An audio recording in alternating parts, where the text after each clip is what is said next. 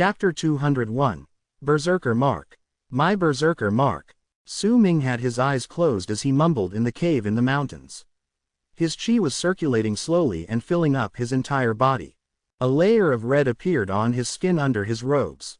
It was not a brilliant shade of red, but was rather dark. It looked as if they were clouds and fog swimming on his skin, spreading all over his chest, back, limbs, and face. The red spreading on his body was not stable. Sometimes there would be a flash of piercing light. At other times, it would turn dark in an instant. It was as if it was reflecting Su Ming's current state of mind. There was agitation lying within his calmness. Once he completely calmed down, his berserker mark would also be finished. Su Ming did not know of the change he was experiencing.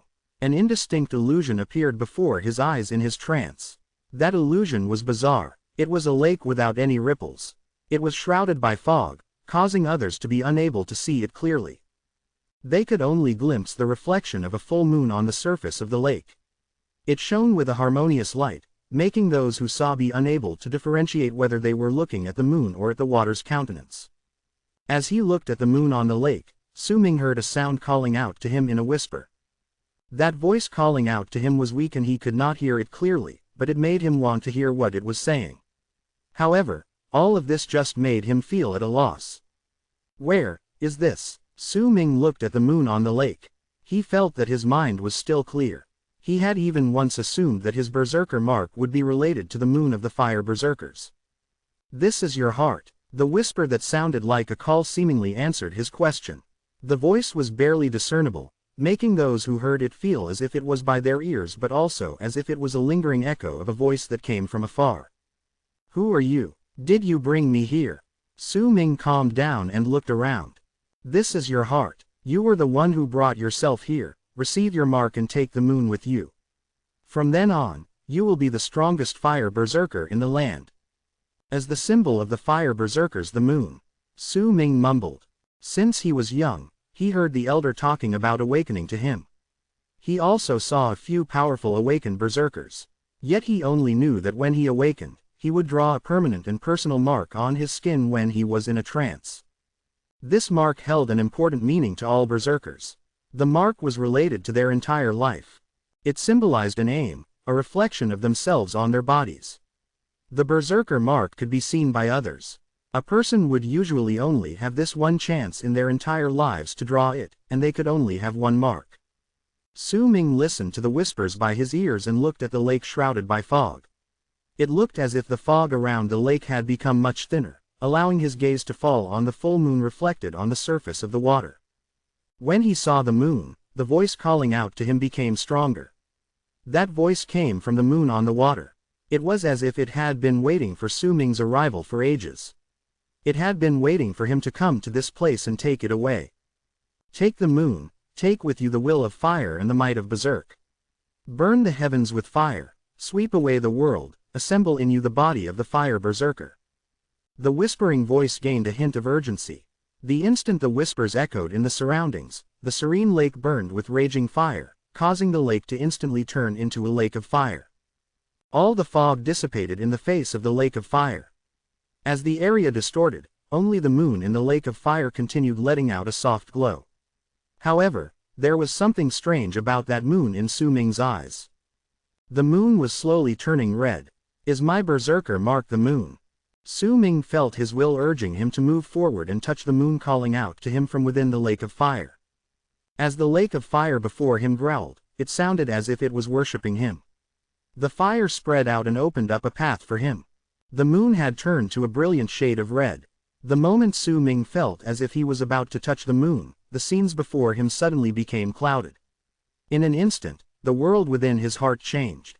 What appeared before Su Ming's eyes was a fire-red sky. The entirety of it was burning with an endless sea of fire. As the fire burned, the ground dried up. There were countless burnt skeletons on the land, and they scattered into ashes in the midst of the shrill cries penetrating the air. There was a person floating in the red sky. That person wore a red robe. Even his hair was red and fell to his waist. He had his hands behind his back as he looked at the sky. His body seemed as if it had fused together with the sea of fire around him. In the direction of his gaze, Su Ming saw. He saw the end of the world. There was an indistinct distortion over there, and there was a giant cauldron within. Golden light scattered out of the cauldron, as if it traveled through time and was similarly about to go through this place to arrive at another time. Begone! A cold harumph fell out the mouth of the man in red who had seemed to be one with the sea of fire. He lifted his right hand and swung it towards the sky. The sky rumbled, and the indistinct distortion immediately cracked apart and shattered like a mirror. Cracking sounds rose from within, and the giant cauldron immediately crumbled as if it had just suffered grievous injuries.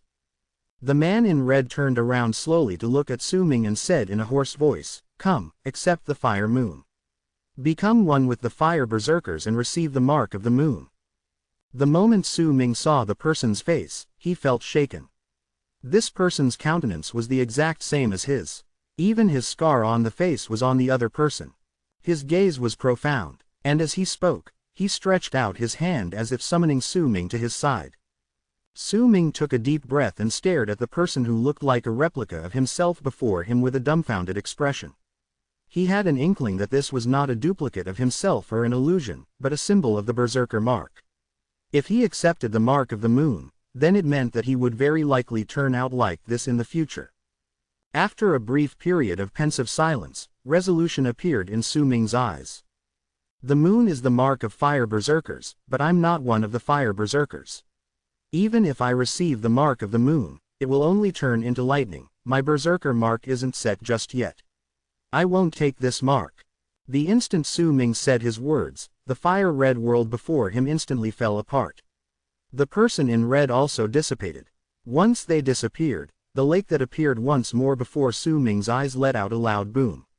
After a moment, the lake dissipated before him as if it was disassembled from the world. Even the moon disappeared in the blink of an eye. It was also during this moment that the old man sitting in the sky cried out in surprise. He discarded it. The old man's expression was grave as he looked at the ground. He used a unique timeless art to see how Su Ming's berserker mark was formed. He also sensed that Su Ming's mark was a moon. Marks are categorized into 3 categories, and each experiences 9 levels of alteration. The sky, the earth, and the world are the 3 categories. Each of them will go through 9 alterations. Once any type of mark reaches the 9th alteration, then they will allow a berserker in the awakening realm to have enough power to break into the bone sacrifice realm. The sun, moon, and stars are known as the sky mark. He sensed the presence of the sky mark, which is enough to show that he's not an ordinary person, but he chose to give it up. The old man looked at the ground and he instantly swung his right arm before him. The sea of blood behind him immediately boiled and tumbled as if there were giant waves roaring about. Everyone's berserker mark is different in the awakening realm, but most of them only have one choice. It's not something that they can discard at will. The moment the will of the berserker mark appears, it'll naturally gather on the body. The old man's words came to an abrupt halt. The moment he stopped speaking, the dark and dull blood fog on Su Ming, who remained in the cave abode deep in the mountains down below, gathered together on his skin and gradually formed the shape of a full moon on his chest. The mark may have been indistinct, but the outline could be clearly seen. At the same time, a hot wave of heat filled the entire cavern. Some of it even spilled out of the cave and surrounded the mountain. Yet the moment the moon was about to be formed, Su Ming trembled, and as he did so, the fog forming the outlines of the moon on his chest rapidly tumbled about like waves. After a moment, the fog dissipated from Su Ming's chest as if it was reversing. It appeared once more on his entire body and turned into an unstable fog. Soon after, the heat in the cave also dispersed as if someone was fanning it away with great strength. In the blink of an eye, it disappeared, along with the heat that had spread outside the mountain. It disappeared like a bonfire and would never exist again. He really discarded it. How did he do it? That's just absurd. Shock and amazement appeared on the old man's face, but he quickly frowned and was about to risk revealing himself to prevent the act he deemed preposterous when his movements suddenly faltered. A white snowflake floated down before him. It was this snowflake that caused the change on the old man's face. Even his breathing became rapid. Snow has never appeared in the land of South Morning, especially where Han Mountain City is located. The old man took a deep breath and lifted his head swiftly. He saw a lot of snow forming in the sky. The heat in the air instantly turned into cold. Could it be? The old man slowly lowered his head and looked at the remote mountains on the ground. A piercing glare appeared in his eyes. He actually sensed a second berserker mark. In the caverns where Su Ming isolated himself deep within the mountains, the instant the heat that existed moments ago disappeared, a large amount of frost appeared on Su Ming's body. In a short amount of time, it spread through his entire body, causing him to look as if he was covered in snow. Even his brows and hair were covered in white. The snow on his face released a chill that was completely different from the heat before. As the chill spread out, the entire cave abode became cold. Very soon, a layer of frost gathered on the walls in the cave and turned into ice. Cracking sounds resounded, and after a moment, the entire cave turned into a world of ice. Even the ground was covered in a layer of ice. The entire mountain was covered in ice. The plants on the mountain instantly turned into ice statues and froze there, unmoving. It was as if the entire mountain had turned into a sculpture. As the chill spread through the ground, a lot of snow appeared in the sky. The snowflakes gradually floated down, causing a strange sight to appear in the land of South Morning, a place where it rarely snowed. The snow floated down, but it did not cover the ground. They gathered on the mountain where Su Ming's cave was instead and gradually gathered into a thick layer of snow. The figure of a boy and a girl could be seen vaguely in the snowstorm. They were holding hands and walking forward through the snow, walking, as if they wanted to continue walking together until their hair turned white with age. Chapter 202. I see, so I'm the one sighing with regret. The child really sensed a second berserker mark. Amidst the snow floating down from the sky, the old man sucked in a deep breath, and as he looked at the ground, eager anticipation appeared in his eyes. His first mark was the sky mark. The second is snow. This snow fell from the sky, but belongs to the ground. It's caught between the sky and earth. This sort of mark is incredibly rare. The berserker mark reflects the soul. Unless there's a unique serendipity, most of the marks are ordinary. This child's first mark was the moon, and the moon was not cold, but was made of fire. It's clear that the fire moon has a large influence in his life. That's why when he awakened, he sensed the fire moon in his trance. As for the second berserker mark, it's a chilling air that turns into snow. It didn't appear out of nowhere either. There's some sort of sentimentality lying within. The old man mumbled in a pensive silence. A glint appeared briefly in his eyes. He stared at the two figures that were indistinct in the snow on the mountain. He looked at the two of them holding hands as if they were walking in the snowstorm, and those two figures did not disappear for a long time. Due to an encounter, the moon mark appeared. Due to love, the snow mark appeared. This child, if he is up to my standards and becomes my disciple, then it'll be my great fortune, and also his serendipity. The old man sucked in a deep breath. He lifted his right hand and pressed it to the center of his brows with a grave expression on his face. I can't use timeless creation to enter the child's awakening thoughts anymore. Oh well, he's worth breaking one of my seals. The old man mumbled. A blue light suddenly appeared on his right index finger, which remained pressed to the center of his brows. That light instantly covered the old man's entire body, causing the sea of blood behind him to turn into a sea of blue blood.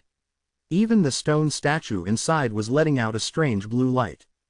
As the blue light shone through the sky, the snow that floated down was also stained with blue. The old man lifted his right hand abruptly and pointed towards the ground. The ancient's words, 3 timeless creations. Buka, Torius, Bratus. The old man let out a low growl. The moment he spoke, the ground trembled, and an illusionary world appeared out of nowhere, causing the area of thousands of li to start distorting as if there were multiple layers overlapping with each other. A vast amount of energy collected from within the old man's body and a strange totem appeared on his face. That totem was formed from 3 odd pictures. The first picture was carved under his chin. Its pieces looked like the cracks on a tortoise shell, and it was filled with blue light. The second picture was that of a 2-horned bull, which appeared on the center of the old man's brows. The third picture was that of a dried-up old tree. It crawled up the old man's face, causing his face to look terrifying. There was a sword penetrating through each of the 3 pictures. The 3 swords were dull, but as of then, one of them was glowing with blue light. Within the cavern in the mountain covered by snow, Su Ming remained seated. His entire body was covered in a layer of frost. There was also ice crystals spread through the area all around him. He remained unmoving, but there was a hint of loneliness and forlornness on his face. The lake had disappeared in the world before Su Ming's eyes. It was replaced with a large mirror completely formed from ice, an ice mirror. He stood in front of the mirror and saw his own reflection. As he looked into the mirror, Su Ming heard a whisper calling out to him. That sound seemed to be dragging out his soul, causing his will to slowly blend into the mirror. When his mind became clear, he saw an endless expanse of snow before him. The area was familiar to him. Compared to the moon in the lake he saw before, Su Ming could see his body this time. It was as if the world within the mirror was not an illusion. It was real. Su Ming walked silently forward in the snowstorm with a hint of bafflement. The snow was falling heavily and it covered the sky, causing him to be unable to see the stars hanging in the sky. He could only see the snow that was falling so densely that the two seemed to be connected. They danced in the sky and created a veil of snow that blocked his view and his way forward. Su Ming walked forth without a word as he looked at the snow. Gradually, he felt as if his surroundings grew more familiar. The moment a light chuckle that sounded like silver bells traveled into his ears from afar, he immediately started trembling. He lifted his head swiftly and looked in the direction the laughter had come from. This is. Su Ming felt shaken. He stomped on the ground and flew up as the snow on the ground jumped into the air. He saw a city through the snowstorm that was not too big in the distance while he was in midair. The city looked like a slumbering beast lying on the floor in the midst of darkness. Wind Stream, Mudstone City. He could see a lot of invisible ripples spreading out from behind the city. Beneath them, he saw a sealed mountain clearly. When he saw that, Su Ming trembled harder. He slowly turned around and cast a glance in another direction. This was the direction to the forest. From this height, he could vaguely see 5 summits that looked like fingers on a hand behind the vast forest. Dark Mountain. Time trickled by slowly. He did not know how much time had passed by. When the chuckle that sounded like silver bells appeared again, this time much closer than before, Su Ming snapped out of his daze. He did now know when, but some time ago, 2 lines of tears fell down his face. Have I come home? Su Ming lowered his head in anguish. He saw a girl walking closer to him on the snow as she laughed happily. He saw a foolish-looking boy behind the girl. There was happiness on his face, along with exasperation as he chased after her. Laughter echoed in the air, and it was carefree. When the boy caught up to the girl, he played with her in the snow. Su Ming watched all of it quietly. He looked at the naivety in the boy and his carefree attitude, observed the brightness in the boy's eyes, and the face without the scar. He also looked at the girl who exuded a wild and untamed beauty. Her sparkling, big eyes contained a dream, her look making others intoxicated. Is it a dream? Su Ming felt his heart clenching in pain. His body slowly descended from the sky and he stood beside the boy. He looked at the familiar people before him sitting in the snow holding hands as they uttered familiar words. He could see them, yet they could not see him. Su Ming, what will we become in 10 years? Are we still going to be as carefree as we are now? Are you still angry? Don't be mad. I'm not mad. 10 years later, we'll definitely still be as carefree as we are now, and by that time, my level of cultivation will definitely be very high. The elder told me yesterday that I'll be staying in Windstream Tribe in the future. I'll receive the same guidance as Yi Wang from Windstream's elder. Perhaps in 10 years' time, I'll be close to Awakening Realm. The words that sounded like the boy's fantasies traveled into Su Ming's ears. He sat down quietly beside them. As he sat next to the girl and looked at her, a gentle look gradually appeared in his eyes. After a long while, the pair of youths stood up. As they laughed, the boy picked the girl to carry her on his back. She buried her head in the boy's back with a shy look and the two of them went away into the distance. You look silly, the girl whispered softly. Su Ming could not hear her clearly in the past. Now, as he stood by her side, he heard her. It was as if he could not control his own body. He followed the pair of youths and walked with them through the snow until they arrived in Windstream City. He stood in the city and watched the girl sweeping away the snow off the boy's body with a shy smile on her face. Su Ming, it'll be an important day for me 7 days later. I've always spent that day with my grandma in the past. This year, I want to spend that day with you, alright? That's a promise. The moment Su Ming heard the words once again in his current situation, the pain in his heart reached its peak. It made his face pale and he took a staggering step back. His chest clenched in pain and his fingers dug into his flesh, as if he was trying to stop his anguished heart from beating so that he would not be in pain again. He stood by the side quietly with a conflicted look on his face. That conflict was clearly due to grief stemmed from sorrow. That's a promise. 7 days later, no matter where I am, no matter what I'm doing, I'll definitely come and find you, Su Ming mumbled, saying the exact same words as the boy by his side.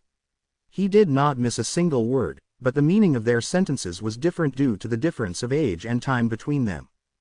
As he mumbled his words, Su Ming saw the girl blushing.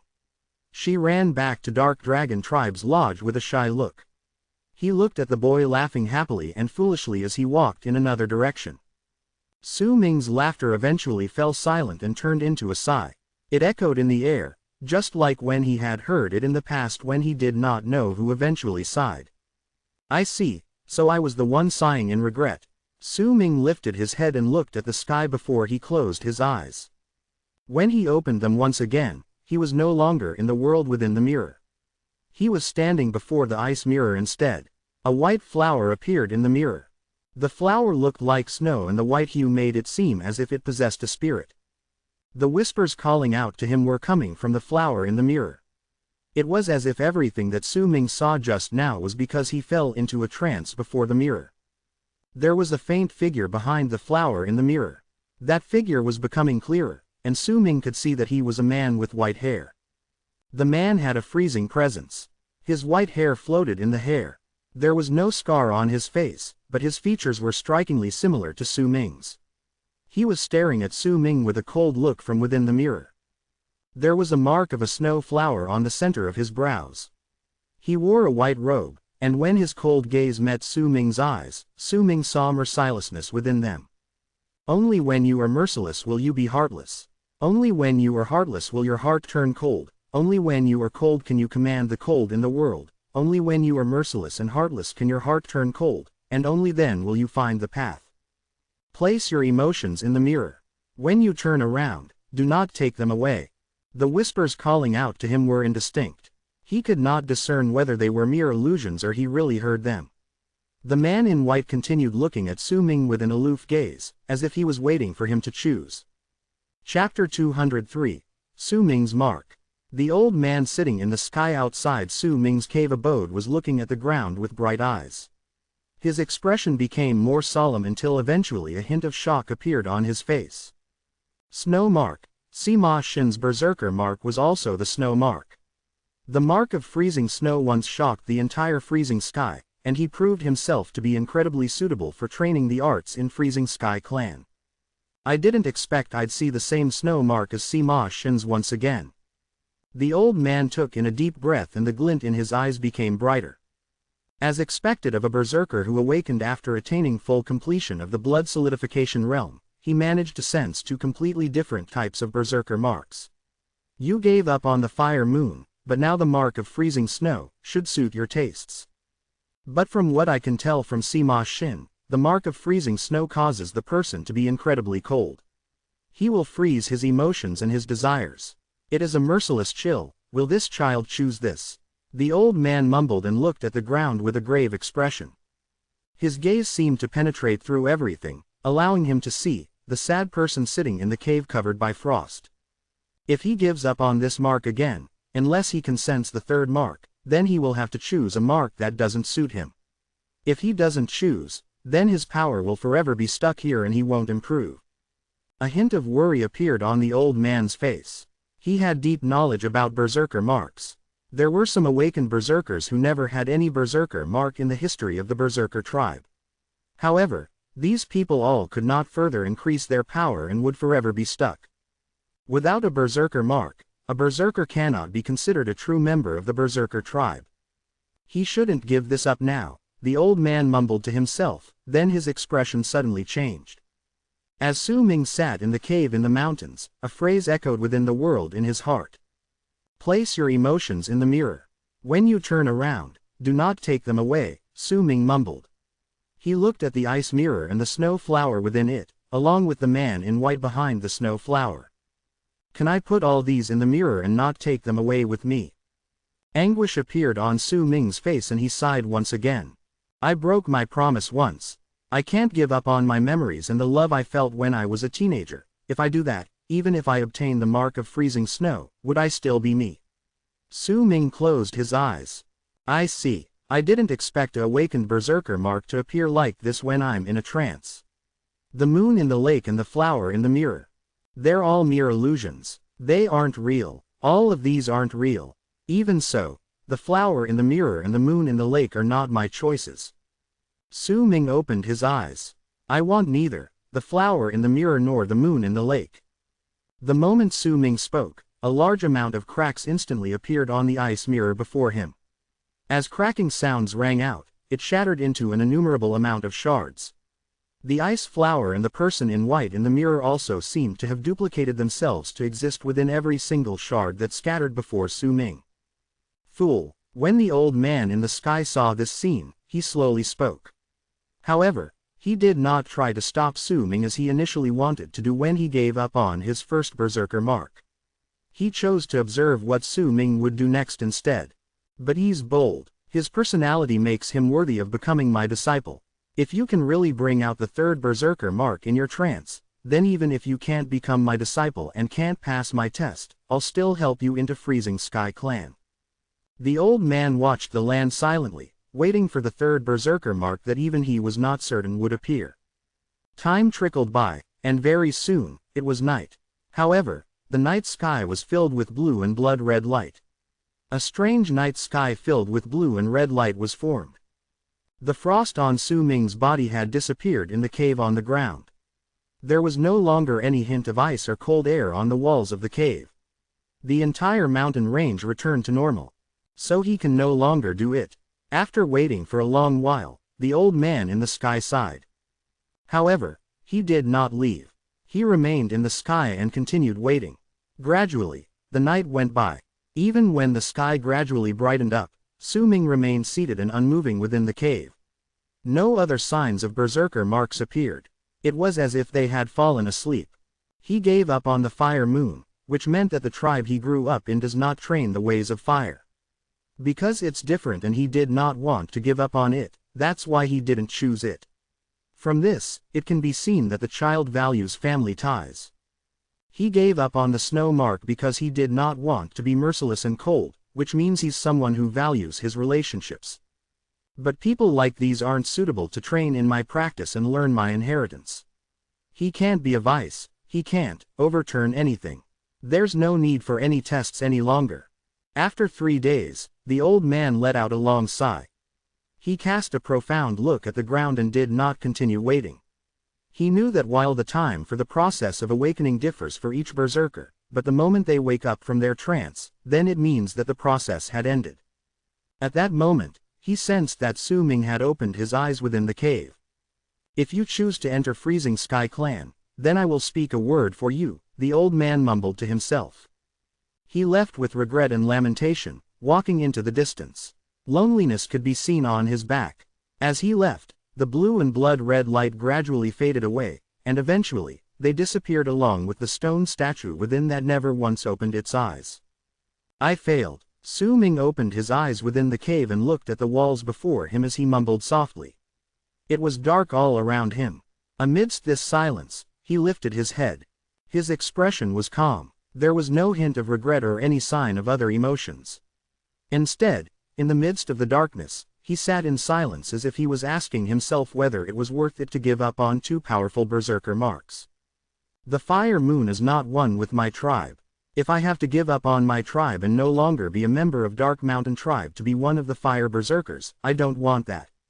The freezing snow wants me to place all my emotions in the mirror, then turn away and abandon them. I can't do this either. If that's the case, then there's no need for me to regret this.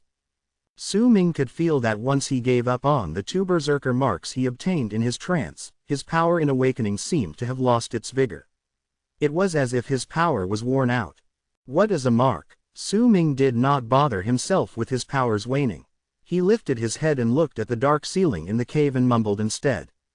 The mark is a reflection of the heart. It is a unique state that belongs solely to a person alone. This was what his elder had told him in the past, and Su Ming always remembered it. Why do we need to enter a trance when we search for our berserker marks? Su Ming smiled. His smile was faint, but within that faint smile was a hint of understanding that no one else could see. It's because the people in the world usually don't even know themselves.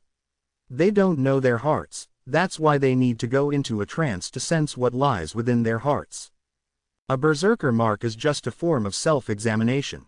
Su Ming's eyes were serene. There was no surge of emotion within them, but gradually, a profound look appeared in them. I examined myself, that's why the fire moon and snow appeared, but even if the flower in the mirror and the fire moon appeared through my self-examination, they might not be what I truly want. Su Ming lifted his right hand and placed it before himself. He looked at his right hand and a strange light appeared in his eyes. On the other hand, it's precisely because I examined myself in my trance this time that I truly learned just what I truly need. Su Ming smiled. He placed his right index finger by his mouth and bit down. Blood appeared. This blood was very viscous, and within it was the power of awakening contained in Su Ming's body. This was the blood gathered together under the power of awakening. This was berserker blood. Draw your berserker mark with berserker blood. Without any hint of hesitation, he pressed his finger at the center of his brows and swiped his finger down to his chin, making the first stroke of his berserker mark. It was a mark of blood horrifying to the eyes. It started from the center of his brows, went past his nose, through his lips, until it connected with his chin. Anyone who carved their berserker mark on their skins would trigger the power of awakening within them. The scene where a large amount of red fog covering their skins would appear, yet now, it did not appear. My mark is the reflection of my will. Su Ming's eyes grew brighter. It was as if there were certain sights within the deep parts of his eyes. Those sights were branded in his mind, and he would never forget them. His right index finger took another stroke on his face and went past his left eye. Yet, even when he took his second stroke, the power of awakening within him still remained still. It did not activate. It was not obtained through a trance, but a form of verification. After I gave up on my trance, Su Ming mumbled. He closed his eyes. With his index finger, he took the third stroke. By then, there were 3 long lines of blood on his face, but it was difficult to see just what he was trying to draw. Perhaps only the scene that existed within his closed eyes would show just what berserker mark he wanted to draw clearly. It's not the moon of the fire berserkers. Su Ming took the 4th stroke, the 5th. It's not the freezing snow. The blood lines looked to be in slight disarray on his face. There might be a number of strokes, but they lacked a line connecting them all together, causing others to be unable to see just what picture Su Ming was trying to draw. It is. Su Ming did not know just how many strokes he made. At that moment, his right index finger came to a pause. He opened his eyes slowly, and the instant he did so, he drew a line across the chaotic blood lines with his index finger. Like a finishing stroke, it connected all the blood lines together, forming a mountain with 5 summits. The mountain with 5 summits, Dark Mountain. The moment the mark of Dark Mountain appeared, the power of awakening within Su Ming's body was drawn out of his body explosively, causing his entire body to be filled with a large amount of red fog. That fog surged into the mark of the 5 summits, causing the mark of Dark Mountain to look as if it was alive. If Tian Shiezi had not left and saw this mark, he would definitely let out a sigh. This was the mountain mark. It was one of the most basic marks among all berserker marks, yet similarly, the moment he finished sighing, he would definitely suck in a sharp breath, and that sigh would turn into shock. This shock would even surpass the shock when he sensed Su Ming's fire moon and freezing snow marks by several fold. It would simply make him sink into a state of disbelief. Berserker marks were all simple. A berserker mark with 2 types of items was already considered complex, but this person. Su Ming's shirt was open. His right index finger did not stop after he drew Dark Mountain. Instead, as gentleness and nostalgia appeared in his eyes, he trailed his finger on his chest, and with each stroke, he drew a tribe. Chapter 204. My Berserker Mark, My Soul. Time passed by without Su Ming's knowledge. He sat within the cave, having completely forgotten everything. He had even forgotten his goal of entering Freezing Sky Clan. The only thing in his mind was chasing his memories with an empty mind. That nostalgia spread out from his eyes and turned into a smile on his lips, but at the same time, there was also grief. He could not differentiate what sort of emotions were within him at that moment. Su Ming's right hand drew on his body and brought out the outlines of Dark Mountain, all the plants in his memories, the familiar houses, and the familiar fences. My berserker mark, my soul, Su Ming mumbled. His right index finger dripped with viscous blood as he drew on his body. Dark Mountain, the tribe, the forest, the houses, and the bonfires that seemed to be burning. All of these were beautiful moments. However, the tribe was void of people, there was only desolation within. Days passed by, and the blood picture of Dark Mountain and the tribe gradually grew complete. The red fog and clouds tumbled outside and within Su Ming's body as they continued to surge into the picture. Eventually, all the power of awakening in his body completely turned into red fog. Once it fused with his berserker mark, the mark that covered half of his body seemed to have gained a soul and looked alive. The mountain, plants, houses, and everything on it was clearly shown on Su Ming's body, forming a gigantic picture that turned into his mark. A mark of his home. At that moment, Su Ming did not know that this sort of complicated mark was incredibly rare in the berserker tribe. It did not belong to any of the 3 sky, earth, and world categories of the 9 alterations. If Tian Xiezi had not left, he would see it, and he would definitely be shocked. Due to the complexity of Su Ming's mark, it would either be categorized as a mixed mark and the berserker would find it hard to increase his power, ending as a joke, or he would increase his power, and once he did so, the power that would explode from him would be shocking. After a few days, Su Ming's right index finger stopped for a moment. His eyes opened once again. He lifted his right hand slowly, and the power of awakening surged forth inside him with an explosive force. As it spread through his entire body, the true presence of awakening burst forth from within him. That presence far surpassed all those within the blood solidification realm. It even created an intimidating presence that could overpower all those in the blood solidification realm. Su Ming's hair moved without wind. While he sat, the red fog on his entire body gradually disappeared. The only thing left was the mark of home that filled his entire upper body. On his face, the mark showed Dark Mountain, while on his chest was his tribe. The tribe spread out on his chest, and around it were the plants. That mark was incredibly clear. Awakened berserkers do not train blood veins. They only train their marks. The mark is their strength, and through the berserker blood in their veins, they can display remarkable abilities, Su Ming mumbled. Everything he knew about awakening was told to him by his elder over the years since he was young. There are 4 stages in the awakening realm. It's divided into the early stage, middle stage, later stage, and the great completion of the awakening realm. Breaking into the bone sacrifice realm through great completion is much harder than reaching the awakening realm through the blood solidification realm. Su Ming lifted his right hand and touched the mark on his face. There are many people in the awakening realm who can't enter the bone sacrifice realm their whole lives. They can't refine their berserker bone and can only fade away in time, leaving the world with regret. Su Ming lifted his head and his eyes sparkled brightly. His berserker mark shone with a red flare as if it was moving on his body. A power that was clearly only at the early stage of awakening but could already stun those in the middle and later stages of awakening by bursting forth from Su Ming's body. The cave trembled. Even the mountains around the cave shook. They let out muffled rumbling sounds and a large amount of dust scattered into the air, turning into a ring that rolled outwards from the mountain. Awakening with 999 blood veins, right now, the power I have. Su Ming lifted his right hand and clenched it slowly before him. I wonder what is the difference between me and those in the later stage of the awakening realm. He took a deep breath. The moment he unclenched his right hand, a bell chime immediately reverberated around him, and an ancient bell about the size of his palm appeared in his hand.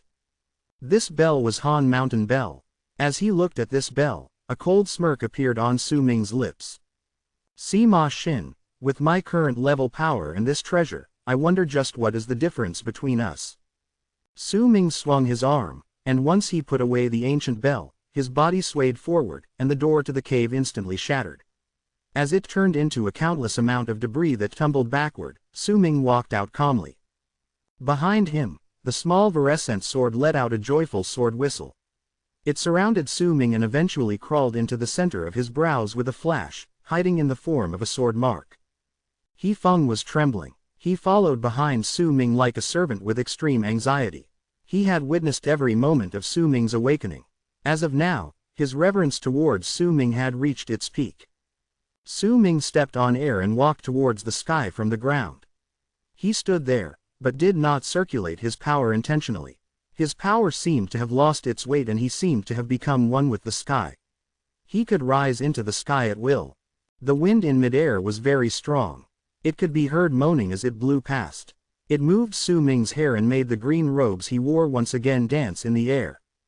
His destination was Han Mountain City, located in the distance. Su Ming's expression was calm as he lifted his right hand to touch the center of his brows. "Some parts are still missing in my berserker mark," he mumbled. The moment he finished drawing his mark based on his home, he understood that his mark was incomplete. "I can repair my mark during awakening. When my mark is complete, then I will have attained great completion in the awakening realm." Su Ming lowered his right hand from the center of his brows. The dark mountain mark on his face gradually disappeared along with the mark of home under his clothes. Unless they used their full power, then those who had awakened would not easily reveal their berserker marks. "There's no need to hurry for my berserker mark.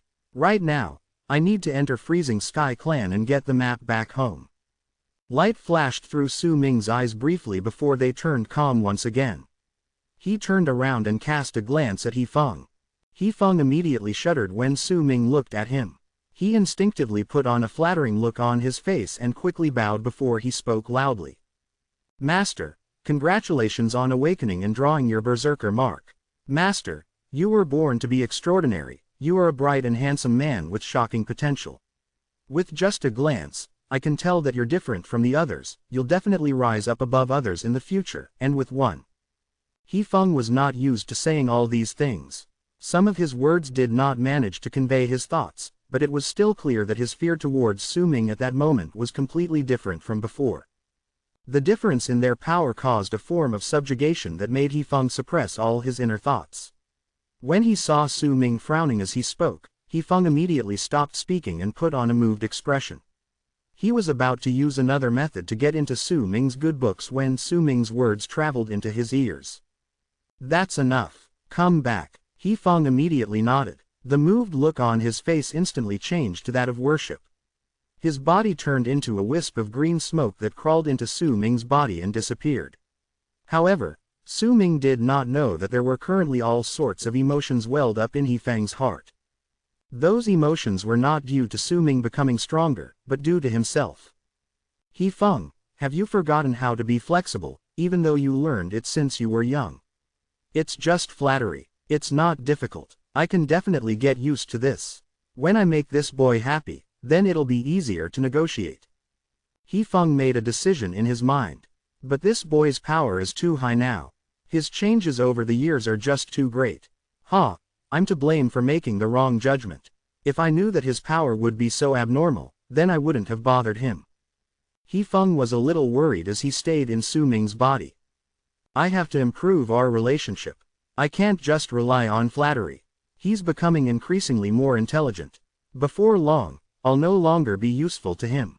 He won't be so kind as to let me go so easily either, especially when his power continues growing stronger.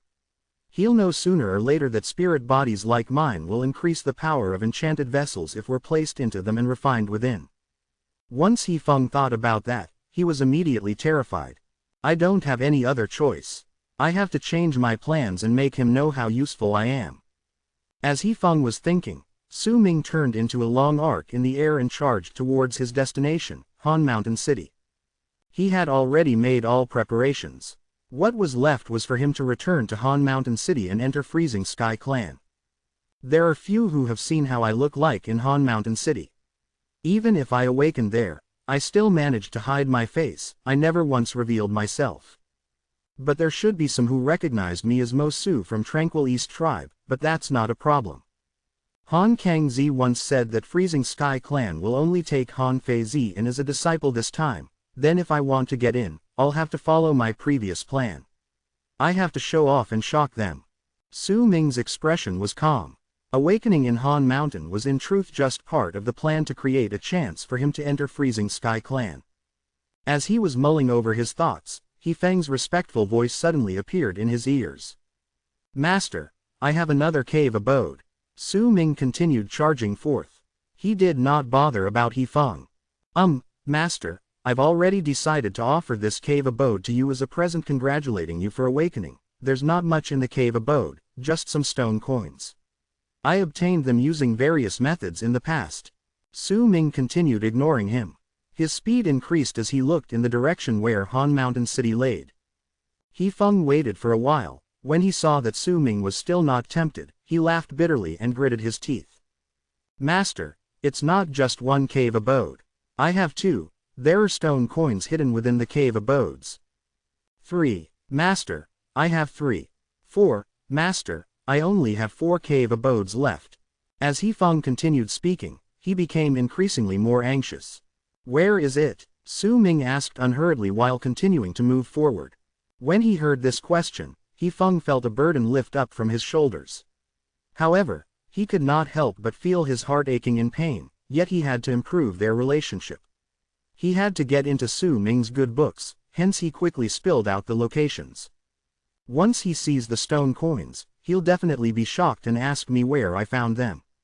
When that time comes, it'll be my turn to show him how useful I am. As He Feng thought about it, he gradually became satisfied. Chapter 205. You choose.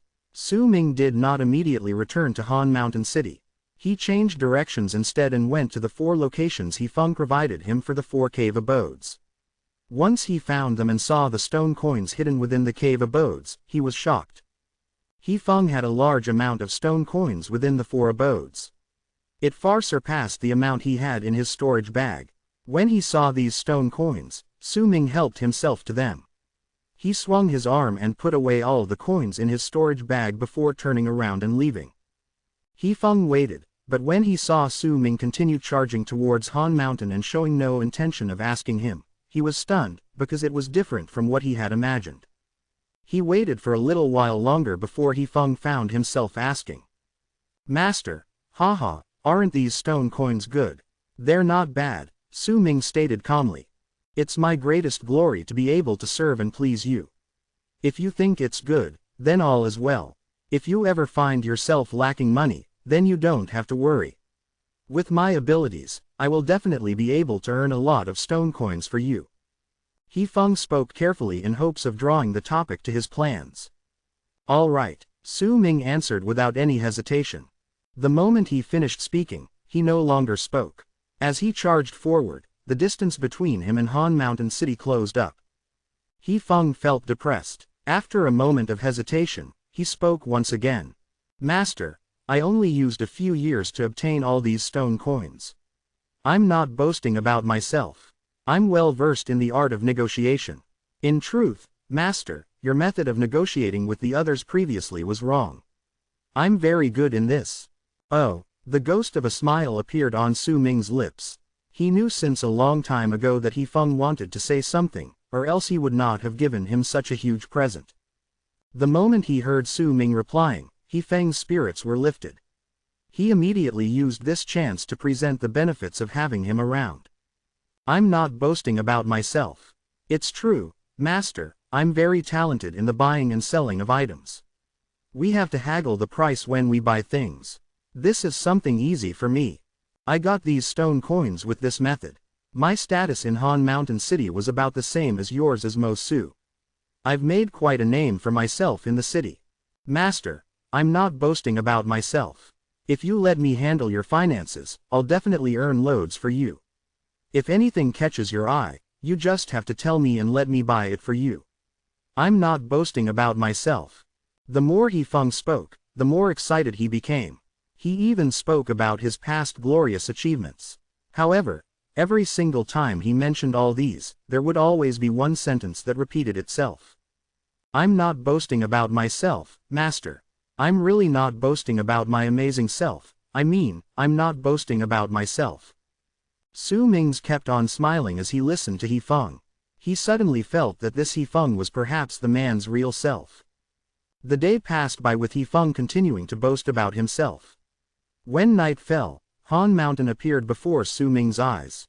When he saw it, the smile on Su Ming's lips gradually disappeared. He brought out the black mask from his bosom and put it on his face, turning into Mo Su. He did not go to Han Mountain City immediately, but chose to go towards Tranquil East Mountain. Tranquil East Mountain in the dusk was the same as usual. It gave out a towering presence. However, that mountain now looked a lot more different in Su Ming's eyes. When he first saw this mountain, he had been nervous. He might not have been nervous the second time he came here, but it was not a place he could enter freely. This was the third time he stood at the foot of Tranquil East Mountain. Even if he was as small as an ant before the mountain, he knew in his heart that he could now walk on it. Su Ming did not speak. He stood at the foot of the mountain and walked up the steps. The instant his foot landed, the mountain suddenly trembled and an intimidating pressure fell on him. That pressure did not possess any intelligence. It was clear that it was the activation of Tranquil East's mountain protection art, used to prevent outsiders from trespassing into their tribe. Su Ming's expression was calm. That presence charged towards him with a loud bang, but it came to an abrupt halt about 100 feet away from him, as if it had crashed into an invisible wall. A lot of rumbling sounds echoed in the air, but that pressure could not move any further. With the mask on his face, Su Ming moved forward. Once he took 10 steps forward, whistling sounds sliced through the air towards him. 10 people charged towards him from the mountain. All of them had respectful expressions on their faces. They stopped far away from Su Ming and bowed deeply towards him. "Welcome, Lord Kindred Mo." Su Ming nodded his head and continued onward. He was not fast, but he crossed about a dozen steps with each step he took towards the top of the mountain. At that moment, a dozen more people charged towards him. The one leading the team of people was Fang Shen, the tribe leader of Tranquil East Tribe. Behind him were the powerful berserkers of Tranquil East Tribe. Once they appeared, they bowed towards Su Ming deeply with conflicted but respectful looks. "Welcome, Lord Kindred Mo." Fang Shen moved a few steps forward, then when he was hundreds of feet away from Su Ming, an excited look appeared on his face. He wrapped his fist in his palm and greeted Su Ming. "Greetings, sir." Su Ming's footsteps faltered. He looked at Fang Shen and spoke calmly. "Tribe leader, there's no need for you to do this. I came here to fulfill my promise. Please bring me to Fang Mu. Thank you for your aid." Fang Shen bowed once more towards Su Ming. When he straightened his body, there was a look of shock and respect in his eyes that was difficult to conceal when he looked at Su Ming. He looked at Mo Su standing before him and remembered all the things that had happened when they met each other. "Sir, this way. You don't have to worry about my son as of yet. Please come to Tranquil East Tower and allow Tranquil East Tribe to offer you our welcome. The elder is preparing himself. He'll come by later to welcome you personally." "There's no need for all that trouble." As Su Ming spoke, he activated the branding art. When his power reached awakening, his branding art improved. When he activated it, the area it covered now spanned to half of the mountain, allowing him to instantly locate Fang Mu. Su Ming took one step forward and moved on air before turning into a long arc and charging towards Fang Mu's house at the mountainside. Fang Shen quickly spoke to the people by his side and followed behind Su Ming. At the mountainside of Tranquil East Mountain was an ordinary house made of stone. Han Kangzi was sitting cross-legged within. She was frowning and there was a melancholy look on her face. Along with her blue skirt, her troubled look gave her a different air of beauty. Whistling sounds traveled forth and Han Kangzi looked as if she was shocked awake. She lifted her head, and when she saw the masked Su Ming approaching in the long arc in the sky, her eyes brightened up. When the long arc descended and turned into Su Ming once the light dissipated, he looked at Han Kangzi and nodded. "Greetings, Brother Mo." Han Kangzi got up and spoke softly. There was a hint of joy in her voice. "How's Fang Mu?" He cast Han Kangzi a glance, then looked at the room behind her. Han Kangzi hesitated for a moment before she spoke softly. "Not too good." Sima Xin activated the berserker seed in Mu'er's body beforehand, so even after he left, Mu'er remained unconscious, from what I understand about Sima Shen's art, Muir's life force is blocked, Han Kangzi whispered with grief on her face. Su Ming was silent for a moment before he said slowly, I played a hand in this. Sir, you don't have to blame yourself. It was bound to happen someday. Fang Shen's voice appeared from behind Su Ming. He walked up towards them with a dejected look. In truth, I knew that Muir did not suffer from an injury, but it was because Sima Shen planted the berserker seed within him. When I met you in the past, I did not have much hope of him getting cured. I just made others think I didn't know about it. I hope you will forgive me for this. Fang Shen let out a long sigh and bowed once again towards Su Ming. Su Ming did not look at Fang Shen. He walked towards the room behind Han Kangzi and pushed open the door. The instant the door was opened, a freezing chill blew into his face. The cold wind spread to an area of about hundreds of feet, and the floor where the wind blew through was covered in a layer of frost. Everything within was revealed clearly when he opened the door. The room was not big, but as of then, it was filled with cold air. There was also a layer of ice in the room. A boy lay on a stone bed. The boy was still. His face had a purplish-black hue. A lot of frost covered his body, and he looked like a frozen corpse. Su Ming remained silent for a moment before he walked into the room. The instant he did so, blue lightning arcs immediately swam through his entire body, then traveled down his legs to the ground. The arcs swam across the ice around him, and as cracking sounds filled the air, the ice immediately showed signs of shattering. When Su Ming walked by, the ice behind him completely shattered, revealing the floor underneath. When he was beside Fang Mu, many lightning arcs swam around his body, making him look as if he was surrounded by lightning. He looked at the unconscious and nearly dead Fang Mu, then lifted his right hand. Lightning sparks gathered together in his right hand until they turned into a large amount of lightning in his hand. He was just about to tap the center of Fang Mu's brows with a finger. Sir, please hold your hand, an old voice said. A long arc charged towards them from outside the house. When it descended, it turned into an old man. That old man was the elder of Tranquil East Tribe. He took a few brisk steps forward and moved past Fang Shen, who looked as if he was struggling internally. He was just about to step into Fang Mu's house when Su Ming turned his head back and cast the old man a freezing look. When he saw that glance, the elder of Tranquil East Tribe felt shaken. He sensed danger and a feeling of being oppressed rose within him, making his heart instantly race. He stopped abruptly and stood outside the house. He did not dare rush forward anymore, but chose to walk towards Su Ming and bow deeply to him. Greetings, sir. Sir, on behalf that Tranquil East Tribe has never offended you, please spare us. I will be eternally grateful if you do so. There was anguish on the elder's face, and he did not straighten up once he bowed down. What is the meaning behind your words? Su Ming asked unhurriedly. Sir, if you save this child, then our tribe will inevitably offend Sir Sima. If Sir Sima is angered, our tribe will not be able to withstand his fury. Fang Mu is a good child. His only mistake was that he was born in Tranquil East Tribe, the old man answered in a low tone. Su Ming remained silent for a while and then his gaze moved to Fang Mu, but his words were clearly directed towards Fang Shen. Fang Mu is your son. You choose. Fang Shen trembled, and his struggles became more apparent. Chapter 206. I know. Fang Shen opened his mouth as if he wanted to say something, but he could not speak. He trembled. His heart clenched in pain and his face instantly turned pale. As he looked at Fang Mu lying on the bed, his struggles reached their peak. Brother. Han Kangzi looked at Fang Shen and spoke softly, but she could only utter that one word. She could not help with his choice because she had already left Tranquil East Tribe and become a disciple of Freezing Sky Clan. She could not take Fang Shen's place in making this decision. Fang Shen, you're the tribe leader of Tranquil East Tribe. The fate of the tribe lies on your shoulders, the elder of Tranquil East Tribe said calmly.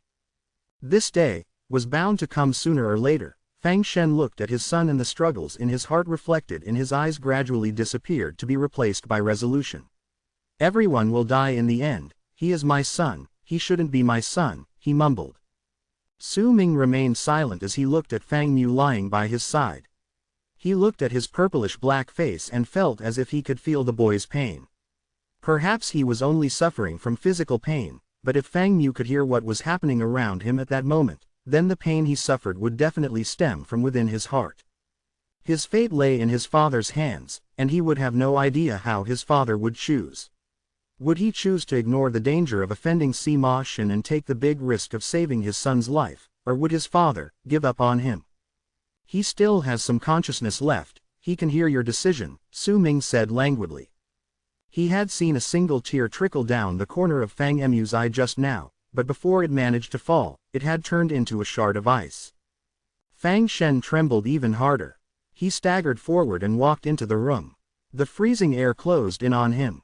This man, who did not look old, looked as if he had become old in an instant. He trembled and knelt down beside the bed, then lifted his right hand without caring about the ice and touched Fang Mu's face. Mu-er, I'm sorry, I'm first the tribe leader of Tranquil East Tribe, then only am I your father. That's why over all these years, even if I knew about the source of your injuries, I pretended that I didn't know. I pretended to search for ways to cure you to hide the fact that I knew. Whenever I saw you trying to prove yourself before me, my heart would clench in pain, Fang Shen mumbled and tears fell down his cheeks. Fang Shen, we can only let the boy die. We can't save him, and we mustn't save him. The elder of Tranquil East Tribe sighed, and a conflicted look appeared on his face. I can't save him. That's right, I'm a member of Tranquil East Tribe. Fang Shen's chuckles gradually grew into loud laughter. However, there was only grief in his laughter. It's precisely because I am the tribe leader, that's why even if I knew all these, I could not tell him. I even had to put up a farce before him. Sir Mo, what are the chances of success to cure Fang Mu? Red appeared in Fang Shen's eyes. He turned to look at Su Ming. Su Ming looked at Fang Shen kneeling before him and a barely noticeable glint flashed in his eyes. I have no confidence, not even a tenth of it, he stated slowly. But if I take action, even if I don't succeed, Sima Shen will still discover it. That's why you must think clearly. Su Ming no longer looked at Fang Shen, but cast his gaze on Fang Mu. Fang Mu, I'm sorry, I didn't tell him the truth. I want to know what your father would choose to do in this situation, Su Ming thought silently. This situation reminded him of himself. Fang Shen's face was bloodless. He lowered his head slowly and looked at Fang Mu blankly. The elder of Tranquil East Tribe let out a long sigh before he spoke sternly. Fang Shen, Sir Mo has spoken. The chances of saving Fang Mu are close to none. The outcome has already been decided. Han Kangzi stood outside the house. Her face was bloodless. She leaned on the wall by her side as if she had lost all her strength. The grief in her eyes became more prominent. Fang Shen was silent. After a long while, he stood up slowly and closed his eyes, cutting off his sight of his own son. His body was trembling as he turned around and walked out of the house as if that act itself was a struggle. At the instant he turned around, he did not see that the ice shards under Fang Mu's eyes had increased. Fang Shen looked like he grew much older in an instant. He took one step forward with his back towards Fang Mu. The instant his foot landed, he felt as if his heart had shattered. Right before his eyes, he saw Fang Mu sitting happily on his shoulders as he laughed happily and innocently. Papa, Papa, tears fell down Fang Shen's eyes as he took his second step, but the moment his foot landed, Fang Shen let out a long sigh. He stopped. Elder, Fang Shen mumbled. The elder remained silent, but a fierce look appeared in his eyes. I've been the tribe leader for Tranquil East Tribe for 19 years. For the past 19 years, I've been the tribe leader of Tranquil East Tribe, not Mu-er's father, but now, I will take up the responsibilities of a father. I, Fang Shen, will leave Tranquil East Tribe and resign from the post of tribe leader. From now on, I no longer have anything to do with Tranquil East Tribe. If Mu-er lives, I will bring him with me. If Mu-er passes, I will kill myself as an apology. What are you saying? Not even Sir Mo is confident he can cure your son. Why are you doing this for a boy who lost all hope of surviving? The fierce look in the elder's eyes became sharper. Fang Shen lifted his head and looked at the elder of Tranquil East Tribe firmly. I'm his father. When the words fell into Su Ming's ears, a shudder ran through his body. He looked at Fang Shen, then at Fang Mu, then let out a soft sigh. When he saw that the elder of Tranquil East tribe was about to fly into rage, Su Ming lifted his right hand and waved it at Fang Shen. His actions were too sudden. As he swung his arm, a large amount of lightning appeared around Fang Shen. With a rumble, Fang Shen coughed out a mouthful of blood and he was flung out of the house. He fell outside, and while stunned, he struggled to get up, but with a shock from the lightning sparks surrounding his body, he fainted. Soon after, a bell chime reverberated in the air from within Su Ming's body. That bell chime did not spread too far outwards, only within the house. Yet when the elder heard it, he trembled and staggered back. It was not until he retreated a few hundred feet that he managed to gain his footing. His face was pale as he looked at Su Ming, as if he had just understood something. He silently looked at the unconscious Fang Shen before he let out a long sigh, then he lifted his right hand and slammed it on his chest. With that one strike, he coughed out fresh blood and fell to the side. When I first came to the land of South Morning, I met you. That is our fate. Since that's the case, I will shoulder the responsibility of facing Sima Xin. You have a good father. With his right hand, Su Ming tapped the center of Fang Emu's brows. The moment his palm landed, Fang Mu started trembling viciously. The ice on his body was instantly surrounded by lightning, and with a few cracking sounds, it shattered inch by inch.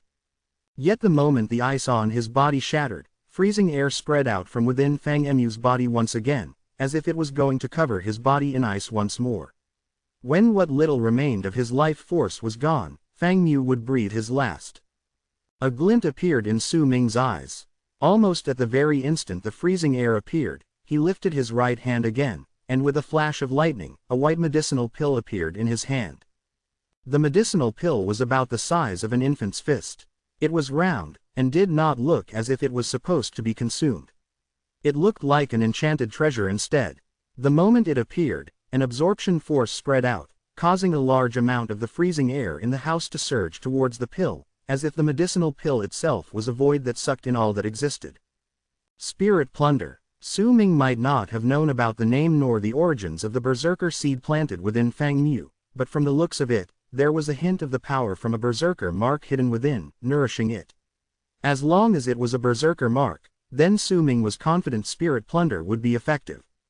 As of then, the hint of power from the berserker mark nourishing the berserker seed within Fang Mu waned and withered away. There was not much power left. It was precisely because of this that Fang Mu, who had lost a large amount of his life force, could still bear to withstand its existence, still hang on to life. Extinguishing a waning mark of a berserker seed was not something Su Ming had confidence only once in 10 times to perform. He had but absolute confidence. The moment he brought out Spirit Plunder, not only did it absorb the freezing air around him, but the purplish-black hue on Fang Emu's face also seemed to have come alive, turning into a layer of fog on his skin that started tumbling about as if it wanted to sink into Fang Emu's body and hide itself.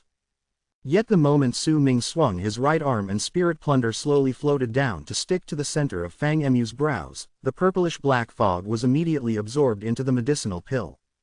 A large amount of purplish-black fog was incessantly absorbed by the medicinal pill.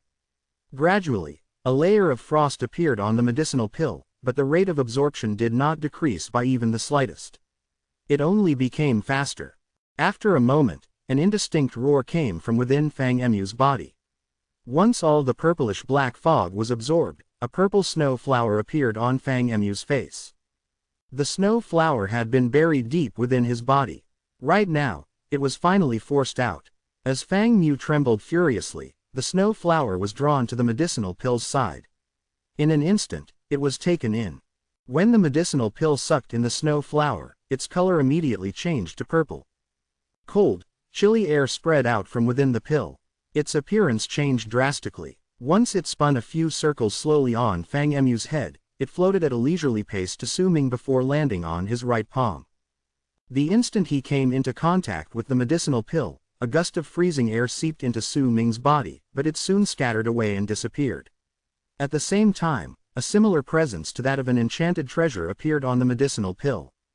Its color also started to change slowly, eventually returning to white once again. It was slightly transparent, and Su Ming could see a layer of purple snow sealed deep within. I can save you, but I can't return you the life force you lost.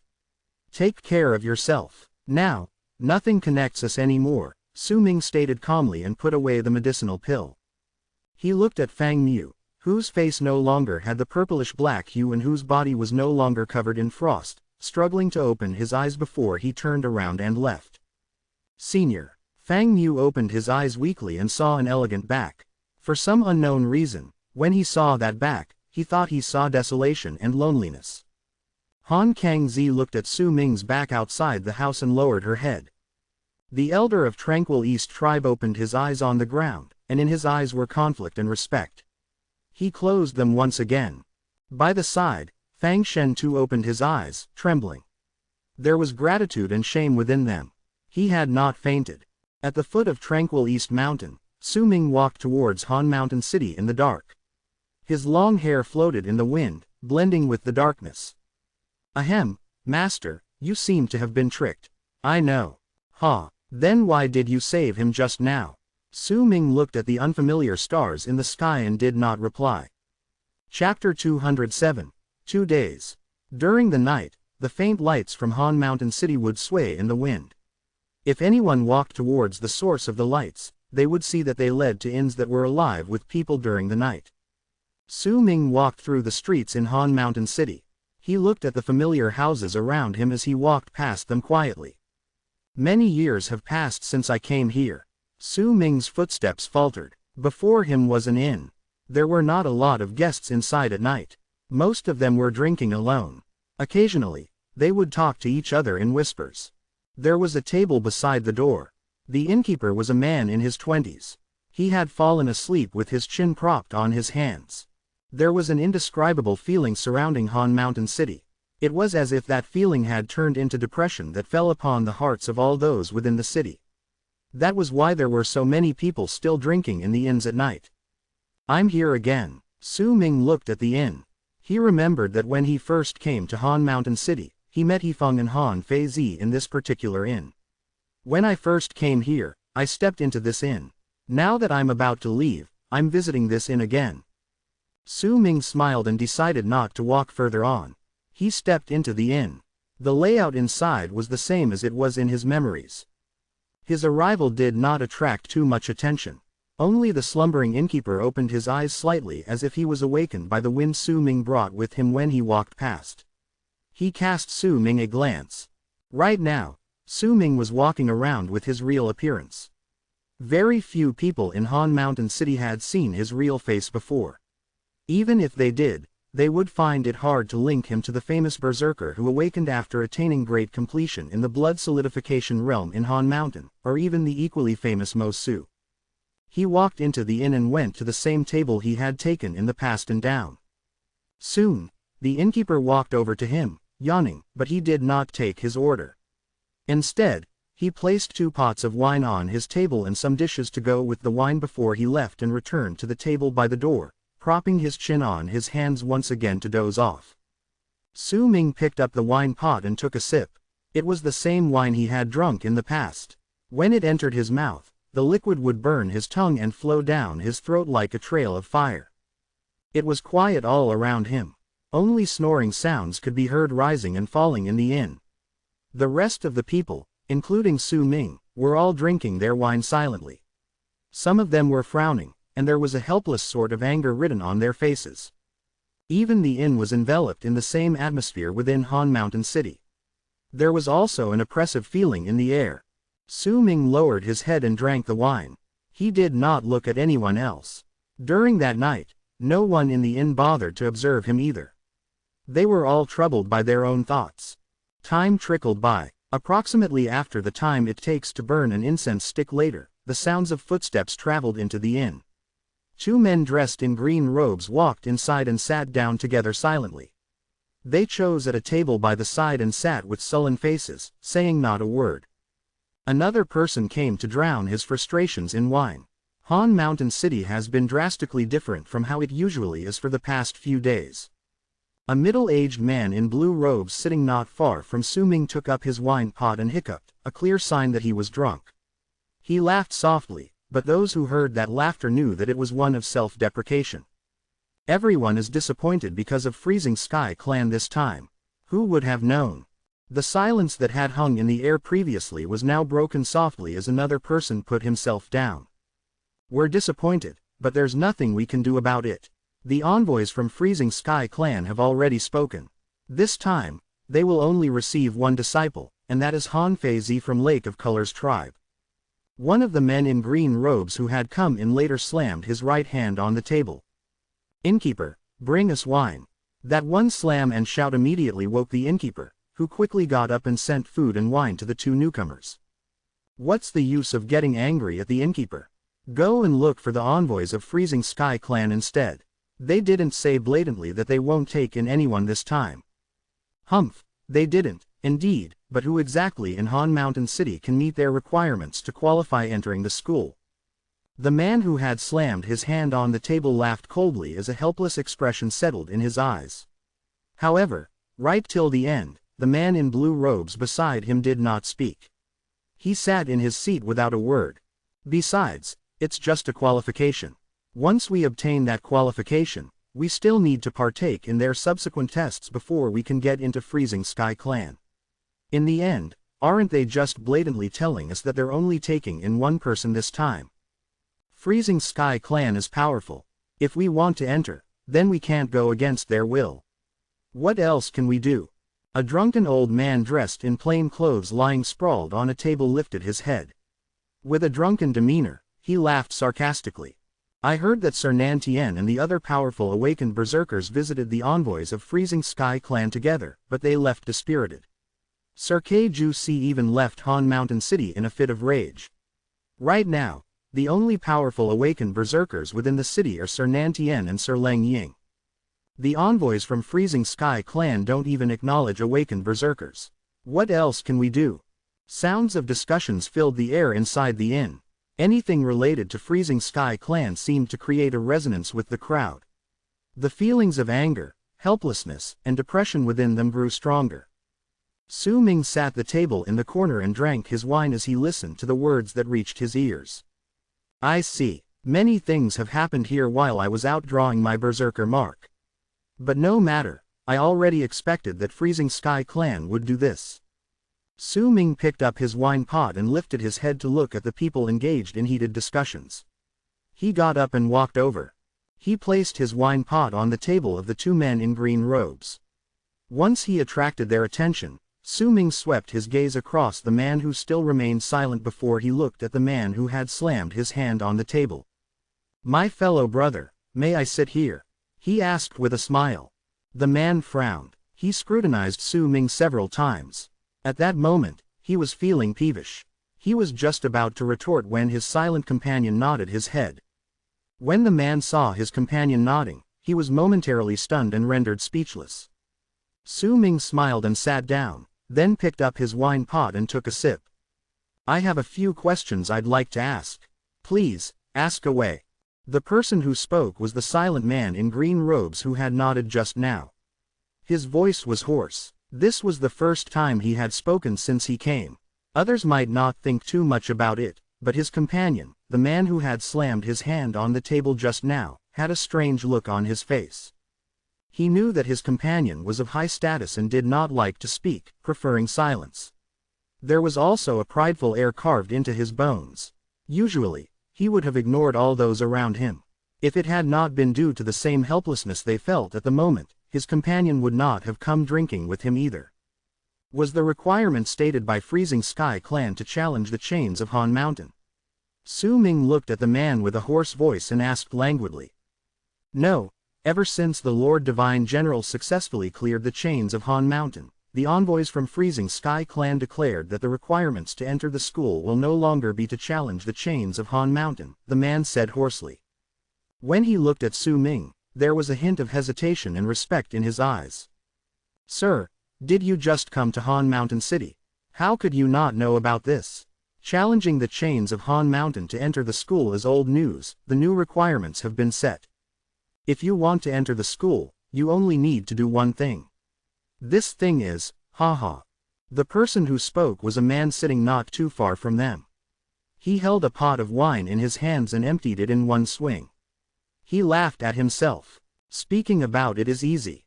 All you need to do is to challenge all the awakened berserkers in Han Mountain and the 3 tribes, and you can only use 1 hit every time you challenge them. If your challenge is successful, then you will qualify to enter the school, but that's just the qualification. Whether you can enter Freezing Sky Clan depends on their subsequent tests. This isn't a test, it's blatant refusal. Freezing Sky Clan has made up their minds this time, they'll only take away 1 person. The sounds of discussions rose up once again inside the inn. Besides drinking their frustrations away with wine to deal with their anger towards the requirements set by Freezing Sky Clan, there was nothing else they could do to rebel against it. There are still 2 more days. Once these 2 days are over, the envoys of Freezing Sky Clan will take Han Feizi away, and their journey to Han Mountain to take in new disciples will end. If we want to enter Freezing Sky Clan, we'll have to wait another 10 years. It's not as if there's absolutely no one who can do it. The quiet man sitting beside Su Ming suddenly said, "If the Lord Divine General returns, he'll definitely be successful." It's blatantly clear that the envoys from Freezing Sky Clan declared that they won't use the chains of Han Mountain as a requirement just so that they could direct this against the Lord Divine General. Even if the Lord comes back, it won't be easy for him either. Besides the Lord Divine General, perhaps Sir Yun Zhang, who went out to train in isolation, might stand a chance. There's Mo Su as well. If this mysterious awakened berserker appears, he might stand a chance. Besides these 3, no one else in Han Mountain can do it. Su Ming didn't speak anymore. He sat by the table and gulped down mouthfuls of his wine. When the sky gradually brightened up, most of the people in the inn stopped talking amongst themselves. Some of them even chose to leave. The hesitation on the face of the silent man beside Su Ming grew thicker. He looked at Su Ming, then after a moment of hesitation, he stood up and rapped his fist in his palm towards him in a salute, then with his astonished companion, he left the inn. At that moment, besides Su Ming left drinking wine in the inn, there were only 3 more people in there. However, those 3 people were drunk. They lay on the table asleep, and their snores could be heard shaking the roof. That person has awakened. Su Ming's gaze fell on the quiet man from 2 people who were leaving the inn. Once the man who Su Ming was staring at outside the inn took a few brisk steps forward, a grave look appeared on his face. The hesitation in his eyes turned into shock. "Brother Yun, what's the matter? Is there something wrong with that person?" His companion asked softly. "Quiet, say no more. That person is." The quiet man spoke with a hoarse voice. Then he paused and took a deep breath before he turned around and looked at the inn behind him. He might not be able to see Su Ming, but there was deep respect in his eyes. "He isn't someone we can talk about or bother. Just now, he only spoke once to me, but it made my heart jump. Even my chi became unstable." Then what's his level?" The man's companion was shocked, and his expression immediately changed. The man named Yun remained silent for a moment before he retorted, "Even the elders of the 3 tribes aren't able to make me feel so nervous. What do you think his level is?" Chapter 208. That person was like a mountain. Han Mountain City woke from its slumber at dawn. The number of people on the streets increased, but there was still a depressing atmosphere hanging over the city. Before the envoys of Freezing Sky Clan came, the people were filled with hope. Yet when they came, this was the result. These were the final 2 days. 2 days later, the envoys from Freezing Sky Clan would depart, which left the people with little time. Yet even if they had more time, these people in the blood solidification realm could not pass the harsh test. It was tough even for those who had awakened. Keiju Si had even left in a fit of rage. What else could they do in this situation? Being weak, they had no right to choose, neither did they have the right to decide the rules. They could only struggle to live under the rules set by the strong. Many more people visited the inn during the day. Yet although the inn may be livelier than it was during the night, it was still clearly different from how it was usually. Sometimes, silence would fall upon the people inside. A silence that stemmed from them waiting for the final 2 days to go by, knowing that they could not even struggle against the will of Freezing Sky Clan. Perhaps after 2 days, when all is over, this depressing air would disappear. Su Ming still remained in the inn drinking. He looked at the sky outside and listened to the discussions laced with defeat along with sounds fueled with anger towards Freezing Sky Clan. He had been sitting here for a long time, since the previous night till noon. The sun was bright and brought with it heat. It spread into the inn, and the heat seeped into his wine as he drank it. It was rare for him to have such moments of peace.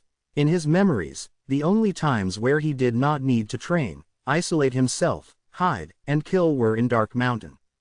Ever since he came to the land of South Morning, peaceful times like these were rare. He treasured them. He just sat there, and when dusk arrived, cries of surprise rose from outside the building, and rumbling sounds came from afar. They were quickly followed by broken laughter. Another person failed again. Only the mad berserkers in the blood solidification realm will dare challenge those who had awakened, but if we don't do this, then we can only give up. Thank goodness Sir Nantien and Sir Leng Ying are merciful towards us outsiders. During the past few days, those who challenged them would only be injured, but not dead. Freezing Sky Clan is merciless. Sir Nantien and Sir Leng Ying are also forced into this situation. Unless they choose to leave like Sir Keiju Si, then their existence prevents others from getting past the first stage. But what else can they do? If they pretend to fail, it'll just cause harm to others. The awakened berserkers from the three tribes won't spare anyone who challenges them. Su Ming lowered his head and continued drinking wine. When dusk was over and night came once more, most of the people in the inn left. It was the same as last night. The few people left in the inn were all there drinking their sorrows away. Among them, 2 of the people had been in the inn the previous night as well. One of them was the old man, and the other was the drunken man. "Brother, you've been here the whole day." "No. Come, we might not know each other, but we're all people who have been similarly cast aside by Freezing Sky Clan. Let's drink." The man picked up his wine pot and went to Su Ming's table with a smile. Su Ming smiled faintly and picked up his wine pot to start drinking with the man. "I'm Luo Lin. What's your name, brother?" "Su Ming." Su Ming put his wine pot down. This was the first time he used his own name in Han Mountain City. "Brother Su, let's drink." The man did not mind. He picked up the wine pot and took another big swing. Soon, the old man who had been in the inn since the previous night also picked up his wine pot and walked over. He looked at Su Ming and the man, then let out a bark of laughter. "We're all people who have fallen. I don't have any mood to train for the next few days. Luckily, after tomorrow, we won't have to be bothered by this anymore. This is the final night, how about spending it together?" This night was very different to Su Ming. Besides the 2 people sharing a table with him, most of the people from Han Mountain City who came to the inn were familiar with each other. Once they introduced themselves, the people in the inn no longer talked about Freezing Sky Clan. Instead, these dejected men drank with each other and laughed drunkenly. To them, Su Ming was clearly someone who recently came to Han Mountain City to see whether he could join Freezing Sky Clan and was rejected. He was the same as them. There was nothing different between them. Even if the man called Su Ming was a man of few words, there was always a smile on his face. When he drank, he also downed his wine boldly. Gradually, the people gathered in the inn that night accepted Su Ming as one of them. When midnight arrived, the 2 men in blue robes appeared in the inn once again. They sat on the table by Su Ming's side and joined in their discussions. Sometimes, when the man called Yun looked at Su Ming, there would be deep respect hidden in his eyes. His companion also appeared on edge. He was very reserved. However, once he had enough alcohol in his system, he gradually started getting louder. The night passed by without everyone's knowledge. When daylight arrived, the people in the inn slowly fell silent. "It's the final day." The old man picked up his empty wine pot and a melancholic look appeared on his face. "This is the 3rd time I came to Han Mountain City, but I had no luck with Freezing Sky Clan in all 3. I don't even know whether there will be a 4th time. Perhaps there won't be." The old man laughed bitterly. "It's day. The envoys will leave today. I won't drop by at night anymore. If we are fated to see each other again, perhaps we will," the man said in a carefree manner, but as he spoke, he sighed. "It's a pity that right up till the end, we never saw Sir Yun Zhang appearing, neither did we see the mysterious Mo Su. No one had ever seen his true appearance either, we only know from rumors that he has great power. But pity, he never appeared." There were a dozen people who had been drinking beside Su Ming over the night. When the silence was broken, they started discussing amongst themselves. The man in blue robes named Yun lowered his head. When he heard others talking about Yun Zhang, he let out a soft sigh. His companion hesitated for a moment before he looked towards him. What I look forward to the most is the Lord Divine General. That's right, if the Lord Divine General comes back, then we can let Freezing Sky Clan know that there's also a prodigy among the outsiders in Han Mountain City. I can still remember everything that happened when the Lord Divine General was up against Pukchiang tribe. Every single time I recall it, I'll feel my blood boiling in excitement, but it's a pity he didn't come back. Lord Divine General, where are you? The man sitting across Su Ming let out a loud shout which was immediately followed by laughter. He was clearly drunk. Perhaps alcohol was not the source of a person getting drunk, but only when a person wanted to would he get drunk. Lord Divine General, where are you? The old man also shouted while laughing loudly. After such a second call, the other people in the inn started laughing. There was a note of helpless in their laughter, along with anticipation, but most of all, they were venting off their frustrations towards Freezing Sky Clan. They wanted to see someone who could enter Freezing Sky Clan, even if that person was not themselves. They wanted to let Freezing Sky Clan know that there was also a prodigy among the outsiders in Han Mountain City. Lord Divine General, where are you? Lord Divine General, where are you? These roars came from within the inn. Under the morning sunlight, a dozen men shouted at the same time. It was a roar that was given birth after days of feeling depressed. Those sounds traveled out of the inn and into the inns around the area. Gradually, in another inn located not too far away, the same words tumbled out of the people who were drowning out their frustrations over there, as if they were echoing the same words. Lord Divine General, where are you? When the same words traveled out from the second inn, gradually, these words were transmitted from one place to another, rising and falling like a giant wave on the day the envoys from Freezing Sky Clan would leave. No matter which place the words traveled to, they would immediately be echoed. The people who shouted were not limited to the people in the inns. Almost all the outsiders in Han Mountain City who had been feeling depressed and forced into silence for the past few days joined in to cry out this one single sentence once they heard the words. These sounds were like a storm that swept past the entire Han Mountain City before it finally quieted down. The moment it died down, Su Ming lifted his head and picked up his wine pot to take a big gulp.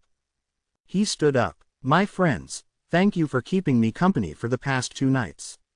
I still have some matters to attend to, so allow me to take my leave. Su Ming looked at the people before him.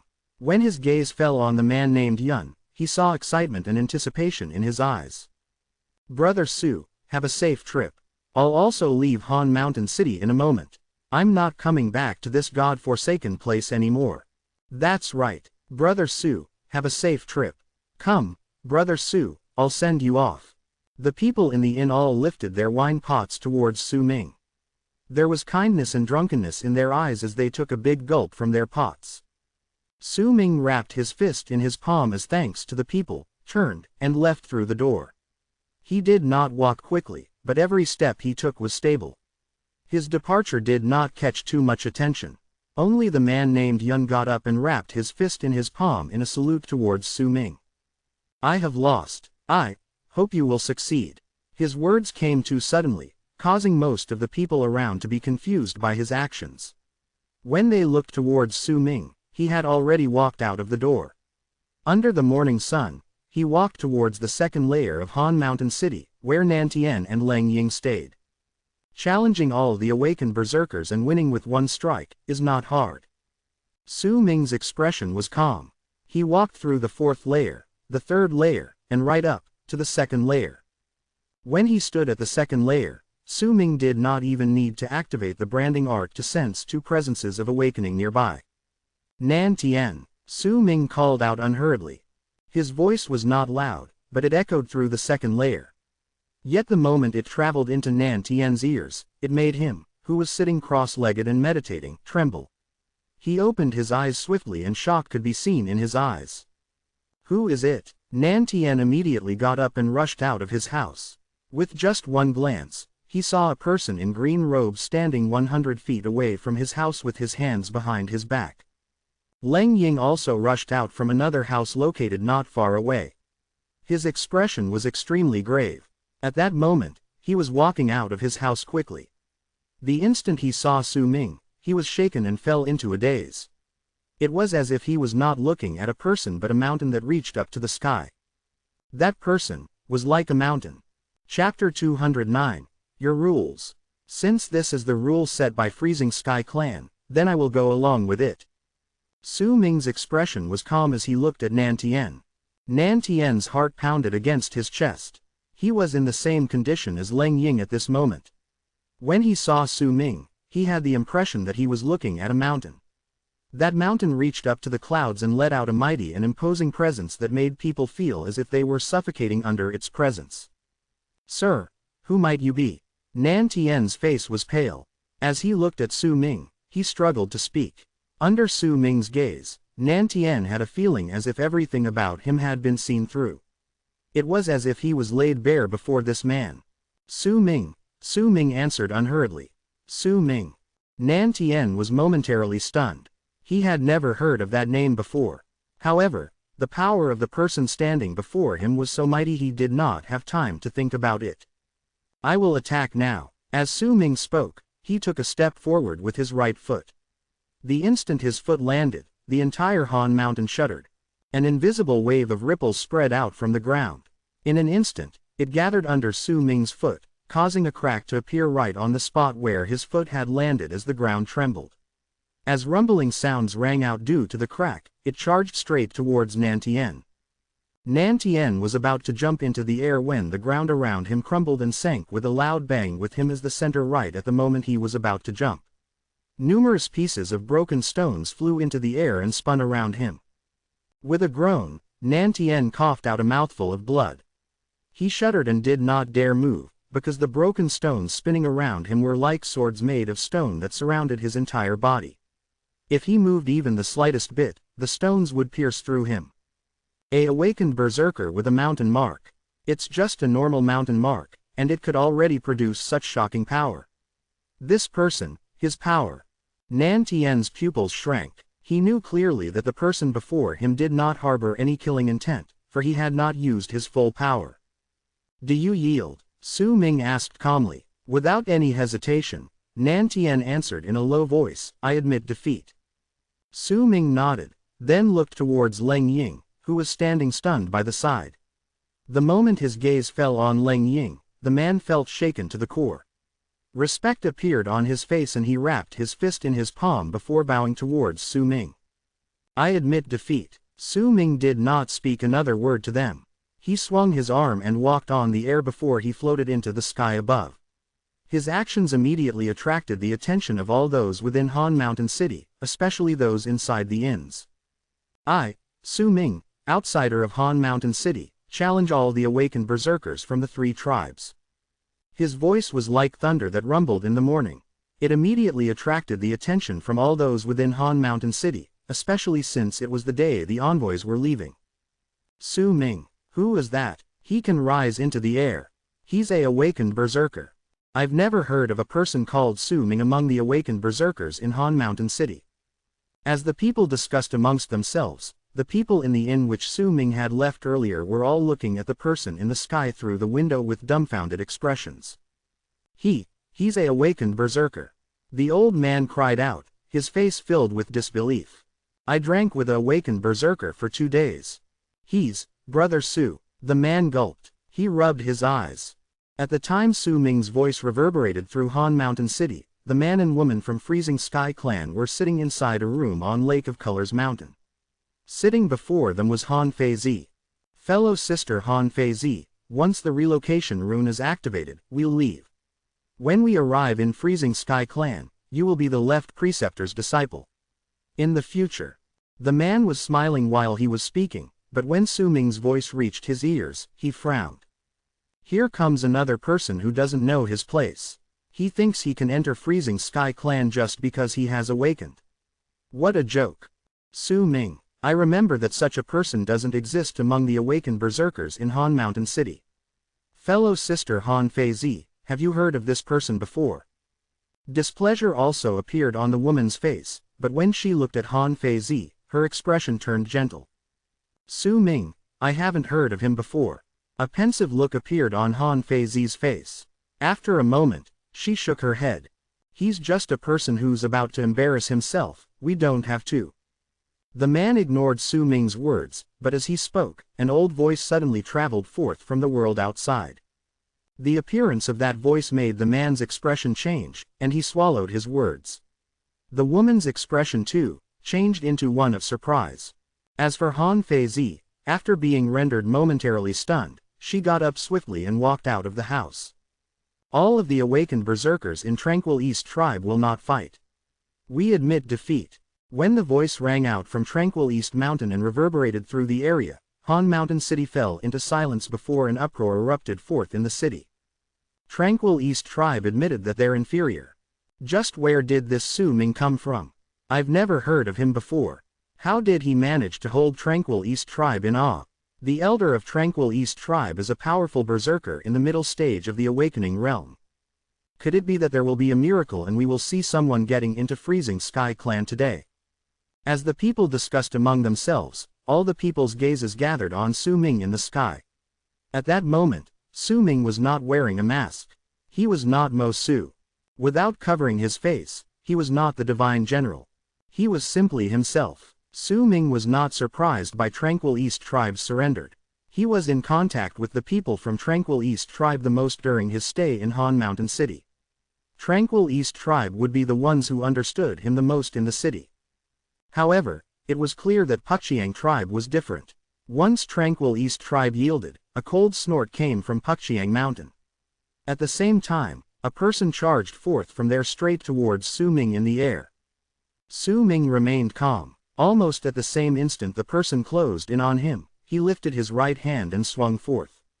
The moment he did so, the sky and earth rumbled. An illusionary mountain appeared out of thin air before Su Ming. When that mountain appeared, it was lying horizontally, and it looked like an awl when it did so.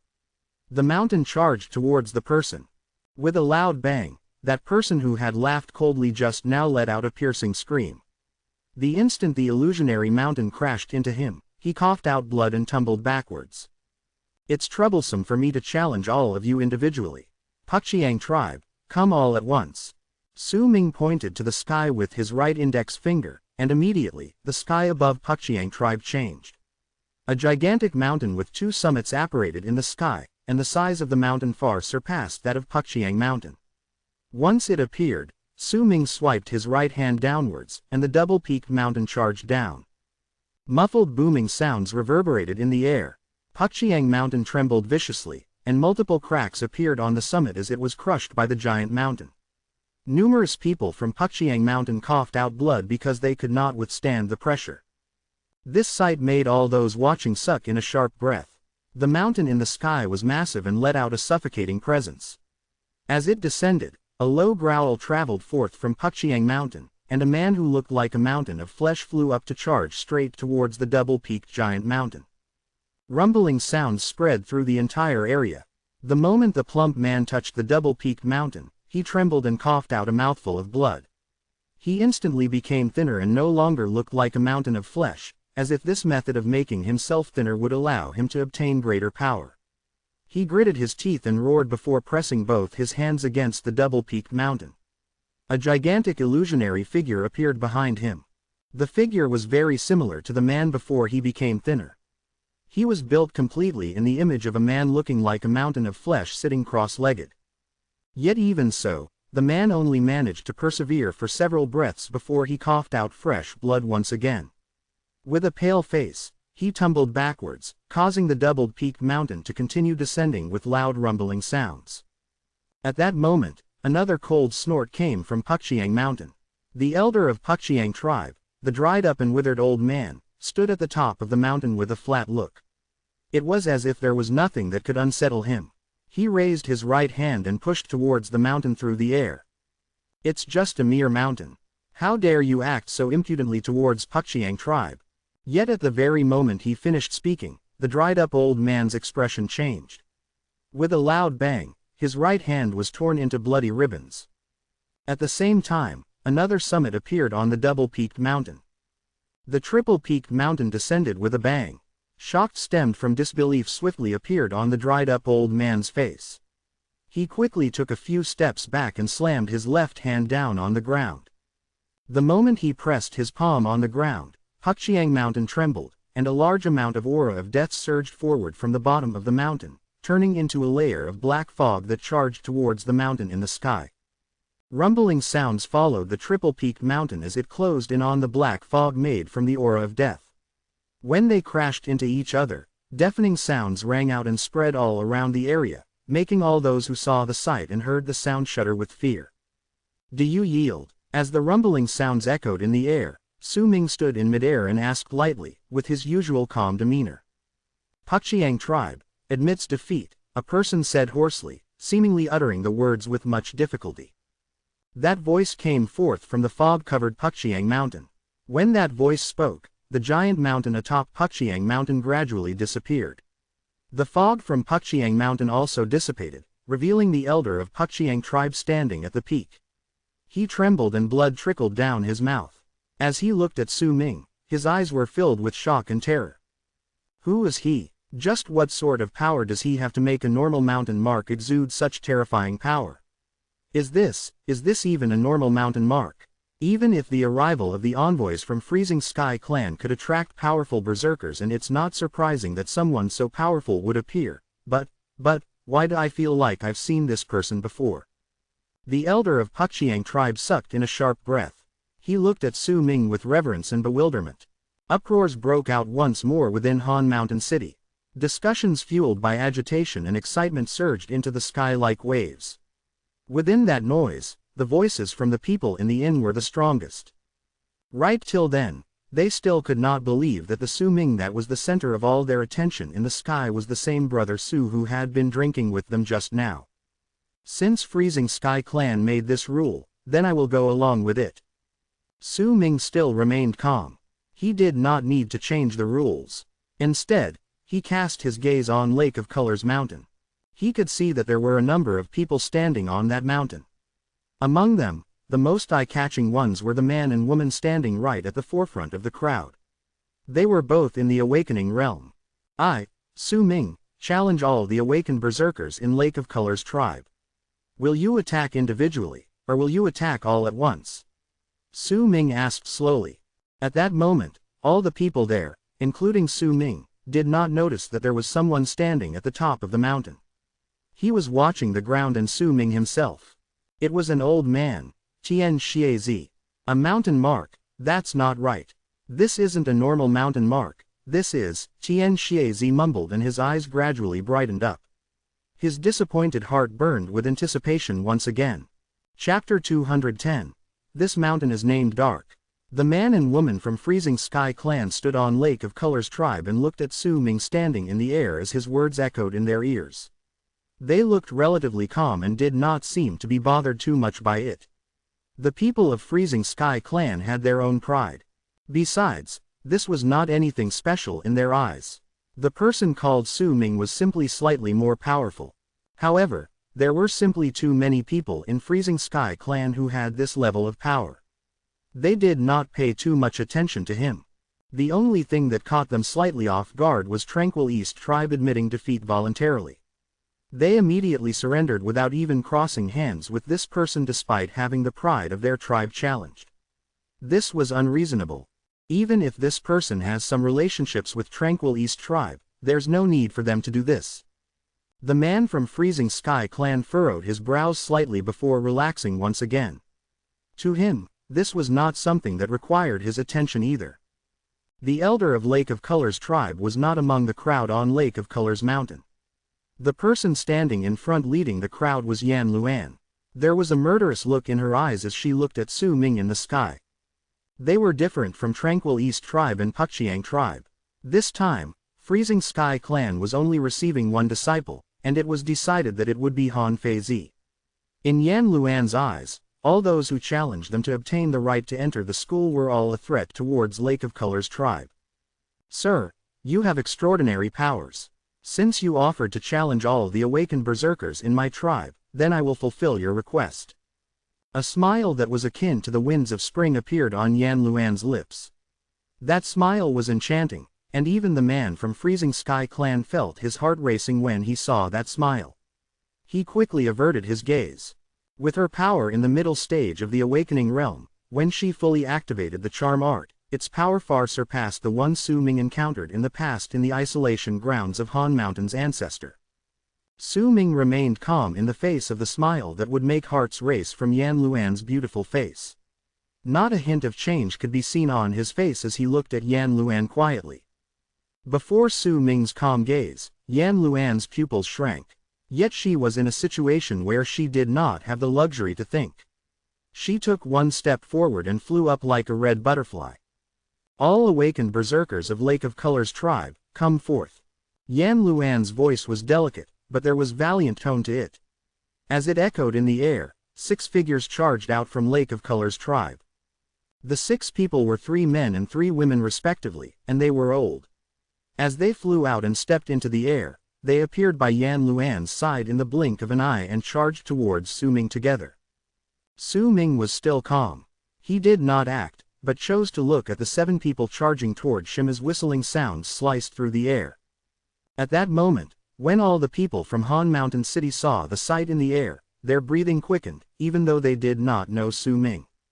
However, Su Ming's appearance during this moment gave them an outlet for their frustrations after all the depression they suffered for the past few days. Most of the tribe members standing on Pukchiang Mountain, including the elder, were looking at the sky silently. They looked as if they were conflicted. It was especially so for the elder of Pukchiang tribe. He was still watching Su Ming, and as he did so, the sense of familiarity he had about him grew stronger, but he simply could not piece together where that sense of familiarity came from. Tranquil East Mountain was silent, as if they were completely cut off from this battle and were turning a deaf ear towards it. That person is a little too arrogant, the man from Freezing Sky Clan said flatly on Lake of Colors Mountain. The woman by his side smiled faintly and nodded her head before she spoke. He's indeed arrogant, even if he managed to use the power of a mountain mark to suppress Pukchiang tribe. I heard that their elder and tribe leader were previously injured and could not use their full power. But Lake of Colors tribe is different. Let's watch it first. The relocation rune is still in the process of being activated, it's still in the stage of preparation. At least while we're waiting for the relocation rune to be activated, we get to be entertained. It's great, isn't it? That's right. Even if he marginally wins, it'll still be alright. We can give him the right to enter the school, but just a right. I can still give him a few tasks for him to fulfill. Once he completes one, there will be another, and this will continue right till the relocation rune is activated. Just thinking about it is pretty exciting. The woman may not have the most beautiful face, but she was still pretty all the same. She smiled, but there was contempt in her smile. Han Fei Zi stood by the side and frowned as she looked at the calm Su Ming standing in the sky. She was feeling the same way as the elder of Pukchiang tribe at this moment. She, too, felt that there was something familiar about Su Ming. As the man and woman from Freezing Sky Clan spoke, Yan Luan and the 6 awakened berserkers in the sky had already closed in on Su Ming, and then with a great display of teamwork, they suddenly spread out and surrounded Su Ming. 7 images movement. Yan Luan lifted her hand and tapped the center of her brows. The other 6 awakened berserkers did the same thing. Then these 7 people shuddered, and immediately, the illusions of their awakened berserker marks appeared behind them. Those illusions appeared in the air, and when they did so at the same time, it immediately caused the world to tremble, the weather to change, and a silver stream to appear in the sky. That stream was an illusion, but the sound of flowing water could be heard. That river was one of the 7's berserker mark. In that stream was a golden fish. There was a pair of wings on that fish's back. It leapt about in the water and let out hissing sounds as it chased after a pearl that was about the size of a head before it. There was a layer of purple fog inside that pearl, and that fog continuously changed into various faces of anger. Some of those faces were of men and some of women, some of them were old and some young. That golden fish and the pearl were also awakened berserker marks. A giant gourd could be seen at the end of the stream. That gourd was entirely green. From the distance, the water in the stream seemed to be gushing out from that gourd, flowing endlessly. A child sat by the gourd. That child was wearing a short-sleeved shirt and held a fishing line in his hands as he played by the gourd. If anyone took a closer look, they could see that the fishing line in the boy's hand was attached to the pearl with the purple fog. As he played by the gourd, the pearl moved continuously, baiting the golden fish to chase after it. There was a big tree behind the child. It was a lush tree, and it was letting off a presence that seemed to be brimming with endless life force. The gourd, child, and tree were all illusions formed from awakened berserker marks. These 6 berserker marks formed an illustration that used the sky as its canvas, causing all those who watched it to feel drawn in, and they would find it hard to pull out from that sensation. This was one of the 3 most mysterious berserker arts in Lake of Colors tribe: berserker illustration, 7 images movement. Right now, there were only 6 images in that berserker illustration. The 7th image appeared in the blink of an eye on the sycamore tree behind the child. It was a girl. Her face could not be seen because her long hair covered her features like a veil. Her head was lowered. As she sat on the branches of the tree, she hummed out a song. When that song entered all the listeners' hearts, it made them feel as if their souls were about to be sucked into the illustration. Chapter 211. What a breathtakingly beautiful face. That sound could not be heard by everyone. Besides Su Ming, who was momentarily stunned when he heard the sound, only Tian Xiezi could hear it among all the people in the area. The others did not have the right to hear it. Their power was not enough. Yet even if they could not hear it, an incredibly powerful oppressive presence burst forth from the 5-fingered dark mountain that appeared in the air, spreading out a mighty pressure that suffocated others. This pressure far surpassed that which had descended upon Pukchiang Mountain earlier. In the face of this pressure, the berserker marks formed from the 7 images movement art from Lake of Colors tribe crashed into the 5-fingered dark mountain with a loud bang. The booming sound reverberated in all directions, and the child shuddered. The fishing line in his hands instantly snapped, and as he trembled, he flew sideways as if he was swept away by a typhoon before he disappeared without a trace. The golden fish that had turned into a creature that looked like a dragon and a snake let out a shrill cry the instant it crashed into the 5-fingered dark mountain. Its body cracked inch by inch and eventually shattered. The layers of stream water that were charging forth to strangle him looked as if they were boiling and turned into white mist that spread outwards in all directions before completely dissipating. Even the gourd suffered many cracks, and with a loud boom, it turned into an innumerable amount of shards that disappeared without a trace. Eventually, even that girl who had turned into a phoenix could not withstand the might that appeared once the 5-fingered dark mountain materialized. It twisted once again and turned into a wisp of black smoke that scattered into the air. The moment Dark Mountain appeared, the berserker illustration from Lake of Colors tribe completely shattered. The strange sights in the sky vanished and returned to normal. Only the 5-fingered Dark Mountain remained aloft in the sky, making all those who saw it feel shaken to the core and want to bow down to worship it. Blood trickled out from the corners of Yan Luan's mouth. With a pale face, she retreated hastily. The 6 awakened berserkers from Lake of Colors tribe around Su Ming were also in a pathetic state. Their faces were filled with terror as they escaped. Right till the end, Su Ming had not made any moves to attack, he had only defended himself. At the moment the crowd retreated, a frosty glint appeared in his eyes. He took a step forward. His specialty was speed to begin with, and now that he had awakened, his speed had increased by several fold. Even if he was in the sky, with just one single movement, he turned into a long arc and charged towards one of the 6. That person was an old man. There was terror on his face as he retreated. Su Ming was still far away when he looked over, but a strong sense of danger filled his entire body soon after. Before he could react, a cold fingertip landed on the center of his brows. With a boom, that old man coughed out a mouthful of blood and tumbled backwards grievously wounded.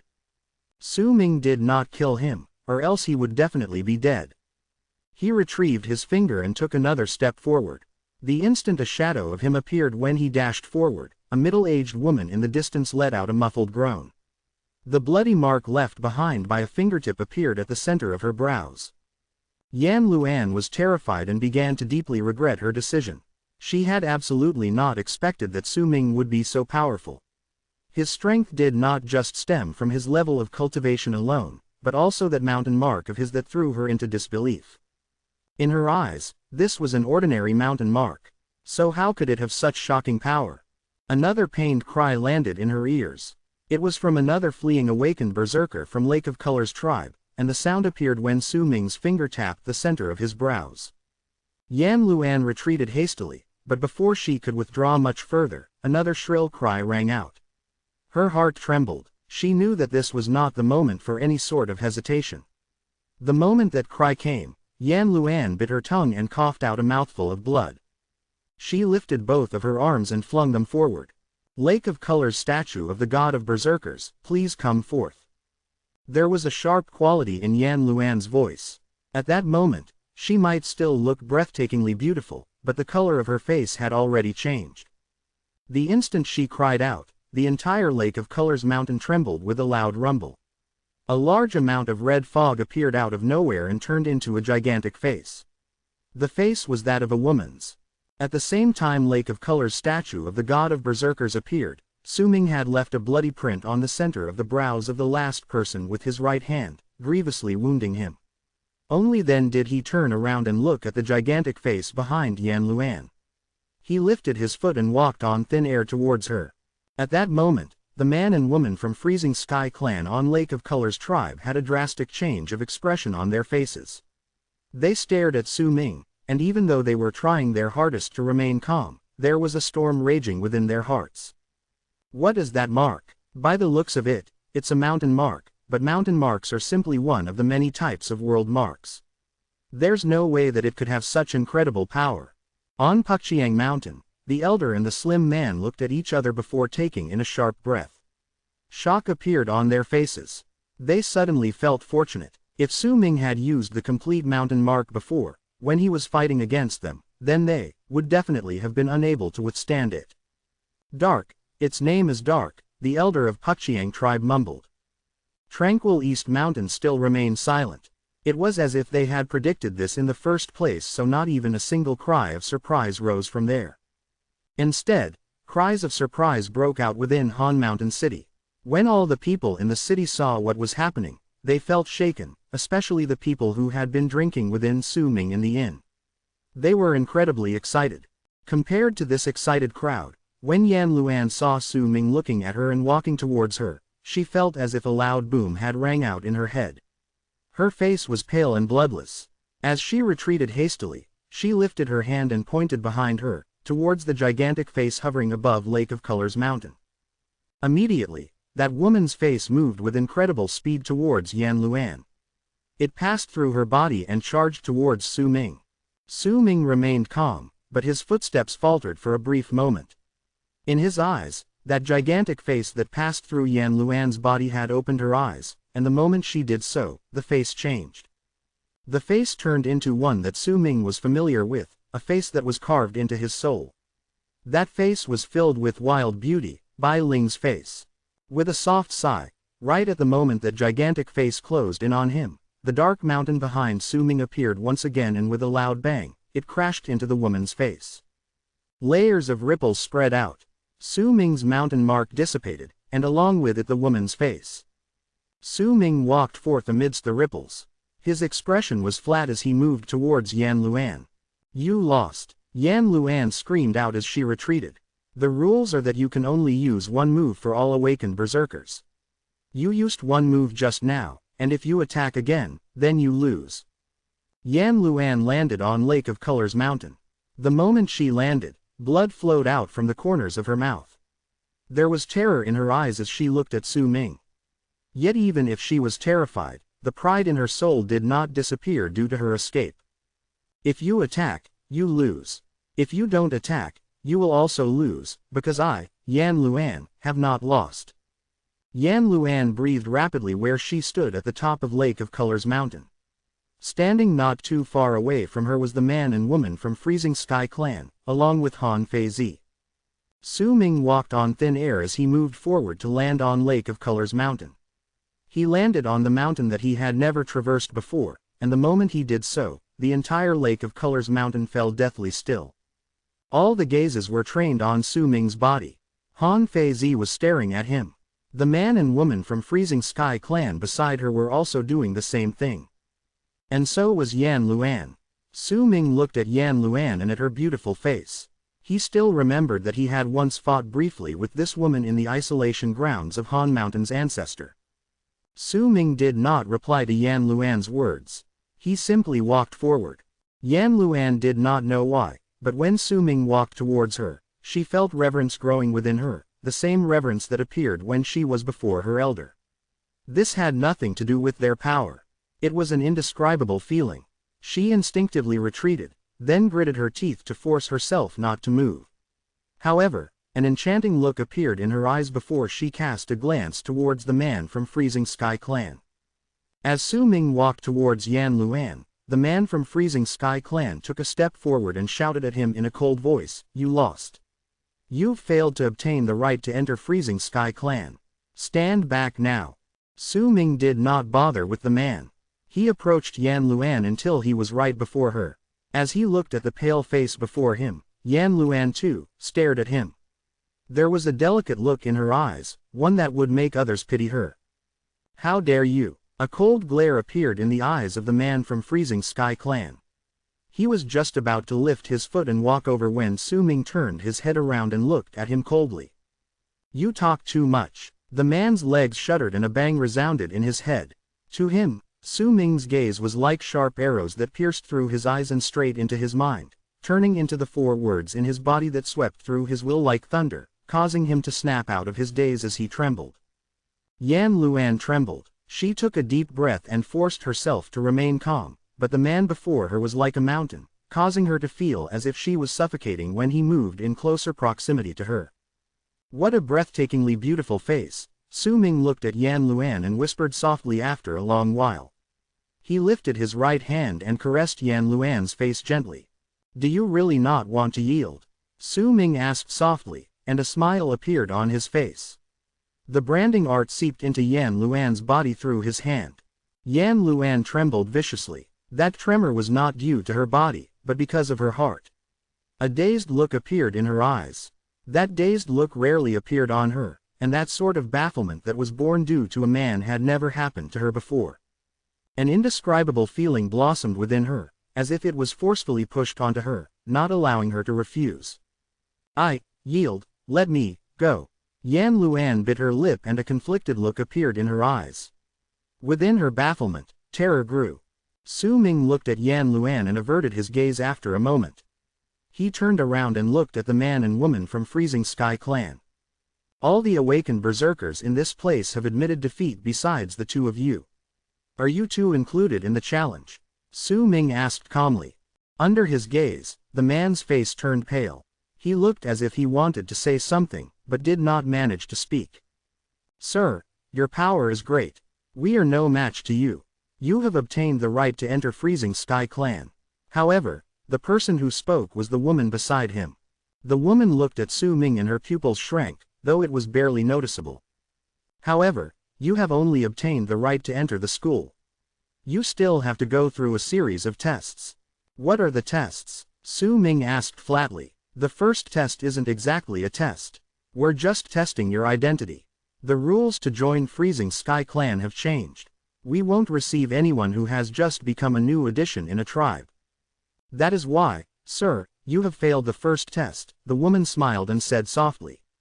There was still a hint of contempt in her eyes. She was not afraid that Su Ming will get angry. She had Freezing Sky Clan behind her. If he dared to harm a disciple of Freezing Sky Clan, then there would be no place for him to stay in the land of South Morning. "Sir, you have extraordinary powers. Perhaps you should have come earlier when Freezing Sky Clan took in disciples, else you might fail the tests even after you've obtained the right." The woman continued smiling as she spoke languidly. "I don't remember there being a rule like this before." Su Ming frowned and gave the woman a look. "There wasn't, but my word is law for the enrollment this time. If I want the rules to change, then they will." The woman's smile remained, and a hint of arrogance appeared alongside the contempt on her face. Su Ming fell silent for a moment before he glared at the woman coldly. "Then will Mo Su be able to pass the test?" As Su Ming spoke, he brought the black mask that had shocked the entire Han Mountain from his bosom with his right hand and put it on his face. The instant he placed the mask on his face, Su Ming's entire presence changed abruptly. The presence akin to that of a mountain turned into a strange atmosphere, and it looked as if there was black fog seeping out of his body that surrounded the area, causing Lake of Colors tribe to instantly be cast in a gloomy air. Han Fei Zi, it's been a long while. With the mask on, Su Ming's voice turned hoarse. That hoarse voice spread in all directions. It was Mo Su's voice. The moment Su Ming wore that mask, Han Fei Zi shuddered and stared at Su Ming with a dumbfounded expression. Her breathing grew rapid. Yan Luan almost cried out in surprise. She had not expected that the man before her, the man that she was forced to beg to release her would be the same person she had met in the isolation grounds of Han Mountain's ancestor, and the same person who she had taken a fancy to and wanted to take as her mate. You. Yan Luan instinctively took a few steps back and a look of disbelief appeared in her eyes. The entire Han Mountain city burst into excitement at that very instant. The uproar reverberated through the air. The person that countless people had been searching for, the Mo Su who was known to be the most mysterious of all awakened berserkers, now appeared among them in this manner. This shock was enough to throw them all off balance. My God, he's actually Mo Su. No wonder Tranquil East Tribe lost. This person was previously a guest in Tranquil East Tribe. He's actually Mo Su. Mo Su, whose actions have shocked all those within the hidden grounds of Han Mountain and whose face had never been seen, is him. Nan Tien was completely stunned where he stood in Han Mountain City. He stared at Su Ming on Lake of Colors Mountain and found himself speechless even after a long minute, because right at that moment, a theory that made him shudder began growing within him. I've been in Han Mountain City for many years. Will this identity be enough? Su Ming turned and looked towards the woman from Freezing Sky Clan. Chapter 212. Lord Divine General. The expression on the woman's face immediately changed. She had heard of Mo Su's name when she arrived in Han Mountain City and knew that there were 6 powerful awakened berserkers in Han Mountain City. Among the 6, besides the deceased Zan Lun and Yun Zhang, who was rumored to have gone out to isolate himself and train, she also met Nan Tien, Leng Ying, and Ke Ju Si before. Nan Tien and the other 2 were nothing to her, and it was even more so for the deceased Zan Lun. When she first heard of the 6 awakened berserkers, she was only interested in the person called Mo Su. This person was incredibly mysterious and wore a black mask. It was rumored that his power was incredibly great, and it was even hinted that he was the leader of the 6. He was also a guest in Tranquil East Tribe, and once the hidden grounds of Han Mountain were opened to the public, he was the only who retained his status as a guest when the 3 tribes dismissed all their guests. This was how the world worked. The more mysterious something was, the more easily the people's curiosity would be sparked. This was how it was for the woman. However, that curiosity did not last long, it was placed aside soon after. To her, it did not matter whether Mo Su was mysterious or not. He had absolutely nothing to do with her, and they were from 2 completely different worlds. She did not expect that the Mo Su that had sparked her slight interest would appear before her in this manner on this day at this very moment. The sounds of the excitement from Han Mountain City traveled into her ears. The waves of sounds were getting stronger with each passing moment, until it eventually tumbled around in all directions and created a buzzing in the air. In Han Mountain City, the crowd that had been drinking with Su Ming previously all had their mouths hanging open. Su Ming had given them too much surprise, and now with the surprising reveal that he was actually Mo Su, their shock had already reached an unimaginable level. He's Mo Su. No wonder he has such great power. I had thought he was. The man named Yun looked at Lake of Colors Mountain quietly, and a baffled look appeared on his face before he shook his head. He's Mo Su. The elder of Pukchiang tribe took a deep breath on Pukchiang Mountain. He was not unfamiliar with Mo Su's name. Even if he had never met him before, their people had indeed investigated this person in the past. However, their investigations did not bear too many answers. They only knew that this person suddenly became the guest of Tranquil East Tribe and also suddenly disappeared without a trace in the hidden grounds of Han Mountain City. His fame was mostly due to Lake of Colors Tribe and Tranquil East Tribe's deliberate actions to make him famous. However, he had also asked Zan Lun about him, and he had obtained an answer for his question. Mo Su should be a powerful awakened berserker. However, due to injuries, that was why his power had fallen to the blood solidification realm. Yet even so, Zan himself did not have too much confidence in obtaining complete victory over him. Compared to the uproar around them, tranquil East Mountain still remained silent. However, that silence did not last long before an old voice traveled forth from the mountain. There was a hint of respect in that voice as it reverberated in the air. Tranquil East Tribe congratulates Kindred Mo for obtaining the right to enter Freezing Sky Clan. When all around was alit with excitement, Lake of Colors Mountain fell silent. Han Fei Zi looked at Su Ming, and also at the mask on his face, with mixed feelings. This was the first time she had seen Su Ming's true face. After Zan Lun died, she was the only person who knew Su Ming had an incredibly valuable treasure on his person. "Should I call you Su Ming, or Mo Su?" Han Fei Zi asked softly. Yan Luan was feeling even more conflicted. She looked at Su Ming with a dumbfounded expression and recalled all the things that had happened in the isolation grounds of Han Mountain's ancestor. She remembered how she had wanted to take this man as her mate, his soft words when he looked at her just now, and how her heart had mysteriously trembled. Red suddenly appeared on Yan Luan's face. Su Ming did not answer Han Fei Zi's question. He merely looked at the woman from Freezing Sky Clan coldly. The woman remained silent for a moment before letting out a cold snort.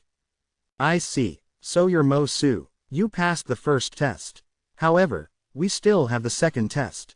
You have to challenge the chains of Han Mountain. Before the relocation rune is fully activated, you must clear it, or else you'll still fail," the woman stated with a cold sneer. Due to the mask Su Ming wore, no one could see his expression. However, his eyes were serene. It was as if the woman's words did not cause any surge of emotion within him. "And will there also be a third, fourth, and fifth test?" Su Ming asked in a placid tone. His calm demeanor made the woman unhappy. She was representing Freezing Sky Clan to receive disciples this time, even if it had already been decided that they would only take in one disciple. However, as long as she was representing Freezing Sky Clan, all those who met her had to be respectful towards her. Some of the people would even be fearful of her. Only this Su Ming did not regard her with importance. Even if she was clearly making things difficult for him, he still remained unruffled. By just taking out a mask, he rendered her first test a complete joke. When she heard his question, the woman's smile grew colder, and she decided not to hide her intentions any longer. She spoke in a frosty tone. "Freezing Sky Clan is not a place that any person can enter. Even if you've cleared the chains of Han Mountain and finished the second test, there's still the third test. For the third test, you have to prove that you awakened only after you have attained completion during the blood solidification realm. But you've already awakened, so you can't prove it." Su Ming was silent. When she saw Su Ming remaining silent, contempt seeped into the woman's smile. "If you really have the ability to provide me solid and believable proof to show me the amount of blood veins you had when you awakened, there will still be a fourth test. The fourth test is very simple. You have to sound Han Mountain Bell. But it's a pity. That bell is no longer here. It was taken away by a divine general of Awok. Go take it back. If you can complete these 4 tests before the relocation rune is fully activated, then there will be no problem for us to take you into Freezing Sky Clan. If you can't, then leave now. Stop bothering us. You won't be able to withstand the wrath of Freezing Sky Clan." Right at the moment the woman finished speaking, Lake of Colors Mountain suddenly trembled. Piercing rays of light shot from within the mountain and merged into one single, blinding ray of light at the summit, looking as if it was about to turn into a gigantic rune. "Looks like you don't have a chance anymore. The relocation rune has activated. In 10 breaths, it'll be fully activated." The woman smiled and no longer looked at Su Ming, but turned her gaze instead towards the rapidly forming relocation rune. "Then will it be enough if I use this identity as well?" Su Ming asked unhurriedly. The moment he spoke his words, the woman was immediately stunned. At the moment she turned her head back to look at Su Ming, she shuddered, and disbelief appeared on her face. She instinctively took a few steps back, and all the blood on her face drained away in an instant. You, even the man who had been staying silent by the side but had been laughing coldly in his heart felt his expression drastically change. He sucked in a sharp breath and looked as if he was struck by lightning. His mind became blank. They were not the only ones in that state. At that moment, All the people on Lake of Colors Mountain were completely stunned that very instant, and all their emotions were replaced with shock. Lightning thundered, and lightning arcs swam around Su Ming's body. The lightning sparks glowed with a blue light, and while it exuded a strange presence, it also symbolized one thing. Su Ming lifted his right hand and bell chimes could be heard from the center of his right palm. There was a bell that gave an old and aged presence resting on his palm. It floated upwards and grew rapidly in midair. Its appearance also symbolized one thing. Lord Divine General. An uproar filled with cries of surprise of an intensity that was never heard before rose from within Han Mountain City. Chapter 213. Have a safe journey. His origin awakened vessel is lightning. That's exactly what Lord Divine General refined that day. That's Han Mountain Bell. Lord Divine General took that bell away on that day. He's indeed Lord Divine General. This is unbelievable. Lord Divine General and Mo Su are one and the same. All the people in Han Mountain City had already fallen into a state akin to frenzy. All the things that happened this day had made them shocked, but none of the shock they felt was comparable to the shock they felt at this moment. The Lord Divine General that was ingrained deep within the minds of all the outsiders in Han Mountain City, whose presence was like the blazing sun during noon, now appeared before them. He was the Divine General. He was Mo Su. He was Su Ming. Nan Tian's breathing quickened. He looked at Su Ming standing on Lake of Colors Mountain with a dumbfounded expression as his heart raced against his chest. Even if there had been speculations about this deep within his heart, when that speculation came true, he still found it hard to quell the shock in his heart. As expected, he's the Lord Divine General, Mo Su. It's clear that his level of cultivation didn't drop from awakening to the blood solidification realm due to grave injuries. When I first met him, he hadn't even awakened. He actually managed to intimidate me when his power was only at the blood solidification realm. He, as expected of a divine general. Leng Ying, who was standing beside Nan Tian, took a deep breath. He was not unfamiliar to Mo Su's name, but in his heart, he had never thought that Mo Su was at a level so high that it was impossible for him to measure it. He had even once assumed that this Mo Su, who had been hiding his appearance all this while, did not exist at all. He could have even died somewhere a long time ago. His fame was simply the result of other people's deliberate work. However, once he saw that Su Ming was Mo Su, he was shocked, but before that shock disappeared, he also saw that Mo Su was the divine general that appeared before them just a few days ago. It was as if thunder rumbled in his head, and his mind turned blank. He lost all ability to think and was rendered completely stunned by the turn of events. An outburst with an intensity that was rarely seen erupted from within Han Mountain City. The waves of sound shook the sky and earth. They spread out in all directions and did not disappear. The voices seemed to all be calling out one single title. Lord Divine General. The people who had been drinking with Su Ming in the inn were the most excited as they joined in crying out with the other people.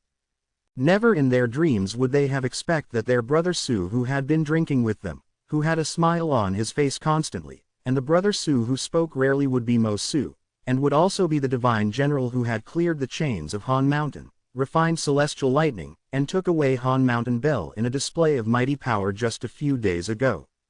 Amidst the crowd, the man named Yun stood with respect and fanaticism in his face. He had speculated about this before but hadn't been certain. Now as he watched Su Ming standing at the top of Lake of Colors Mountain, he could not help but recall the scenes of the people drinking together in disappointment on that night. As for his companion, while there was excitement in his heart, he also felt fortunate. After all, during the night 2 days ago, he had been displeased with Su Ming inviting himself to their table. There was also a man and a boy in the crowd. The old man was stunned as he looked at Lake of Colors Mountain. As for the boy, he was standing there stupefied, mumbling words that other people could not hear. Greetings to the Lord Divine General from Tranquil East Tribe. As Han Mountain City was in the midst of their exited uproar, 2 voices traveled out from Tranquil East Mountain. They belonged to the elder of Tranquil East Tribe and Fang Shen. Even the powerful berserkers in their tribe floated into the sky and wrapped their fists in their palms before bowing together to Su Ming above Tranquil East Mountain. Soon after, the same words were echoed from Pukchiang tribe. All the leaders from Pukchiang tribe bowed towards Su Ming together with respect and fear on their faces. Greetings to Lord Divine General from Pukchiang tribe. We did not know of your identity previously and offended you. We hope that you will be able to forgive us. The elder of Pukchiang tribe laughed bitterly. He had said the same words twice to the same person now. At the same time, sounds of respect rose like a wave from Han Mountain City and spread out through the entire area. Greetings, Lord Divine General. Welcome to Han Mountain once again, Lord Divine General. The voices echoed in the air, and as they shook the entire area, they traveled to Lake of Colors tribe and into the man and woman's ears, causing their faces to turn pale and a loud bang to resound in their minds. Greetings, Lord Divine General. The flush on Yan Luan's cheeks turned redder as she bowed towards Su Ming. Su Ming calmly took off the mask from his face and his gaze fell on the woman from Freezing Sky Clan. In regards to Freezing Sky Clan's second test set, I've already cleared the chains of Han Mountain, Su Ming stated slowly. When his words fell from his lips, the woman's face turned paler. As for the third test, with my identity as Divine General, it's enough to prove that I awakened after attaining completion in the blood solidification realm, Su Ming continued speaking. His voice was not loud, but it landed clearly in all the people's ears in the area. The woman who came from Freezing Sky Clan trembled and staggered a few steps backwards. She looked at Su Ming with a stunned expression and her mind went blank. Everything was happening too suddenly, and this unexpected situation caused her to be unable to adapt. As for retrieving Han Mountain Bell as the last part of the test, it is here. Su Ming did not speak quickly and remained calm and collected. The instant he finished speaking, the woman looked as if her heart had just suffered 3 heavy blows, rendering her breathless. She opened her mouth as if she was about to say something. However, before she could even speak, a piercing and freezing glare appeared within Su Ming's eyes. Under that cold gaze, her words got stuck in her mouth. I've followed all the rules Freezing Sky Clan set and I've fulfilled every request. Now, it is time you give me an answer, he stated coldly. The woman turned pale and helplessness appeared on her face. She instinctively looked at her companion, the man from Freezing Sky Clan. He had a similar panicked look on his face. Once they exchanged looks, the man gritted his teeth and took a few steps forward. There was no longer any hint of pompousness on his face, only anguish and sincerity. He wrapped his fist in his palm and bowed towards Su Ming. I am Chen Yu Bing of Freezing Sky Clan. Greetings, Lord Divine General. I've been deeply regretful that I was unable to see you summoning the deity statue of awakening and being awarded the title of Divine General of Awakening. My lord, you are indeed extraordinary. I am Shu Ru Yu of Freezing Sky Clan. Greetings, Lord Divine General. There was a reason why I have been so disrespectful. My lord, I hope you will not mind. The woman lowered her head and bowed towards Su Ming. There was no longer any contempt on her face. It was replaced simply by anxiety and paleness. We're only outer sect disciples for the left preceptor in Freezing Sky Clan and we rarely venture out. If we've offended you, please forgive us. This time, our fellow brother Zhao, an inner sect disciple, was supposed to come with us, but because something came up, fellow brother Zhao could not come. Before we came, the left preceptor mentioned that we will only take one disciple from Han Mountain City this time, and it was decided that it would be Lake of Colors tribe's Han Fei Zi. We don't have the right to decide whether we can take in a second person. That was why we were forced to make things difficult for you. The two of them whispered, pouring out all their thoughts in their hearts. With your power and status as the Divine General, all the schools in the land of South Morning will definitely receive you. If you don't mind, please come back with us to Freezing Sky Clan and the leaders will make the final decision. The two of us have no right to make any decisions. I grossly exaggerated my words just now. I hope you'll forgive me. Shu Ru Yu bit her bottom lip and whispered entreatingly. Su Ming cast a glance at the man and woman who had changed their attitudes so completely, then put away his mask along with Han Mountain Bell. From the moment he knew from Han Kang Zi that Freezing Sky Clan was only taking in one person, he had been making all sorts of preparations for the sake of one goal, getting into Freezing Sky Clan. Su Ming had already predicted a long time ago that there was no way that he could be taken as Freezing Sky Clan's disciple in this place. My lord, this way. Chen Yu Bing spoke politely. The relocation rune on Lake of Colors tribe was already fully activated. The light from the rune was flashing brilliantly. A gigantic ball of light had already gathered in midair. Freezing Sky Clan. Su Ming lifted his head and looked at the gigantic ball of light. An eager look appeared in his eyes. He took a deep breath and lifted his foot, but just as he was about to walk towards the light. Fellow brother Chen, senior sister Shu, you won't mind if I use this rune and go back to the school, yes? A soft voice traveled forth from tranquil East Mountain, and a petite figure also appeared along with that voice. It was Han Kangzi, Fang Kang Lan. She let out a soft chuckle as she walked through the air towards them. Her robes fluttered in the air as she walked like a butterfly.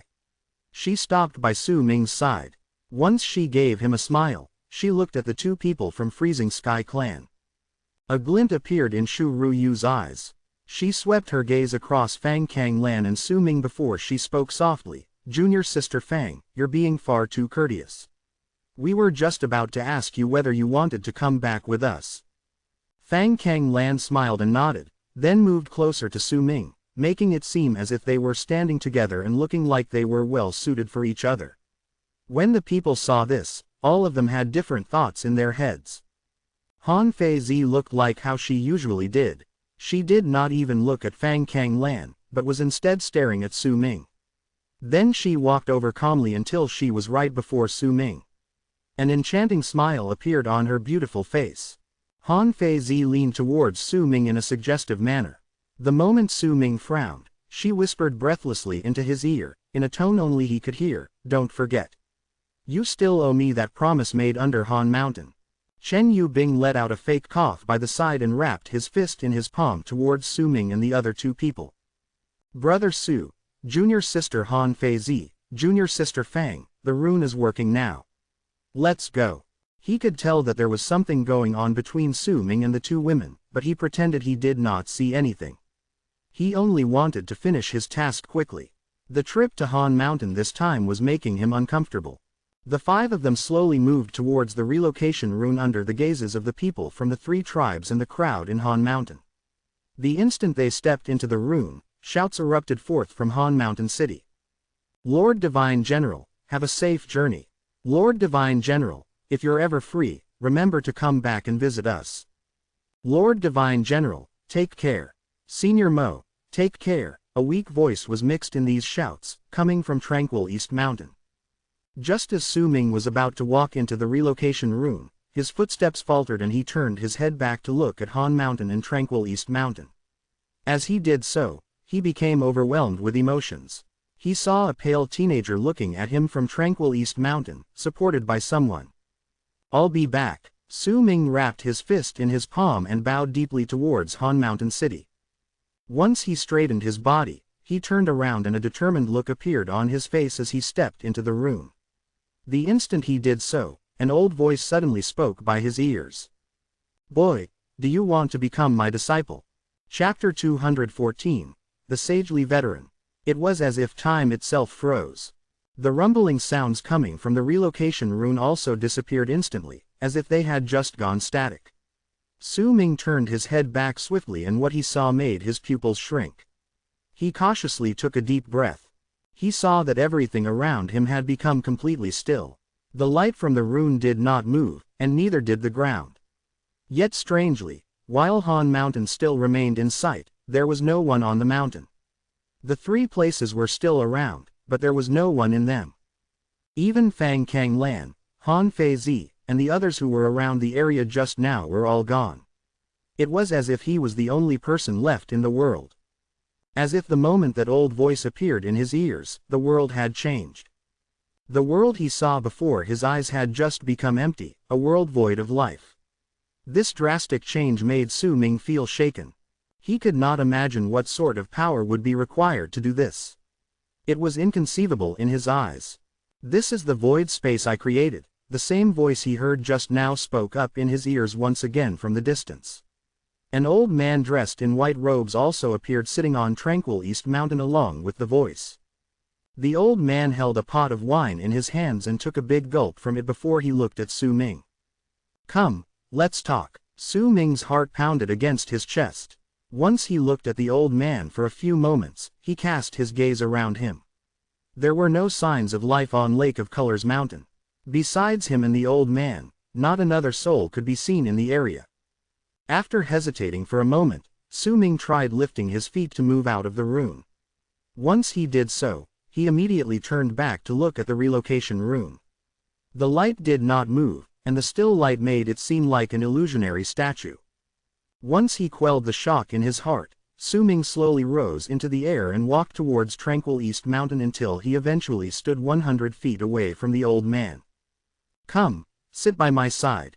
The old man put down the wine pot and swept his gaze across Su Ming. A hint of praise appeared on his face. Su Ming moved closer to him without a word, and once he was by the old man's side, he decided to just go along with his suggestion and sat down. "Are you curious?" The old man gave Su Ming a scrutinizing look, then lifted his right hand to point at the space before Su Ming. Immediately, the space before him distorted and a pot of wine appeared.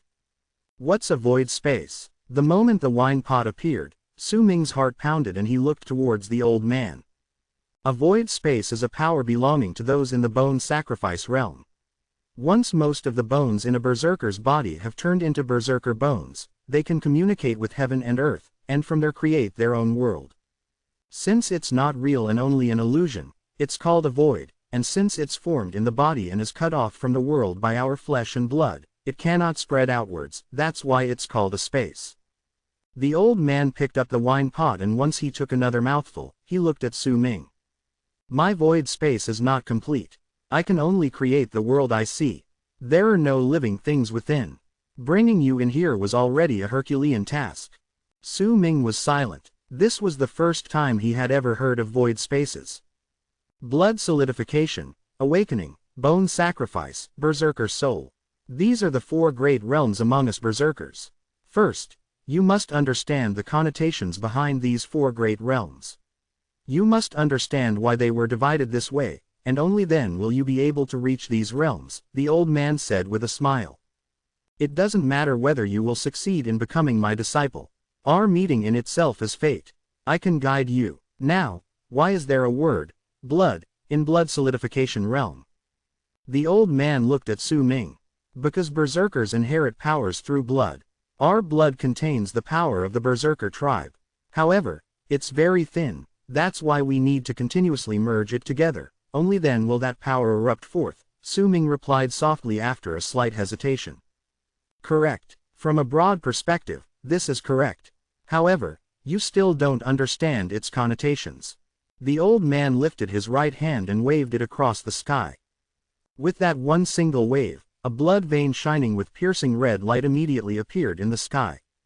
"Look closer, I will only show it to you once. When you finish observing it, tell me your answer. This is my first test for you. If you succeed, then I will consider you my honorary disciple. If you fail, then go back from whence you came." The old man cast Su Ming a profound look and waved his right arm in the sky once more. The moment he waved his arm, the blood vein in the sky shook, and several branches appeared on that blood vein, and those branches branched out once again, until eventually there seemed to be countless blood veins right before Su Ming's eyes. However, if he took a closer look, he would find that there was really only one blood vein. The multiple branches that appeared on that one blood vein split up from each other and gathered in the air to form the outline of a person. They shone with a brilliant red light that lit up the entire area. When he saw this, Su Ming took in a sharp breath, feeling as if thunder rumbled in his mind. The blood veins that he thought had disappeared once they turned into his berserker mark appeared once again to cover his entire body. This strange sight made Su Ming shudder. So blood veins don't disappear once we awaken. As Su Ming mumbled under his breath, the figure of the person formed by the blood veins in the sky experienced a change once again. Those blood veins became entwined with each other and gradually pictures of mountains and rivers, the sun and the moon, the stars, plants, and ferocious beasts appeared around him. Every single time one of them appeared, the person formed by blood veins would experience different changes. The veins would move around as if they were trying to match the illusionary pictures around them. The final picture that appeared was of a mountain, a five-fingered mountain, Su Ming's mountain mark. The moment the five-fingered mountain appeared, plants appeared on the surface of the mountain. There were trees, earth, and the entire five-fingered mountain seemed to have come alive. As it continued to be covered, it gradually looked as if it had turned into a real mountain, and was no longer an illusion.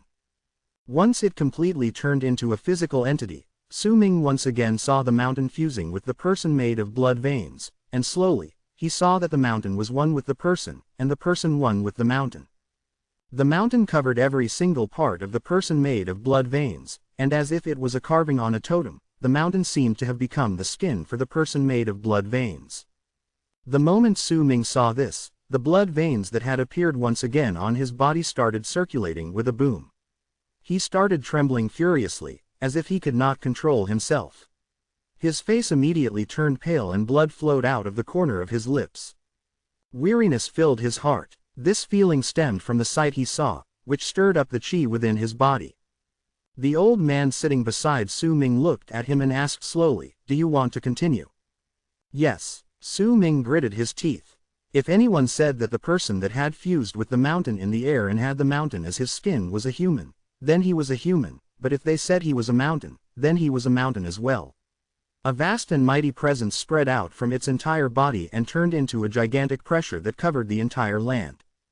Soon after, a golden piece of bone appeared within the body. More pieces of bones gradually appeared, and after a moment, a complete spine was formed. It did not end there. Once the spine appeared, a complete skeletal frame formed in the body as time passed by.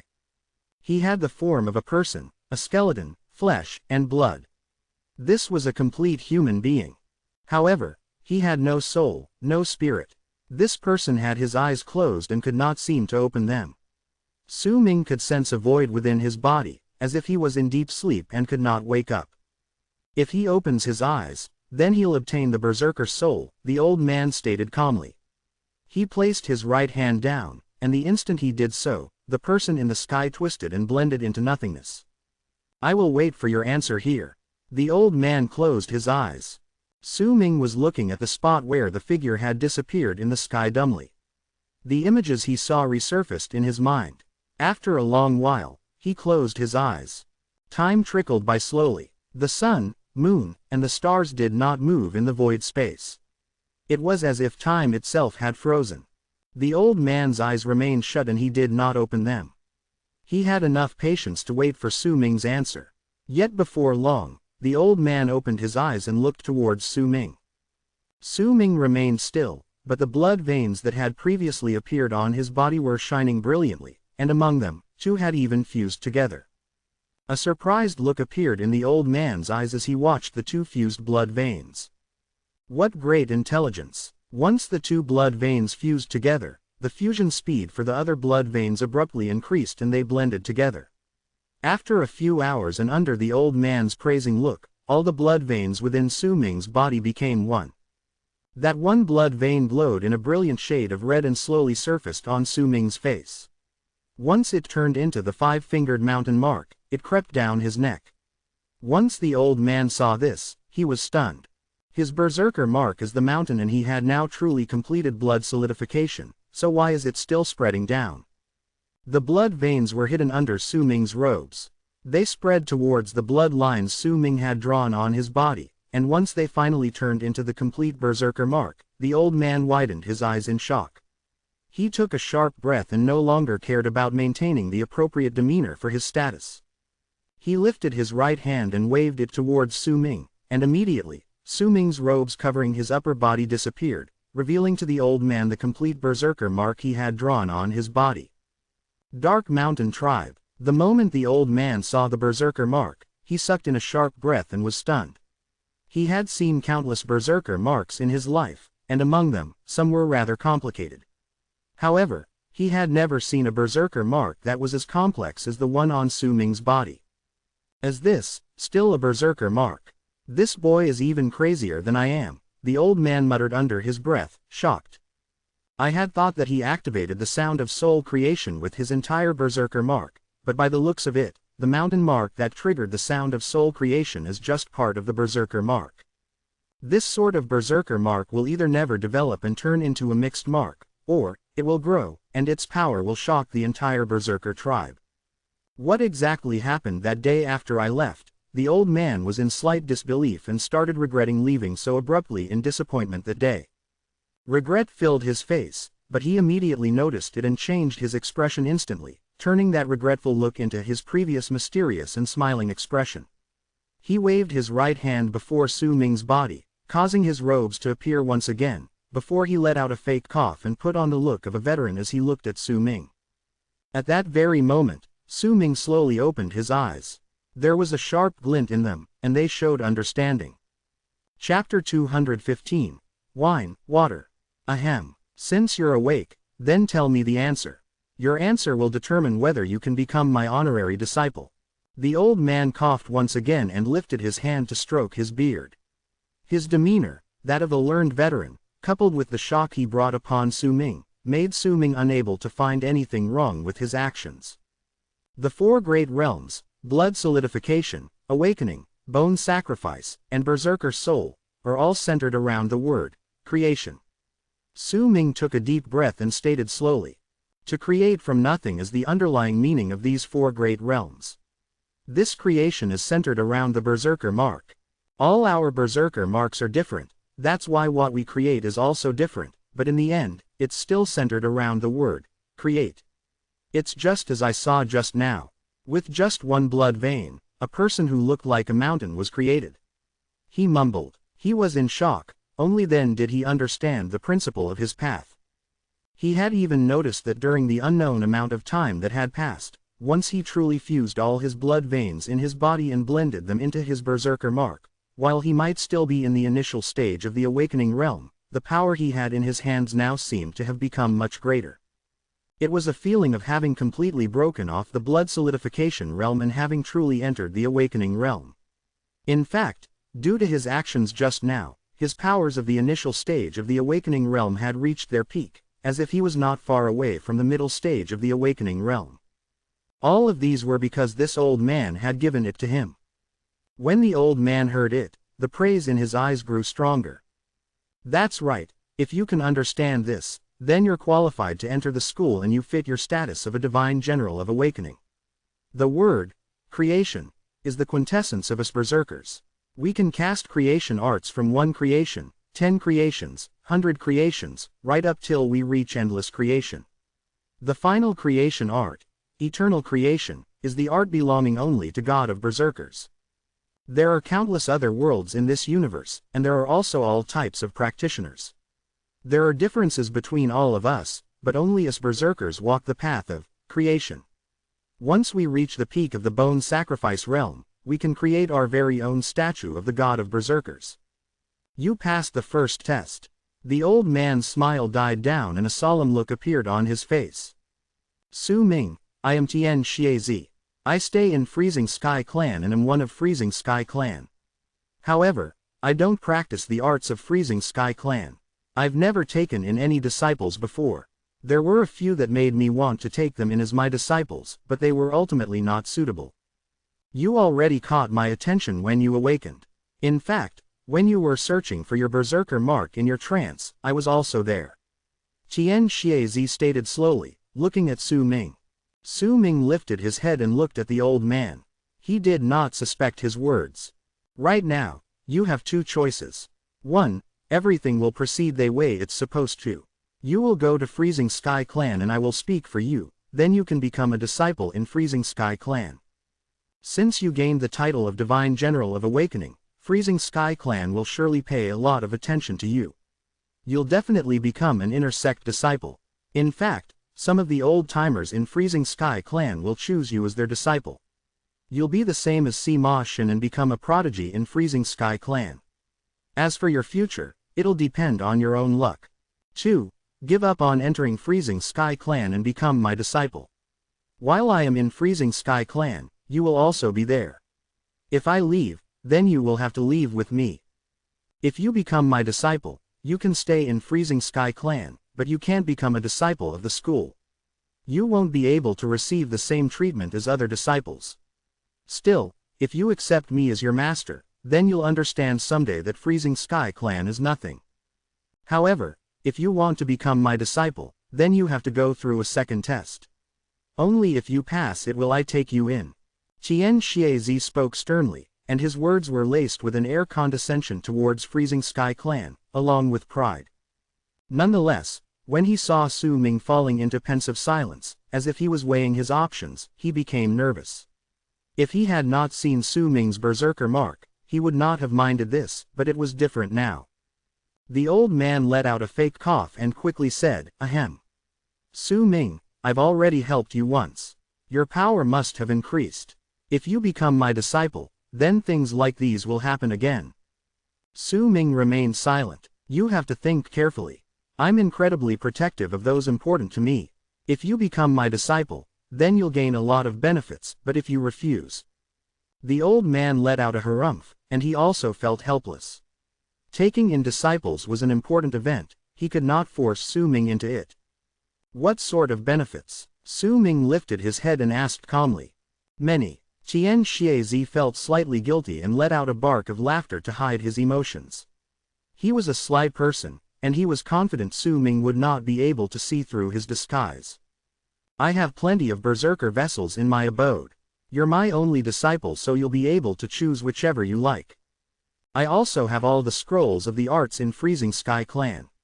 Even if you don't join it, you can still learn the arts, and the clan can't say anything about it because you'll be my disciple. Let me think. I also own a mountain as my compound. I have my own cave abode, so if you become my disciple, I can immediately create your own cave abode next to mine.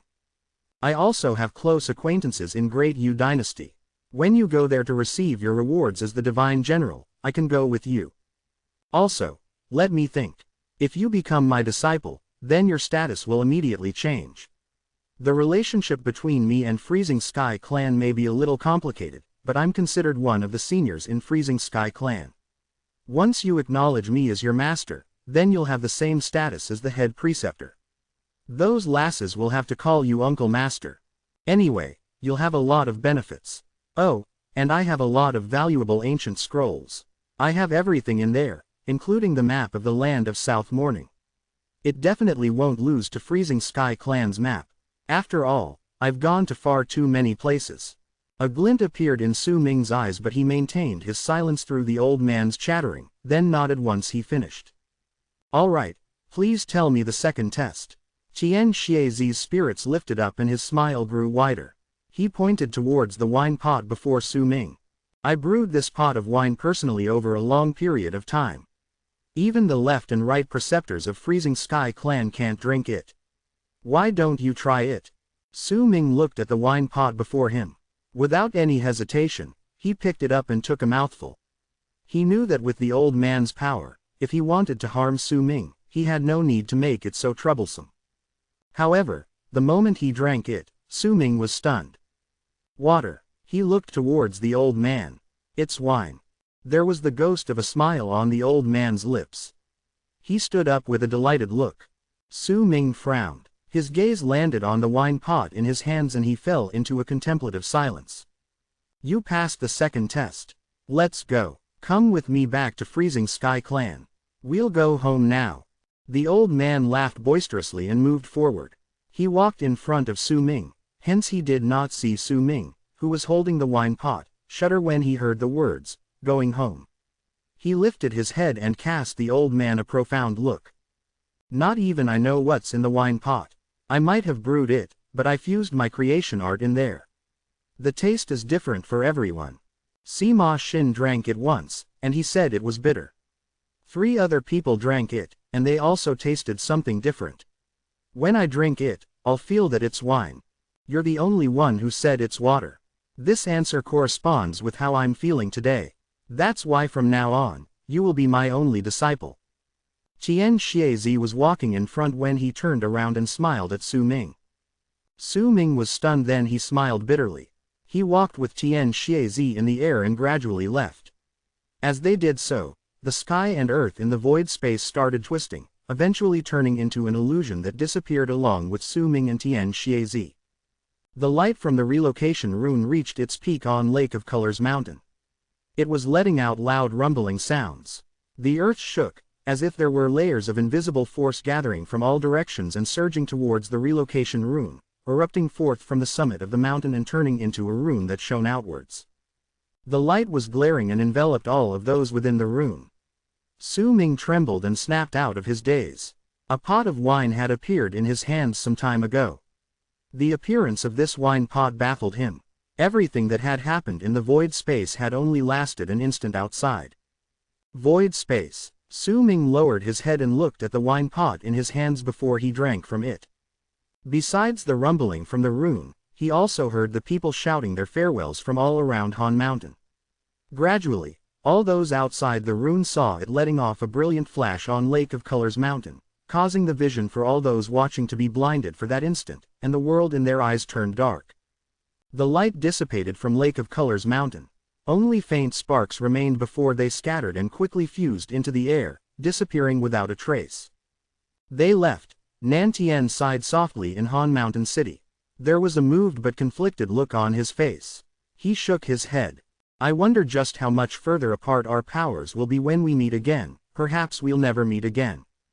By his side, Leng Ying quietly looked at the Lake of Colors Mountain that had lost the light from the relocation rune. A determined look appeared in his eyes. He's finally gone. The elder of Puxiang tribe let out a sigh of relief. Nonetheless, he knew that he would never forget that a divine general of awakening once appeared in Han Mountain, in this place, and with this method, he entered Freezing Sky Clan. Fang Mu lowered his head on tranquil East Mountain. His father stood by his side. The man's mouth opened as if he wanted to say something, but Fang Mu did not look at him. Instead, he walked away with his head lowered, as if he did not want to talk to his father. Fang Shen let out a quiet sigh. As the envoys from Freezing Sky Clan left, Han Mountain gradually calmed down. Some people left, and some people chose to stay. The people in the inn were the same. Yet no matter what, when Freezing Sky Clan came once again to take in disciples, some of them might meet each other again. Then they would drink together and talk about this miracle. It was especially so for the people who had drunk with Su Ming. They might even say with pride that there was once a Lord Divine General called Su Ming here and speak of his stories. Chapter 216. Sky Mist Barrier. The land of South Morning was so huge it seemed endless. Even if people reached the awakening realm, few could manage to travel through the entire land. This place was simply too big. Some people had made rough calculations about how long it would take for a awakened berserker to cross the land of South Morning and stated that they would need at least 100 years to do so. That was discounting the dangers that the person would encounter during his or her journey. There were also an infinite amount of fierce beasts in the land. These beasts could even hold their own against those in the berserker soul realm.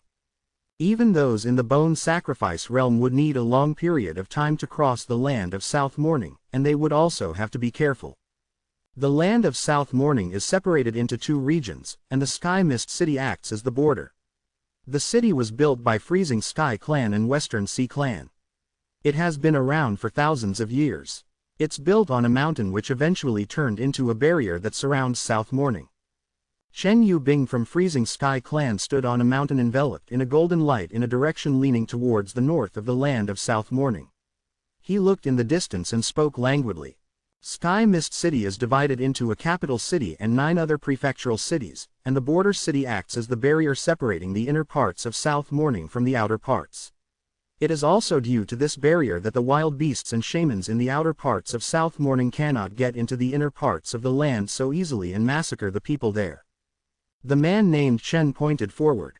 They could see a mountain range that looked like a dragon's spine far into the distance in the direction he had pointed. It went on endlessly, just like the walls of a city. That is part of Sky Mist City's barrier. Junior sister Han Feizi, you should have not heard about this city before, right? You'll definitely receive a lot of attention once you enter the school, and when the time comes, you'll be sent out for training. You might be sent to guard Sky Mist City. This is the highest glory for us, the people of South Morning. Brother Su, you are the Divine General. It's fine for you to know some of the secrets of the land of South Morning. With your power and status, you will learn all about them sooner or later. The man named Chen cast a glance towards Su Ming with a kind smile. Su Ming's face remained passive as he looked towards the mountain range in the distance. He did not speak. He had no idea how much time had passed while he was in the relocation rune in Lake of Colors Mountain. He only knew that a long time had passed by until the buzzing sounds in his ears disappeared. When the light outside was no longer so bright he had to close his eyes, he opened them, and saw that he was at the top of this very mountain along with the other 4 people. Once they appeared, Freezing Sky Clan's Shu Ruyu brought out some golden stones, then started laying them out in a certain manner on the mountain. As the stones in her hand were placed down, the mountain was gradually covered in increasingly stronger golden light. We were fortunate to have obtained the 4-dimensional layer relocation rune. In the past, when we had to move from Han Mountain to Freezing Sky Clan, we had to use the runes in Sky Mist City. They are very slow. While Freezing Sky Clan might have been researching and using relocation runes as well, we could only relocate a short distance away and the price was great. If we relocated too many times, not only would we waste a large amount of time, our bodies would not be able to handle it either. We'd need to rest for a few dozen breaths before we could recover. Right, with the 4-dimensional layer relocation rune, we only need to relocate 8 times to return to Freezing Sky Clan. It's much more convenient. The man named Chen let out a sigh and looked at Shu Ruyu laying out the rune. Then he smiled towards Su Ming, Han Kangzi, and Han Feizi. Sky Mist City. Han Feizi's gaze fell upon the mountain range and she frowned. Looks like you don't know about the existence of this city, but that's normal. I only learned some of the secrets of the land of South Morning after I entered Freezing Sky Clan. Brother Su, have you heard of Sky Mist City before? The man named Chen smiled and looked at Su Ming. This was a person who would definitely be taken into the school, and his status in the school would definitely not be lower than Han Feizi's, perhaps even higher. That was why he decided to ease the tension between them and become acquaintanced with him. That was why he decided to talk about the things that outsiders would not know over here. I've never heard of it, Su Ming said calmly, looking at the mountain range in the distance. If that's the case, then I'll accompany both you and junior sister Han Feizi to visit the city walls on Sky Mist's mountain range and explain their function in detail, the man named Chen said and smiled before looking at Shu Ruyu laying out the runes on the ground. Shu Ruyu wiped off the sweat on her forehead. When she saw Chen Yubing looking at her, she smiled and spoke. There are still 10 hours before the rune is fully arranged and we can activate the second relocation. I only need junior sister Han Kangzi to stay behind and protect me. She had to calculate the entire process of laying out the rune and placing the golden stones at their rightful places. Shu Ruyu was not very familiar with this and that was why she needed to be cautious, which inevitably led to her tiring herself mentally. All right then, I'll leave it to you, senior sister Shu. We won't go too far. If anything goes wrong, I'll come back as soon as possible. Chen Yubing gave her a nod and looked towards Han Kangzi. Junior sister Fang, I'll leave it to you. Han Kangzi had a solemn look on her face. Her gaze traveled to Su Ming before she nodded. Brother Su, junior sister Yan, this way. Chen Yubing lifted his hand and pointed in a direction before he moved forward and turned into a long arc that charged into the distance. Han Feizi's face remained cold and detached. White clouds appeared underneath her feet and lifted her up to chase after Chen Yubing. Su Ming lifted into the air unhurriedly. They turned into 3 long arcs and moved towards the city walls built on the mountain range in the distance. If we talk about Sky Mist City, then we have to talk about the barrier that separates the inner and outer parts of the land of South Morning. We live in the inner parts of the land of South Morning, and as of now, we are in the inner part. The inner parts are very large. Most of the western side of the inner parts belong to Western Sea Clan, and the north belongs to Freezing Sky Clan. However, compared to the world outside the barrier, the region we live in is only a small part of the entire land of South Morning. With Chen Yubing's voice in their ears, the 3 of them gradually approached the Sky Mist City's wall barrier at full speed.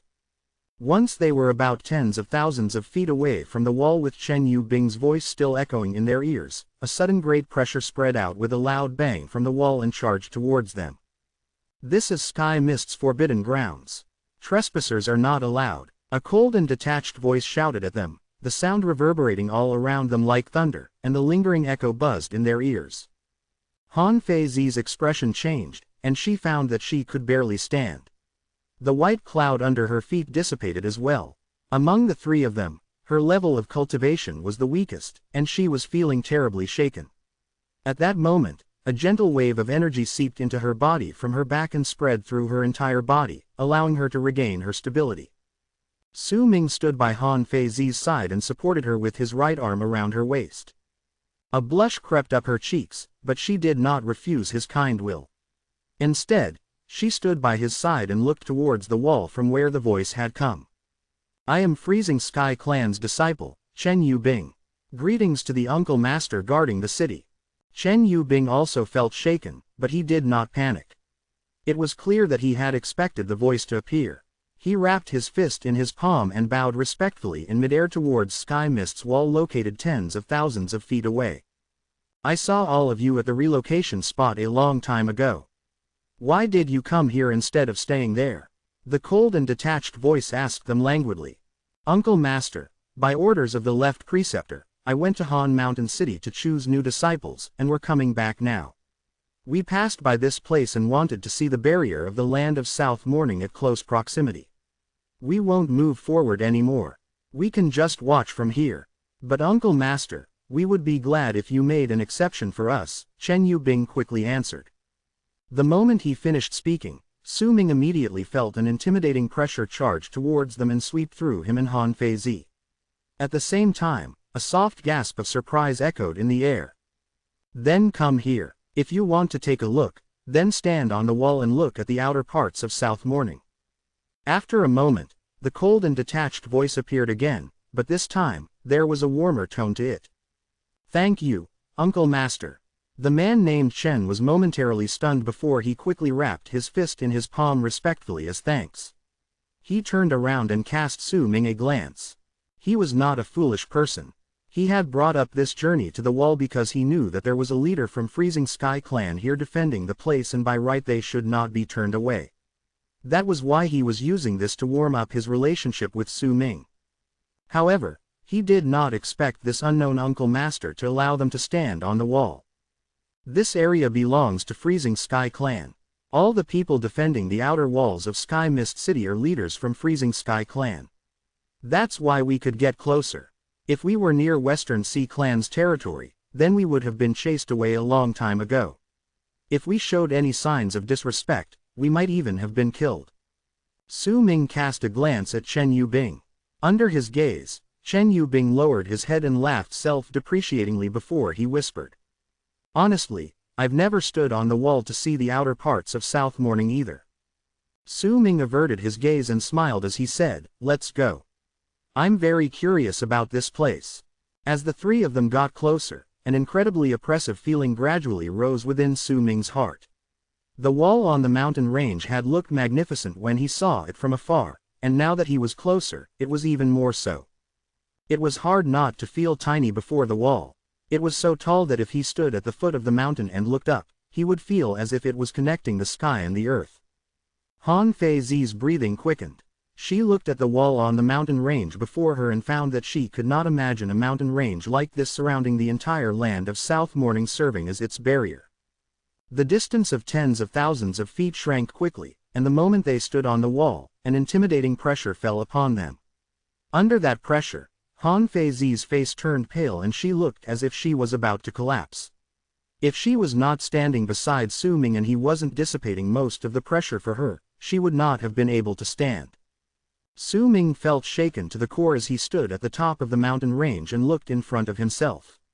In his eyes, he saw a barren mass of land spreading into the distance. This land was also a part of South Morning, but it was outside the barrier. The earth was black, and there was a thick stench of blood in the mountain breeze. A desolate feeling filled the air. The barren lands, the boundless sky, the endless forest, the blurry shadows of the tall mountains, and even the vague roaring sounds from the distance contributed to this feeling. It was especially so due to a few skeletons scattered here and there on the ground.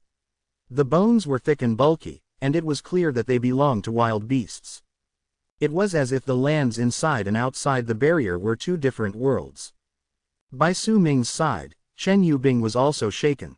This was the first time he stood on the wall and looked at the world outside the walls. "I didn't expect that a divine general would be among the disciples the left preceptor took in this time." The cold voice said from behind them, and the space there distorted and a middle-aged man walked out of it. The middle-aged man wore a sackcloth and his hair was braided with lots of tiny braids. He was not huge and leaned on the thinner side. He looked quite ordinary, but his eyes were incredibly bright. Chapter 217. Divine General of the Bone Sacrifice Realm. You are. Chen Yubing immediately whipped his head around and was about to bow in greeting respectfully when he saw the middle-aged man. He became stunned. Uncle Master Bai. Chen Yubing immediately felt as if thunder clapped in his heart and his expression drastically changed. He might have known that those who were defending Freezing Sky Clan's portion of the wall were all from his school and knew that this particular wall would have the same treatment, but he did not expect that the person defending this particular portion would be the man before his eyes. He'd seen this man only once, but the memories of that encounter were etched deep into his mind. He was not the only one who knew him. Most of the people in Freezing Sky Clan knew about this person's existence. No wonder he allowed us to stand on the wall. Chen Yubing was very nervous. He bowed deeply towards the middle-aged man respectfully. I am Freezing Sky Clan's disciple, Chen Yubing. Greetings, Uncle Master Bai. The middle-aged man gave him a slight nod and then no longer took notice of him.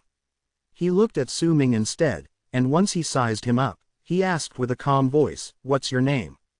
When the man was sizing up Su Ming, he felt a wave of pressure landing on him, but strangely, this pressure was not terrifying. For some reason it gave him an affable feeling. Su Ming wrapped his fist in his palm and said calmly, I am Su Ming. Greetings, Uncle Master Bai. You just awakened, right? The middle-aged man asked unhurriedly. Yes, Su Ming nodded. I don't think you've been taken into Freezing Sky Clan, or else, with your status as Divine General, those old fellows wouldn't just send outer sect disciples to receive you, the middle-aged man said, his voice remaining cold. Yes, Su Ming nodded once again. You don't need to go to Freezing Sky Clan. Stay, defend the place with me and become my disciple. Besides me, no one else in Freezing Sky Clan can teach you suitable arts.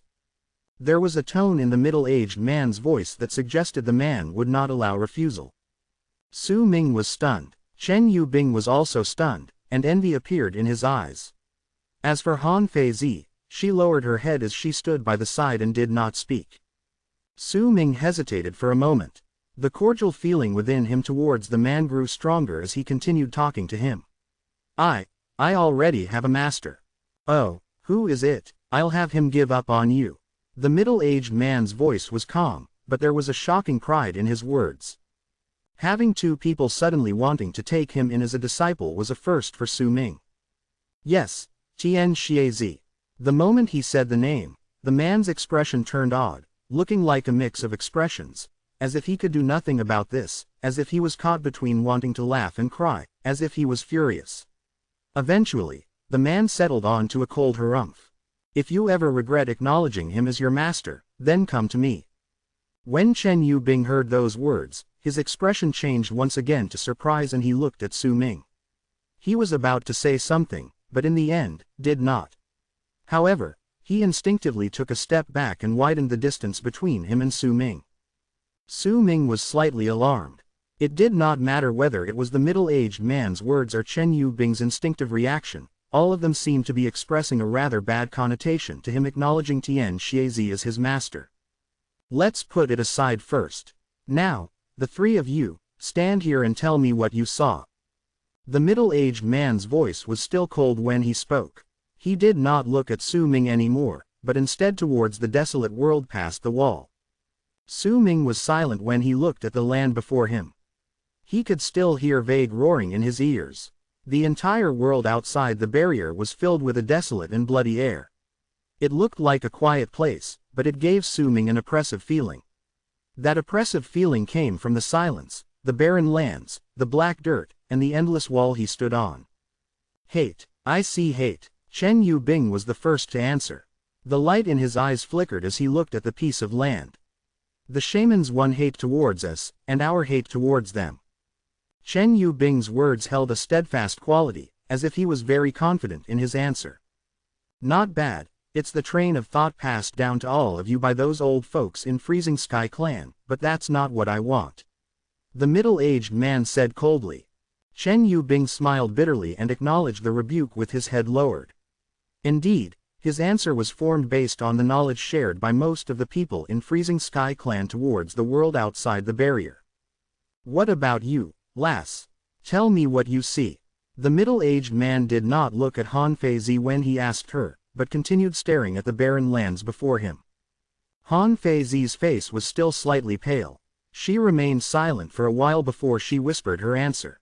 I don't see anything. The moment she finished answering, the middle-aged man turned around and cast a profound look at her. What's your name? Han Feizi bent her body slightly and answered respectfully, I am Yan Fei. The middle-aged man remained silent for a moment before he asked, Su Ming, what do you see? After a long while, Su Ming answered languidly, I see desire. The left preceptor got himself a good disciple. Qian Xiezi also got himself a good disciple. The middle-aged man let out a long sigh before he lifted his right hand and pointed towards the land outside the wall. You can view the land of South Morning as a circle. As he spoke, he waved his right hand forward and black light appeared out of nowhere, forming a black circle before their eyes. This is the barrier. He drew a small circle with his right hand in the circle.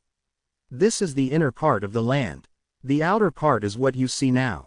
The barrier exists to fend against wild beasts and shamans invading the land. Shamans, they're a group of people belonging to tribes that are completely different from ours, though they have a similar system to us. They have their own elders, but they're known as patriarchs. You will learn more about this in the future. When Su Ming heard the middle-aged man's words, he had a sudden urge to ask something. After falling silent for a moment, he asked uncertainly, Senior, there's a barrier on the land of South Morning, but what is it like outside the barrier? We have several other continents in the land of berserkers, how do they look like? I don't know, the middle-aged man answered calmly. I only know that the Great Yu dynasty still exists, and I only know about this because the deity statues are still around and there are still people who are awarded the title of Divine General. But I've never been to the land of the Great Yu dynasty.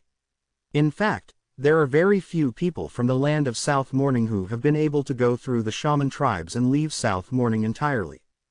By the way, your master, Qian Xiezi, he said he left South Morning before. According to his words, he went to the Great Yu dynasty and made a few close friends.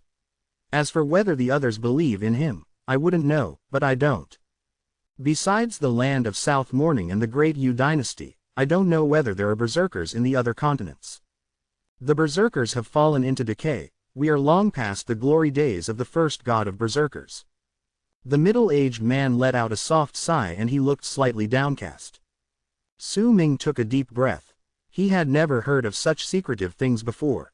Shaken by the man's words, he looked towards the vast mass of land lying outside the barrier. A feeling of powerlessness stemmed from the distance filled his heart. I know that the alliance of the Western region's continent exists, because I came from the alliance of the Western region, he mumbled in his own heart. That's enough. Those who aren't the guards of the barrier aren't allowed to stay for long here. All of you. The middle-aged man swung his arm forward with the intent of sending Su Ming and the others away, yet at that very moment, vague roaring came from the world outside the barrier, and it grew increasingly stronger with each passing moment. The moment the roars started, the barrier under Su Ming's feet immediately shuddered, and a strong pressure rose up. That pressure was so great that it reached its peak in an instant, causing Han Feizi and Chen Yubing to turn drastically more pale and cough out blood. If it were not for the middle-aged man waving his right arm and bringing up a typhoon to take Han Feizi and Chen Yubing backwards and out of the mountain barrier, the two of them would have definitely been heavily wounded by now. Su Ming did not move back, because the moment he heard the roars, the presence of awakening surged forth from within him and spread outwards, turning into a layer of black fog. The black fog surrounded his body and turned into black armor. The armor of a divine general. When the armor materialized, it allowed him to somewhat withstand the pressure outside the barrier. The light in his eyes flickered, and he looked towards the vast land lying before him. What he saw next made him tremble and suck in a deep breath. What he saw was something Han Feizi and Chen Yubing could not see, because they were not standing on the barrier. At that moment, the air was twisting so much that it covered his entire field of vision. Only Su Ming and the middle-aged man who now looked solemn saw that scene. The clouds were rolling about in the sky of the vast lands outside the barrier. The clouds were dark and looked as if they were a layer of black mist that covered an area of thousands of li. Within those clouds, Su Ming saw a gigantic wild beast that put him in disbelief. It was a humongous mackerel pike that swam in the sky and was leaping in the air. The sounds that they heard came from its mouth. Su Ming even saw a person standing on its back. The person was a woman. Her face could not be seen clearly, but he could make out that she was wearing a long purple robe. Her black hair was floating in the air, as if hinting that she had incredible beauty. "She is a shaman," a cold voice said beside Su Ming. The middle-aged man lifted his foot and took a step in the air beyond the barrier. The moment he stepped out, a large amount of white fog surged out of his body and surrounded him whole, turning into a white armor that was completely different from what Su Ming was wearing. It was at a caliber that was much more superior to his own. The armor exuded a powerful presence that made the middle-aged man seem as if he could not be defeated. A divine general. Su Ming felt his heart lurch. He finally knew just why he felt that there was an amiable feeling coming from the middle-aged man, why Chen Yubing would be so nervous and respectful towards this man when he saw him, why this person allowed Su Ming and the others to stand on the barrier, and why he wanted to take Su Ming in as his disciple. All of this was because this person was the same as him. They were both divine generals. What was more, he should not be a divine general of awakening, but a divine general of the bone sacrifice realm. Chapter 218. I am your grandpa who.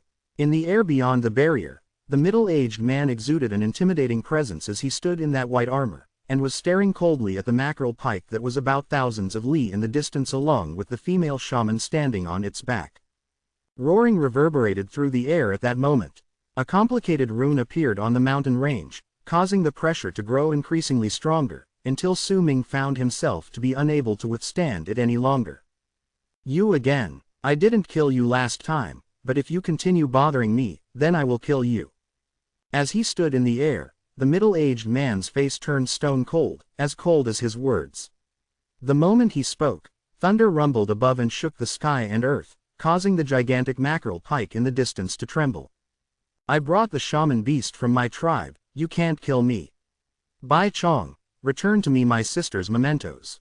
If you don't, then even if I lose this time, I'll still come back." A woman's voice floated towards them from the top of the mackerel pike. "Begone." A cold glare appeared in Bai Chong's eyes.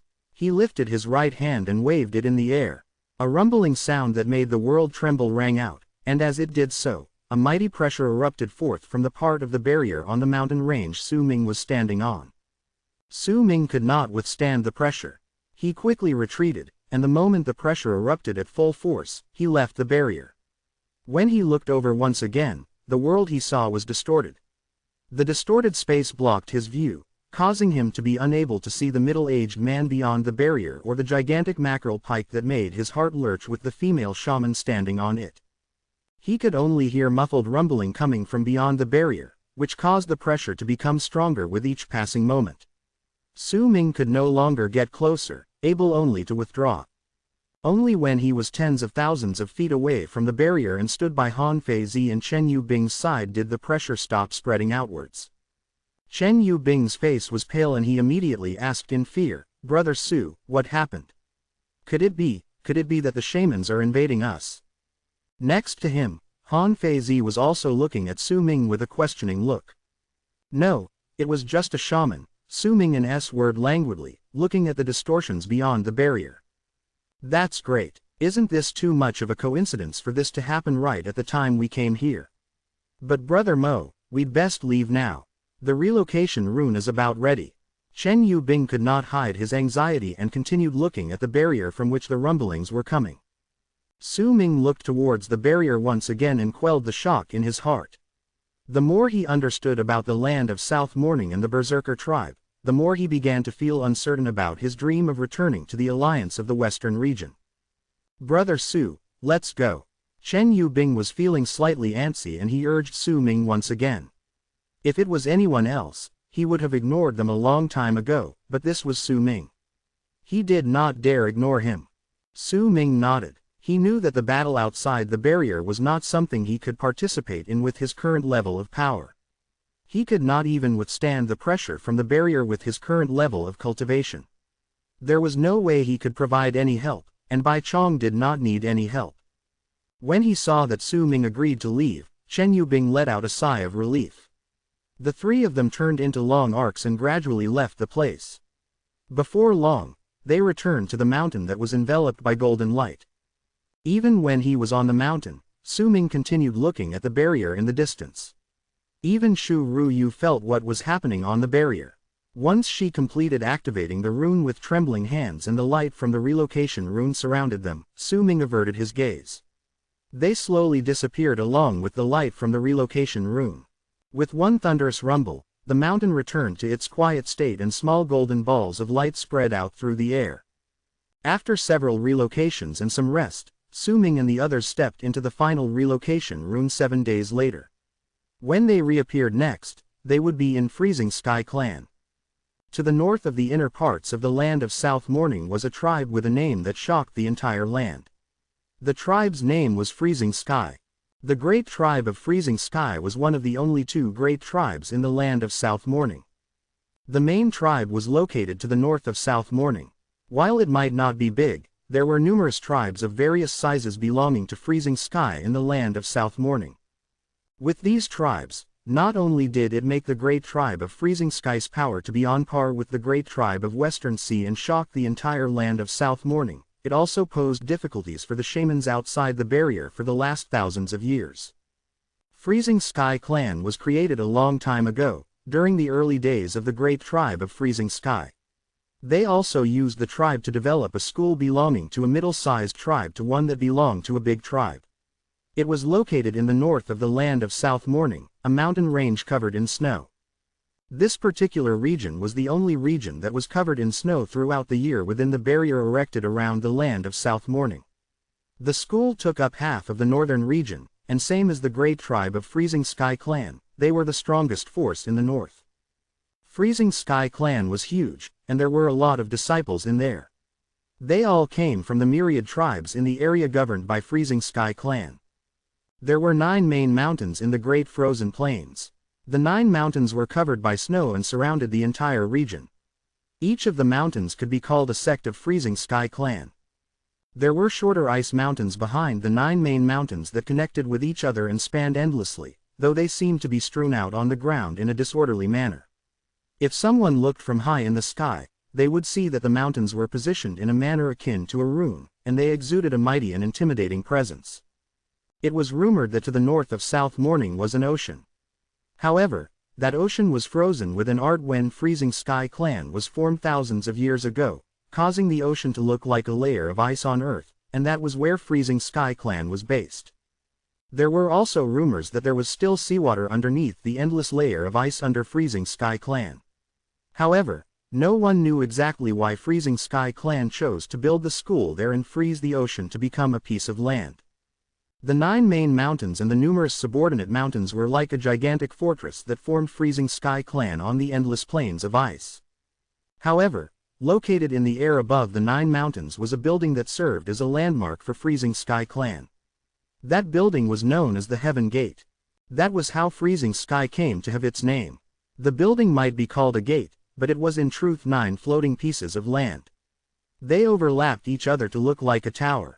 Each of them was about tens of thousands of feet in size and floated above the sky with the 9 mountains as their center. There were some elegant-looking towers built on each piece of land. The disciples who could stay within Heaven Gate were definitely not of mediocre standards. Even if someone lifted their heads, they could at most only see the 5th piece of land.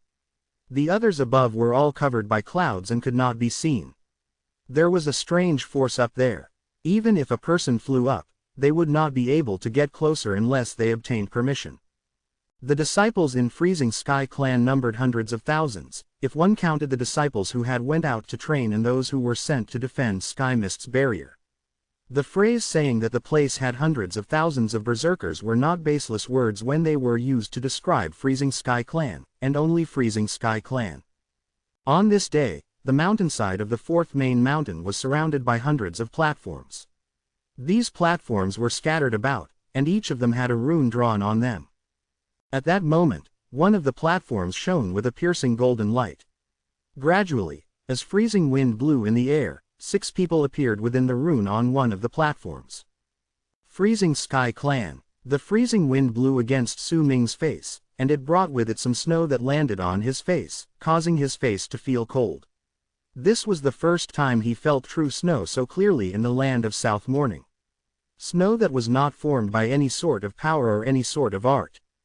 There were 3 people sitting on the platform. As the golden light from the rune shone, the 3 people opened their eyes. It should be junior brother Chen and junior sister Shu, one of them said calmly as he swept his gaze over the 6 people that appeared within the golden light. The golden light from the rune on the platform dissipated after a moment, revealing Su Ming and the other 5 people standing there. The 3 people sitting on the platform stood up, and one of them smiled as he asked, "Junior sister Fang came back as well. Junior brother Chen, what were your experiences going out this time?" "Senior brother Zhou, stop teasing me. It's better if I don't talk about what happened." Once Chen Yubing returned to Freezing Sky Clan, it was clear that he calmed down. Once he heard the person's words, he laughed and walked towards the 3 people before him. "Come, allow me to make some introductions. This is junior sister Han Feizi." Han Feizi frowned, making it clear that she did not like getting to know people this way, but since she had just arrived in Freezing Sky Clan, she had to quell her discomfort and nodded towards the 3 people. As for Han Kangzi, once she smiled as a greeting to the crowd, she walked towards Su Ming. Su Ming stood by the side and looked at the people talking to each other. Once Chen Yubing made introductions, they became much friendlier. The haughty expression gradually returned to Shu Ruyu's face once she returned to the school. Her expression was largely similar to those around her. This seemed to be an expression that existed among most of Freezing Sky Clan disciples. They all looked as if they were way above other people. Su Ming did not bother with them and chose to walk forward alone to stand at the edge of the platform and look at the white plain of snow that spanned into the distance. The snow lighted up a special emotion in him. When he stood there and looked outwards, he felt as if he was looking at the snow on dark mountain. When the snow landed on his face due to the wind, the cold feeling brought him a sense of familiarity. He heard Han Kangzi's soft voice by his ear. "Not used to this. When I first came to Freezing Sky Clan, I had the same feeling." Han Kangzi looked at Su Ming and gave him a gentle smile. "It's not too bad," Su Ming said with a smile. In truth, Su Ming's appearance had long since drawn the attention of the 3 people. They were given orders to wait on the platform. They were not surprised when they saw Han Kangzi, but when they saw Su Ming, they were surprised. However, since Chen Yubing did not introduce him, they did not ask. When they saw Su Ming leaving the group alone, the 3 of them found themselves asking about him. "Junior brother Chen, who is that person? Why did he come back with all of you?" This person. Chen Yubing hesitated for a moment, and before he could finish speaking, a long arc suddenly charged towards them from the sky in the distance. That long arc was incredibly domineering, because when it traveled forth, the other Freezing Sky Clan disciples who were moving around in midair had to move away quickly to avoid knocking into it. The disciples who moved out of the way were livid, but once they saw who was in the long arc, they shook their heads and decided to ignore this incident. "Hey, who among you is called Su Ming?" A loud shout came from that long arc, and it was so loud that it was deafening. When the long arc reached them, it floated in the air a little further away from the platform, revealing a burly-looking man built like a hill. This man's hair was a mess and stank of alcohol. He held a big gourd in his hand, and once he finished speaking, he let out a drunken burp and pointed at the crowd on the platform with a glare. "Hey, I'm asking all of you, tell your grandpa who is Su Ming." Chapter 219, The Ninth Summit. The moment they saw the man, surprise immediately appeared on the faces of the 3 people who had been waiting for Chen Yubing and the others. It was clear that they hadn't expected and did not know why this troublesome person would come to the 4th summit. "Uncle Master, who?" The 3 people smiled bitterly and wrapped their fists in their palms to greet the man. The ranking system in Freezing Sky Clan was very strict. If someone did not greet those who had higher seniority, then they had to be punished.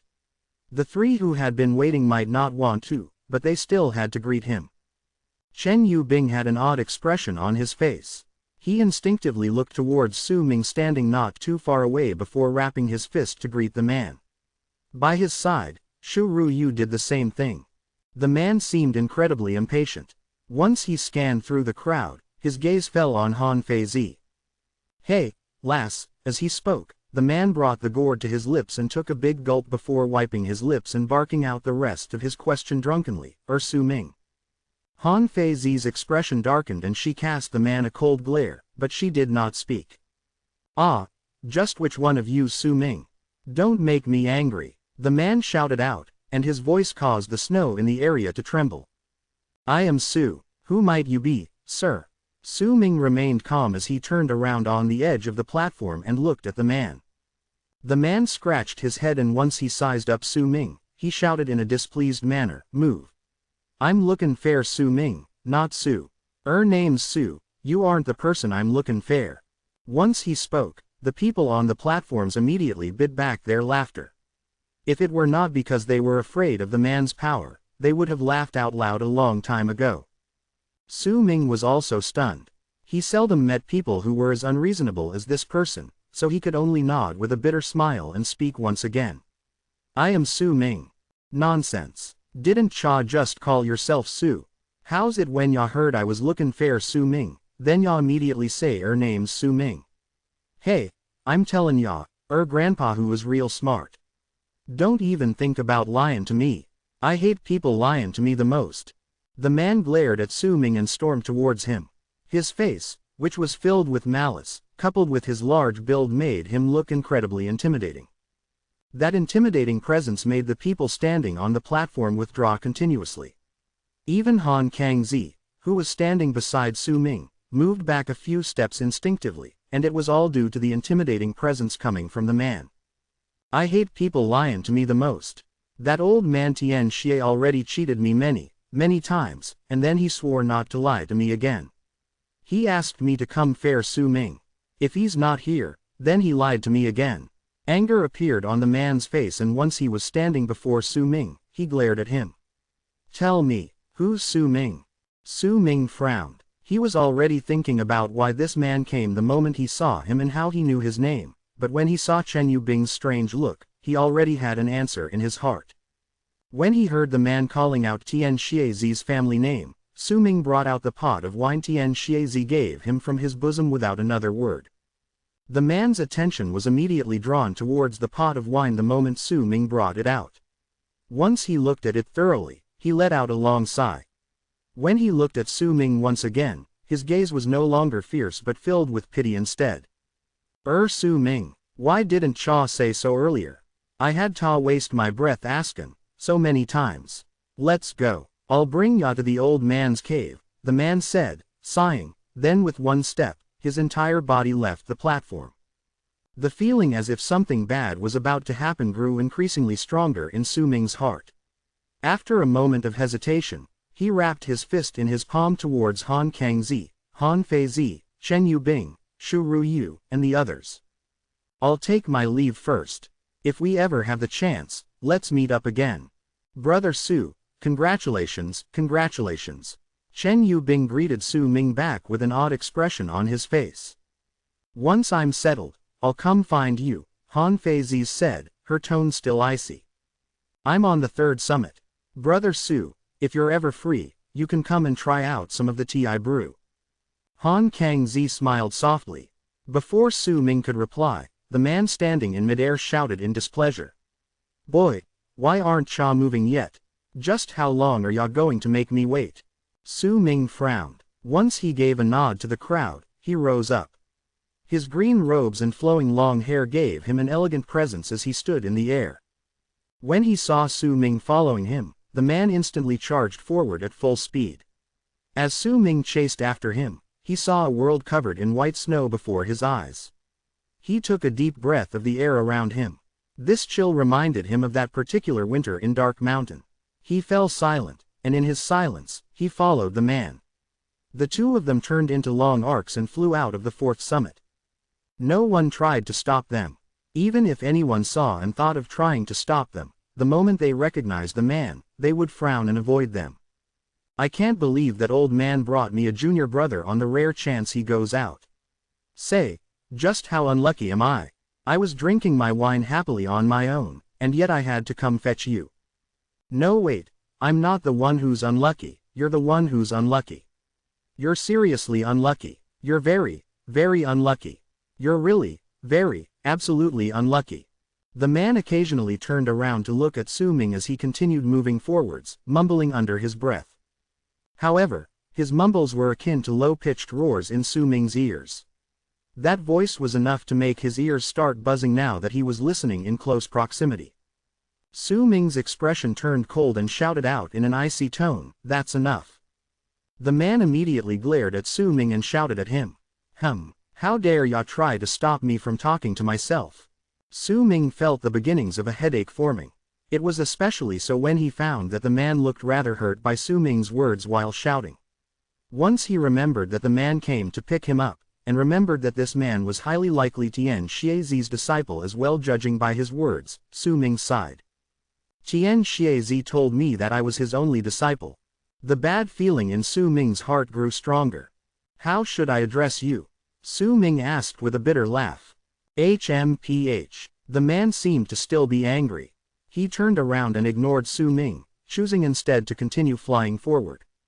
After a while, once the two of them passed through countless mountains, the man could not help but start talking when he saw that Su Ming did not speak anymore.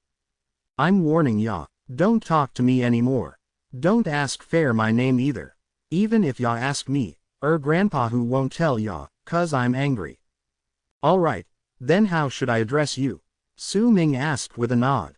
HMPH. Everyone calls me Grandpa Hu, but since we're fellow disciples in the same sect, then I'll allow ya to call me Grandpa Hu Z, the man quickly answered, having long forgotten the words he had said just now. There was a prideful look on his face, as if he was very satisfied with his name.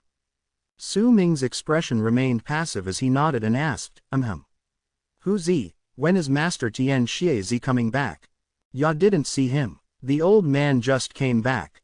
HMPH, I was drinking wine when he threw me out to come and pick you up. When the man spoke of this, anger appeared on his face. Oh, I really didn't see him.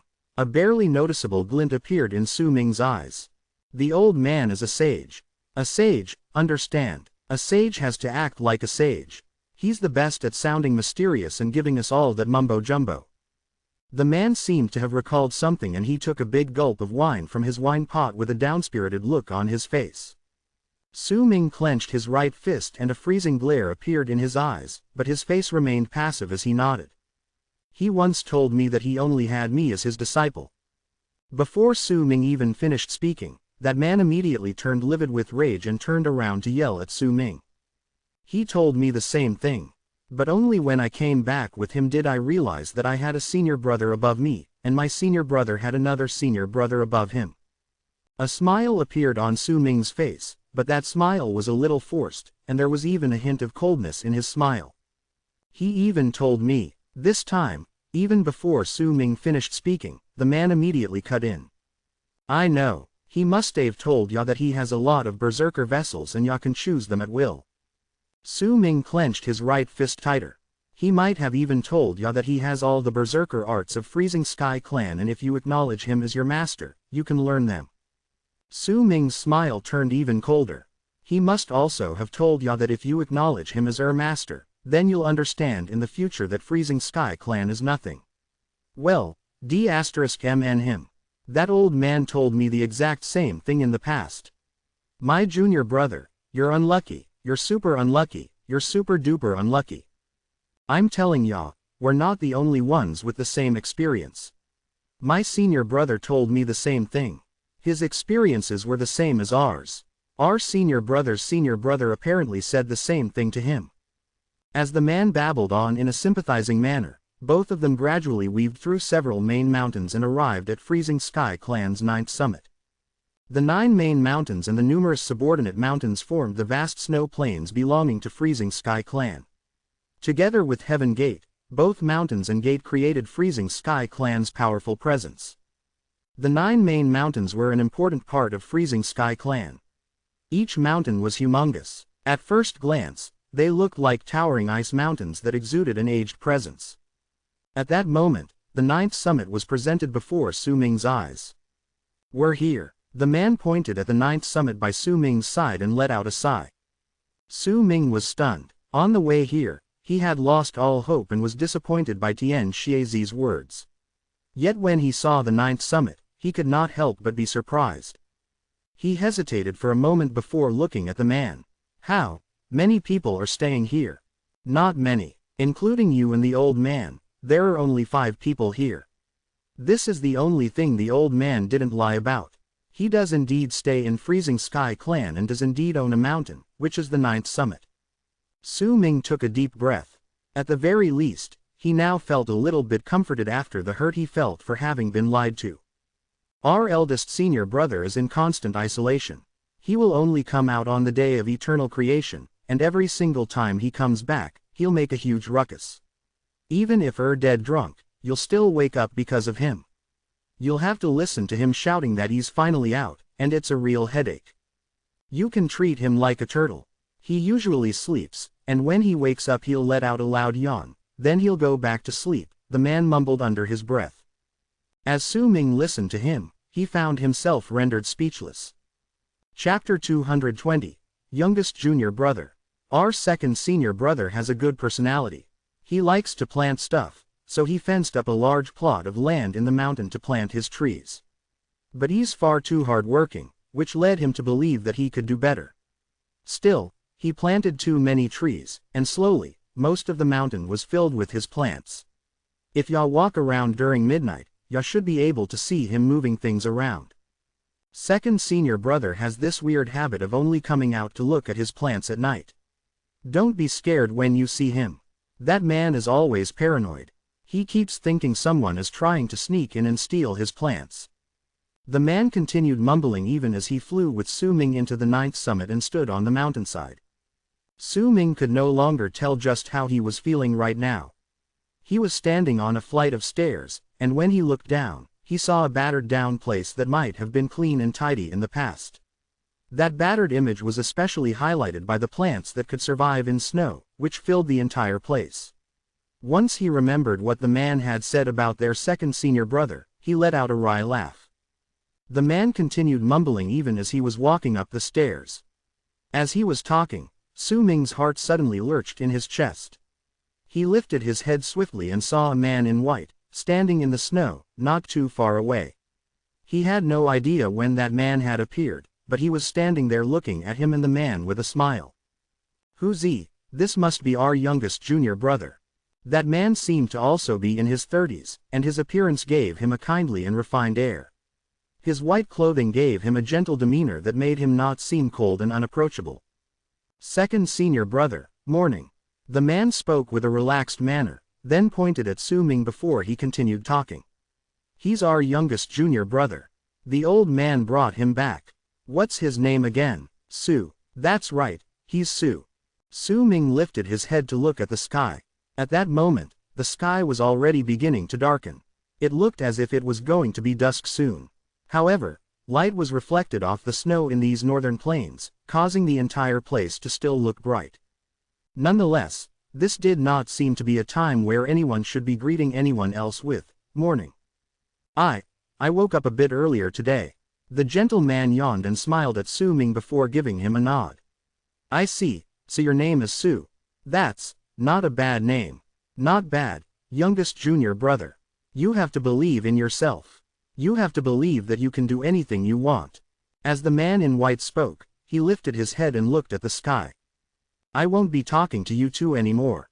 I woke up far too early today and I need to go back and sleep. I have to keep watch tonight as well. Some of my plants were stolen yesterday." The man in white turned around. He was about to leave when he suddenly stopped and turned his head back. He looked at Su Ming kindly. "Youngest junior brother, the mountain is different from what Master told you, but there's one thing that won't change. Freezing Sky Clan's ninth summit is your home. While you're here, no one will dare harass you." The man in white smiled and left. Su Ming was silent. He could not tell the man's level of cultivation. In fact, in his eyes, that man was just like an ordinary person. He could not sense any pressure or chi from him. Yet his words stayed in Su Ming's mind for a long time. But it was a pity, because another voice came from Su Ming's side and destroyed that feeling. The man called Hu Zi had a gloomy look on his face. Don't trust him. When I first came here, second senior brother told me the same thing. I was really touched, you know. But ya don't understand, when I was beaten up by those people in Freezing Sky Clan and ran back to the mountain, second senior brother never helped me. Every single time I went to him, he would get angry and want to take revenge with me, but then once he cools down, he goes back to sleep. I once waited at his place for 3 months without leaving, and he actually managed to sleep through those 3 months. The man's face was filled with hurt as he talked about his past. Didn't he just tell ya to believe in yourself?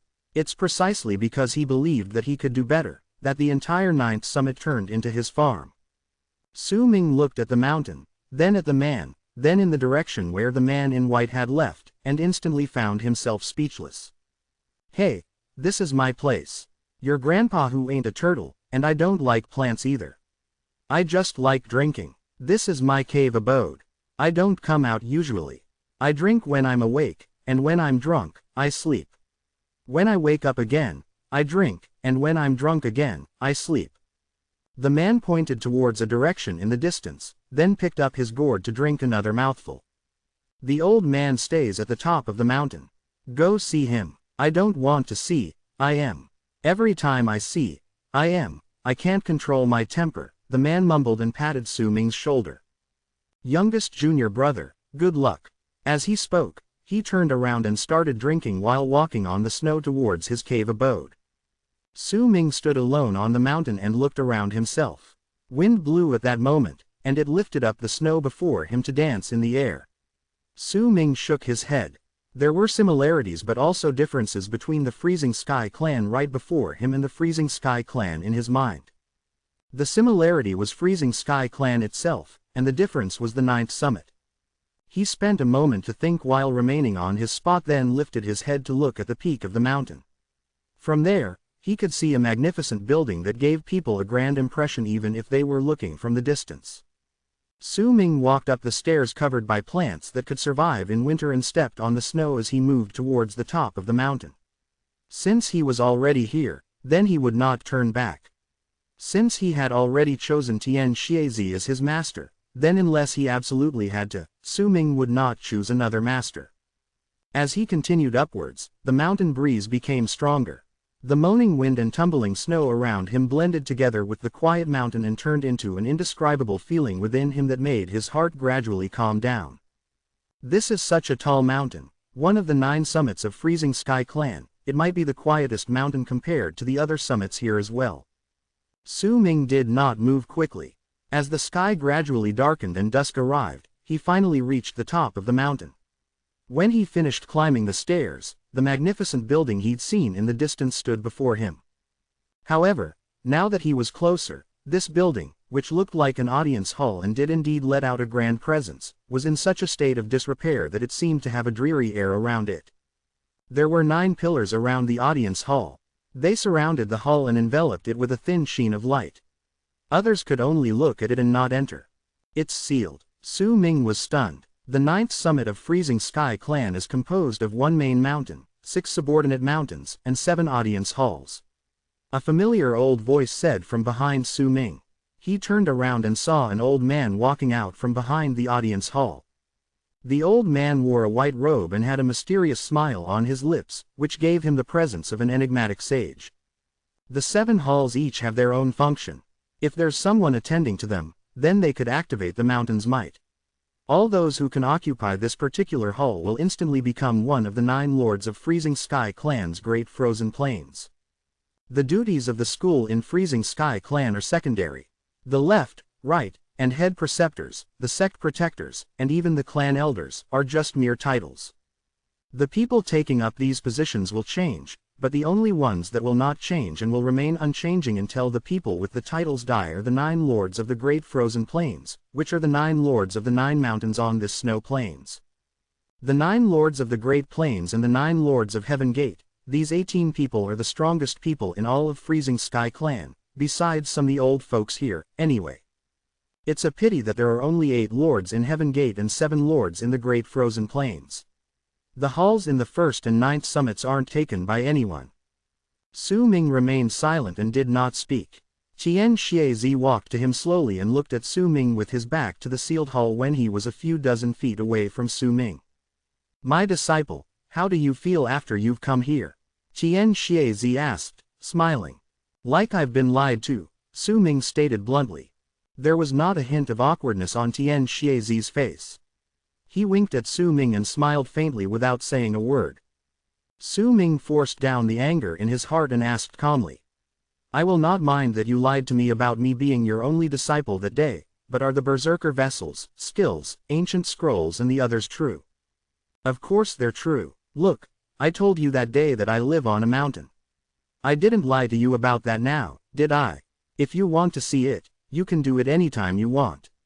But you just came today, so how about I call your 2nd senior brother and 3rd senior brother to drink together? Su Ming looked at Tian Xiezi and hissed out, don't need. With your permission, I'd like to see it now. Ah, all right then. Tian Xiezi hesitated for a moment before he lifted his right hand at the air. Immediately, the mountain trembled and a stone door rose up from the ground beside him. This is where I store all my treasure. The 1st layer is where I keep the berserker vessels, the 2nd layer has the skills, and the 3rd layer has the ancient scrolls. If you want to see them, then I'll wait for you here. Tian Xiezi let out a fake cough. Ah, that's right, you can take one thing away from each layer out of the things that catch your fancy in there. Treat them as my gift for you for becoming my disciple. Tian Xiezi waved his hand, and the stone door immediately started opening with loud rumbling sounds. Purple light shone through the door, making it seem as if there were truly valuable treasures in there. Don't be greedy. You can only take one thing away from each layer. Tian Xiezi still held himself in the manner of a sagely veteran as he smiled and spoke to Su Ming. It seemed like he was very confident in his treasures. When he saw Tian Xiezi behaving this way, Su Ming started believing him somewhat but remained largely skeptical. He walked closer to the stone door and went inside. He felt his vision blur in the same manner as when he was relocated. Rumbling chode in his ears. After a moment, that sound disappeared, and his vision gradually cleared up to show a gigantic cave before him. There were numerous small holes around the cave. There was an enchanted vessel in each of the small holes. Each of them looked different from the others and were so numerous that they numbered into the hundreds. Yet when Su Ming took a closer look, an odd expression gradually appeared on his face. These are his berserker vessels. Su Ming felt fortunate that he had prepared himself mentally beforehand. At that moment, when he saw these berserker vessels, his lips twisted into a bitter smile.